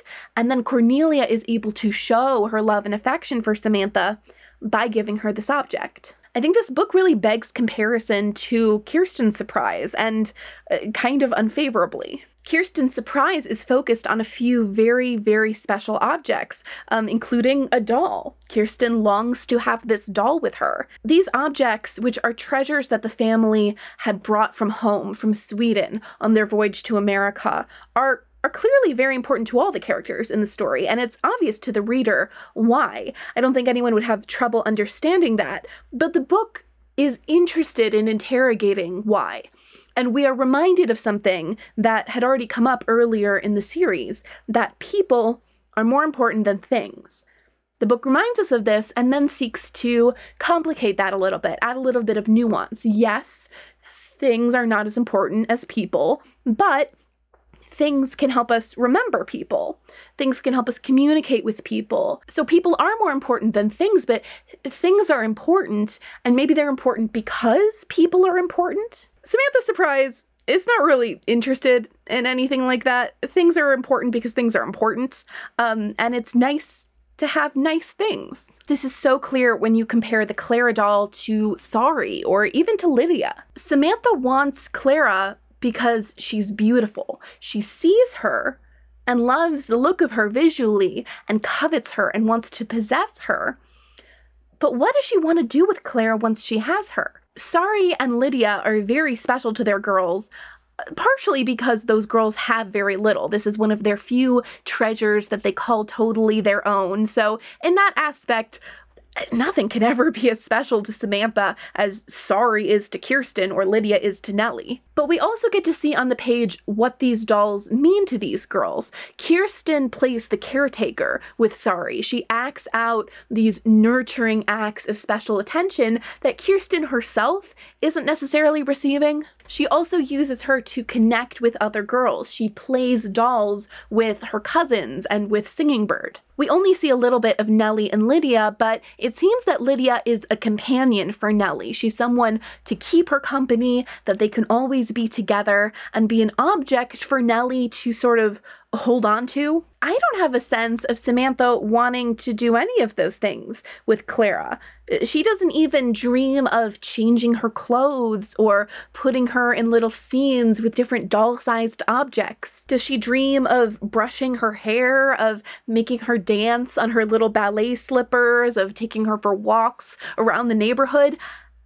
I don't know. We never hear anything about what Samantha might like to do with Clara, how they might play. We don't really even know how she played with Lydia. I believe she once holds Lydia and cries. So there's at least that. There's at least some aspect of emotional comfort. But in this entire book, even in the rapturous moment that Samantha is so delighted and practically in tears, happy to get Clara, I have no idea what she sees. What does she see in this doll? I only ever get the sense that Clara is an object to her. She's something beautiful to want to possess. And it's the possession that makes Samantha happy in this moment. She has Clara, not necessarily with any plans to have any kind of relationship with this doll in the future. And looking ahead a bit, we never really see Samantha play with this doll. Clara will appear just a little bit later on,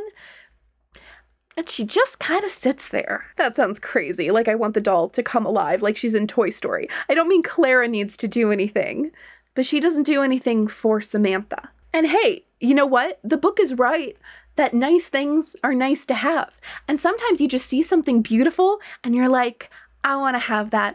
I want that to be in my room all the time. And if someone recognizes how beautiful that thing is that you thought was beautiful and they get it for you, that is wonderful. Aesthetics are something legitimate to bond over, but that's what it is. It's just aesthetics. It's just liking pretty things. So seeing Samantha hug Clara doesn't give me that same weepy-eyed moment of, oh my God, girls and their dolls, that some of the other moments do. This is girls and their dolls. This is girls and their dolls. You couldn't substitute the doll for any other thing in this moment. This, you could. This could be anything. This could be a new dress or hair ribbon. This could be a bicycle. This could be whatever present Samantha really wanted. And that's great. That's great. But that's not a girls and their dolls moment. Samantha's surprise, even more than usual for an American Girl book, is very concerned with stuff. I usually praise that about American Girl books. I love that they are so grounded in material history, and I think it is underhyped how much the objects in these books and in the doll collections and in the catalogs draw readers and kids into this world. There is so much value in really going hard on the stuff, on the material objects. But in this book, it's not giving me material history. It's not giving material history. It's giving materialism. Because remember, the most important object in this book, the Clara doll, is not historical. It's not grounded in the period at all. This is simply not a doll that a real-life Samantha would have had. It's not showing us anything about either American history or this character specifically. It's really just giving us a nice object in the way we as contemporary readers, or I suppose readers in the 80s, would expect. It's just taking your expectations about turn of the century, wonderful, idyllic, wealthy life and giving it back to you. I'm usually willing to let tiny inaccuracies slide, you know? I'm looking at the bigger picture of fidelity to the part of the period they're portraying. I don't super care that Samantha wouldn't have had a Nutcracker doll, but it just begs the question, then what are we doing here? What is this all about? And what it's about is buy your kid an American Girl doll. The more I read and research about the American Girl brand, the more criticism I come across, naturally, right? And people who have a very negative opinion of American Girl or Pleasant Company, either because they don't like what they've experienced of it, or because they haven't really experienced much and they just like have a bad impression of it. There's a particular image of American Girl or Pleasant Company that people who feel really negatively about it usually have. And that's of essentially a giant factory of very expensive, overpriced dolls and objects that no one in their right mind would ever normally buy. So to act as commercials for the doll collections, they create these stories that get their foot in the door by claiming to be educational and are masquerading as historical fiction, but are really just marketing ploys that play on parents' emotions and their nostalgia and convince parents that their child will be the happiest and smartest and most wholesome and most well taken care of if they have these dolls. Now, I don't subscribe to this view. I would be making these videos if I did. I think the fact that the stories have tie-in doll collections does not make them suddenly not children's literature. They are children's literature, and we should be examining them as such, even though, yes, they work together with an entire product line with the end goal of making money, which is true for all publishing. I don't know why people have the idea that children's books that don't have an attached doll line are not-for-profit endeavors. But that image people have of a doll commercial masquerading as historical fiction and only meant to play in an empty, cynical way on nostalgia and emotions, what they're describing is Samantha's Surprise. This is a book that teaches nothing about history, that does not have good lessons for a child about self-worth and how to exist in a growing family. The main thing this book is about is how nice it is to get stuff, and it culminates with an image that not only could be a doll commercial, it like literally is used by American Girl as a doll commercial, because this is what they're trying to sell to parents. This is the dream of what your kid looks like on Christmas morning, opening up an American Girl doll. Is that kind of also true for Kirsten's Surprise? Yeah, maybe. We still have this beautiful idyllic image of her parent handing her a doll and the joy that brings to all present. So yeah, it's all a little cynical. It's all a little bit of a commercial, but that's not the only thing it is. In Kirsten's Surprise, there's so much more to it. And I did feel like it was an earnestly told story that was really about something. All right, I sewed all the way around. Can you see that? Do I need to do the influencer thing to block my face? And I reinforced this top part up here. And now I'm just gonna clip my seams.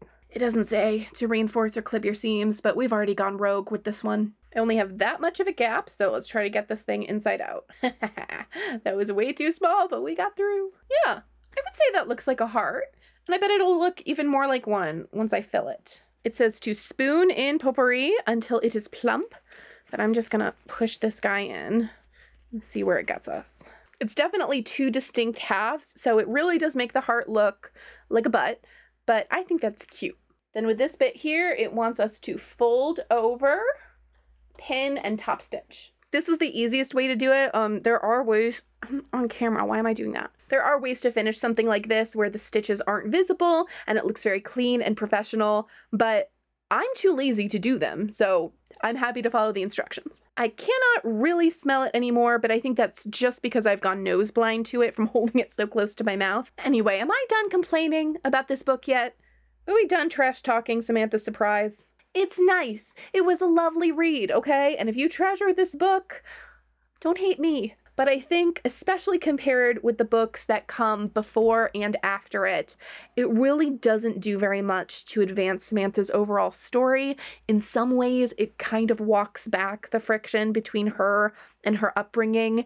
And if you were to read the series, you could easily skip this one. Oh, look how cute. And when my normal sense of smell returns, I'll be able to enjoy it. What's next? Merry Christmas! Again! Because Samantha's Surprise is so focused on a bunch of individual little objects, we have a lot to work with as far as crafting goes. After making Samantha's present for Grandmary, I knew I wanted to make her present for Guard that she gives to Cornelia, and luckily, the craft book has a trinket box. They actually want you to use a wooden box and then start by sanding it, and I said no. I actually had originally put on my shopping list of things I needed to pick up to do these crafts to get a little box I could paper mache over. And then I realized that's a crazy thing.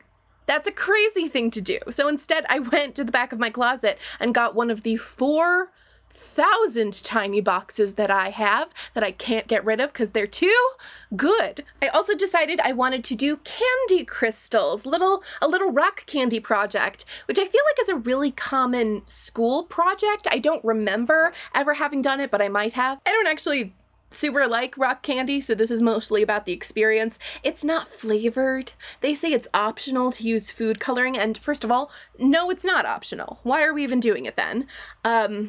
But it really is just sugar and water. But that's kind of it for the Christmas crafts that are in this book. I mean, there are paper snowflakes, which you know paper snowflakes. But there are many more Samantha-themed Christmas crafts available. I give you Samantha's Christmas Crafts. A whole book of just Christmas crafts. There's a couple recipes for treats in here and some interesting ways to wrap presents and just a lot of little crafty things, just of the kind that Samantha would like to get her grubby little mitts on. I thought I was going to have to get one of these that was just the book, but it was actually pretty easy to find one that had the craft components. They have some beads and sequins, there was a little bit of ribbon, and in the very back of the book you can tear out some like scrapbooking sheets.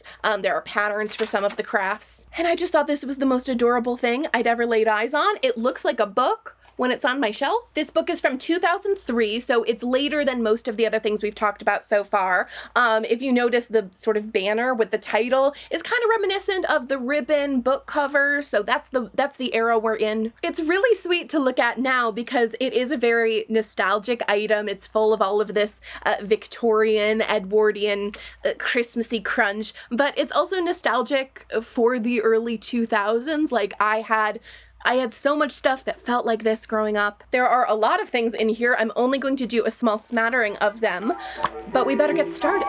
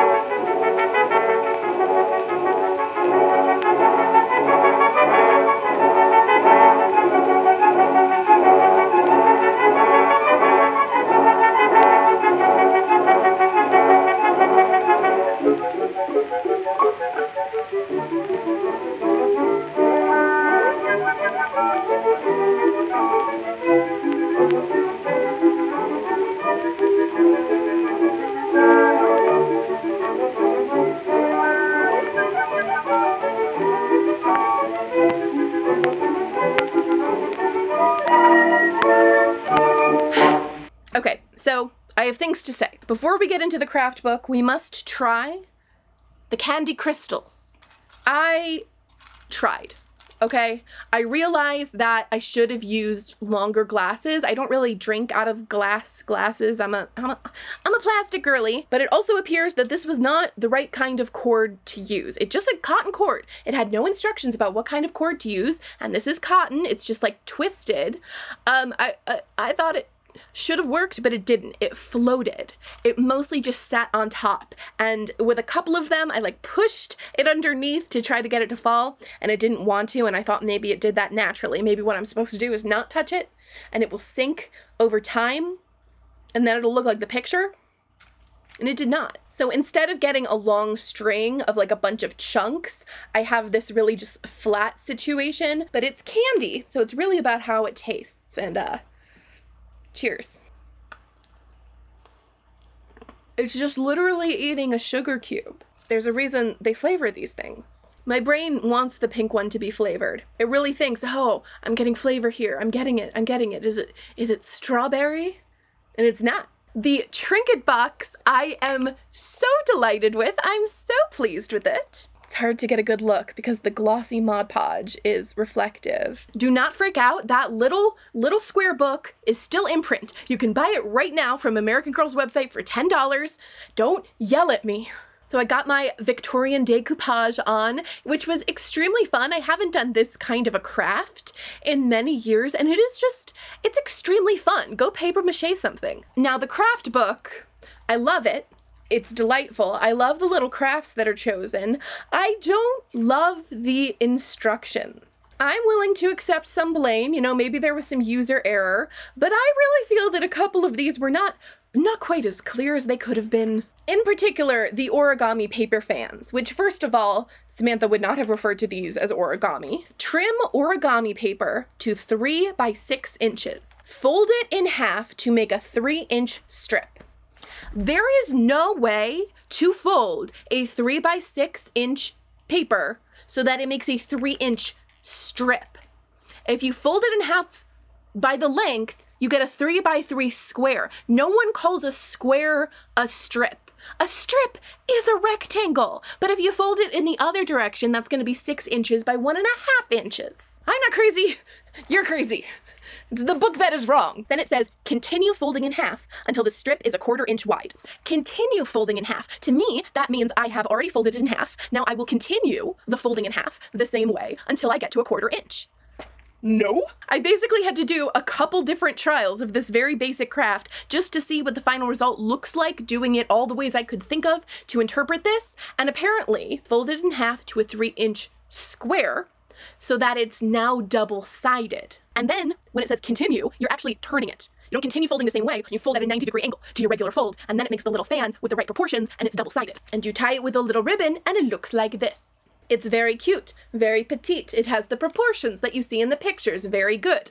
Why did it take me multiple tries to get to this? Like, this is what I did first. This is nonsense. This one is okay, but of course it's one-sided and it's way too big to be used the way they're using it for decoration. Now, the other paper crafts were delightful. The paper cone is actually kind of fussy to put together, like to curve it and roll it the exact right way. And I just think it's cute as all get out. I'm trying to be really careful how I hold it while I talk because it's got jingle bells. Hanging from the tree is probably the main use case for these, but you could hang them from like a string of them on a garland. You could hang them on doorknobs, but you fill them with treats is the idea, mainly candy. Such a Victorian little thing. They're so fussy, and I really love these. Like, I may be incorporating these into my festivities next year. And same thing with this one. I love this one. They call this a Victorian gift carton. And again, you're supposed to fill it with little treats or candy. And it's got a button there. That's just a regular button that it's tied around. But I'm now seeing a weakness in my technique. I feel like I tied it too tight. It's good. It's good we're working out the kinks now. And I just think it looks so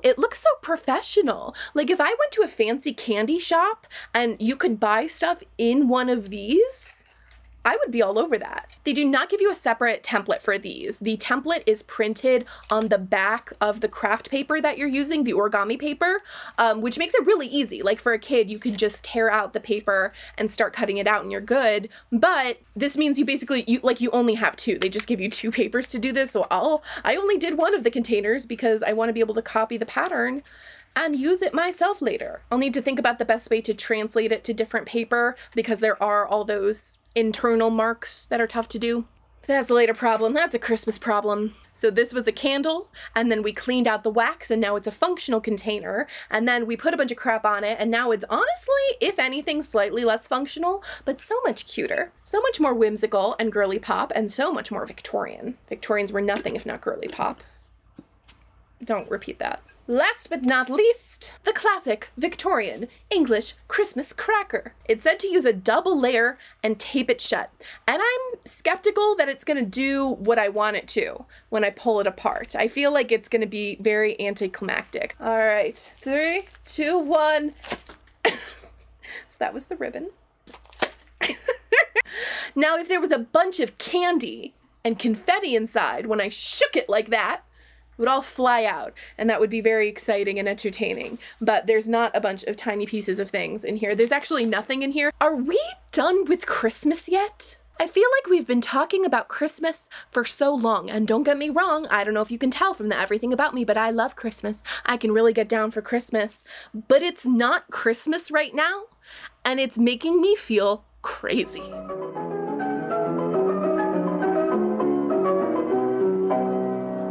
Hello again. Yes, me and Samantha are still here. If you happen to not read the full title of this video before clicking, you might be thinking, well, hold on. This video, by runtime, is almost over, and we haven't even discussed all of the main series, let alone all this extra stuff that Kate promised me. And that, my friend, is because Samantha was simply too prolific. Her world is simply too expansive for a singular mega video. Bad news is you will have to wait a little longer to find out what happens to dear Samantha next. The good news is that if you want to see an entire chunk of part 2, it's already up on my Patreon. I'm so excited to put up some extras from this video. There's a little outtakes reel. There's a video of our spa treatment with Miss Samantha. And of course, patrons always get sneak peeks and early access for upcoming content. They got to see the first clip of the Samantha video months ago in May. So if you are desperate for more Samantha content, that is where to find it. You can also find me talking Samantha on my TikTok. But regardless, just the fact that you watched this video up until the end is the hugest compliment I can imagine. I am so grateful and delighted that you are here to share in this thing that we all love. I assume we all love. I assume you weren't hate watching. There is a ton of information for you in the description if you're interested. That includes a lot of historical references, my image sources, links to the books that I talk about. I link to a lot of my favorite American Girl related resources, things that either helped me make this video or are just fun to look at. I will link to a lot of the stuff I wear throughout the video, some of the stuff I used. Samantha and I will be back for more very soon.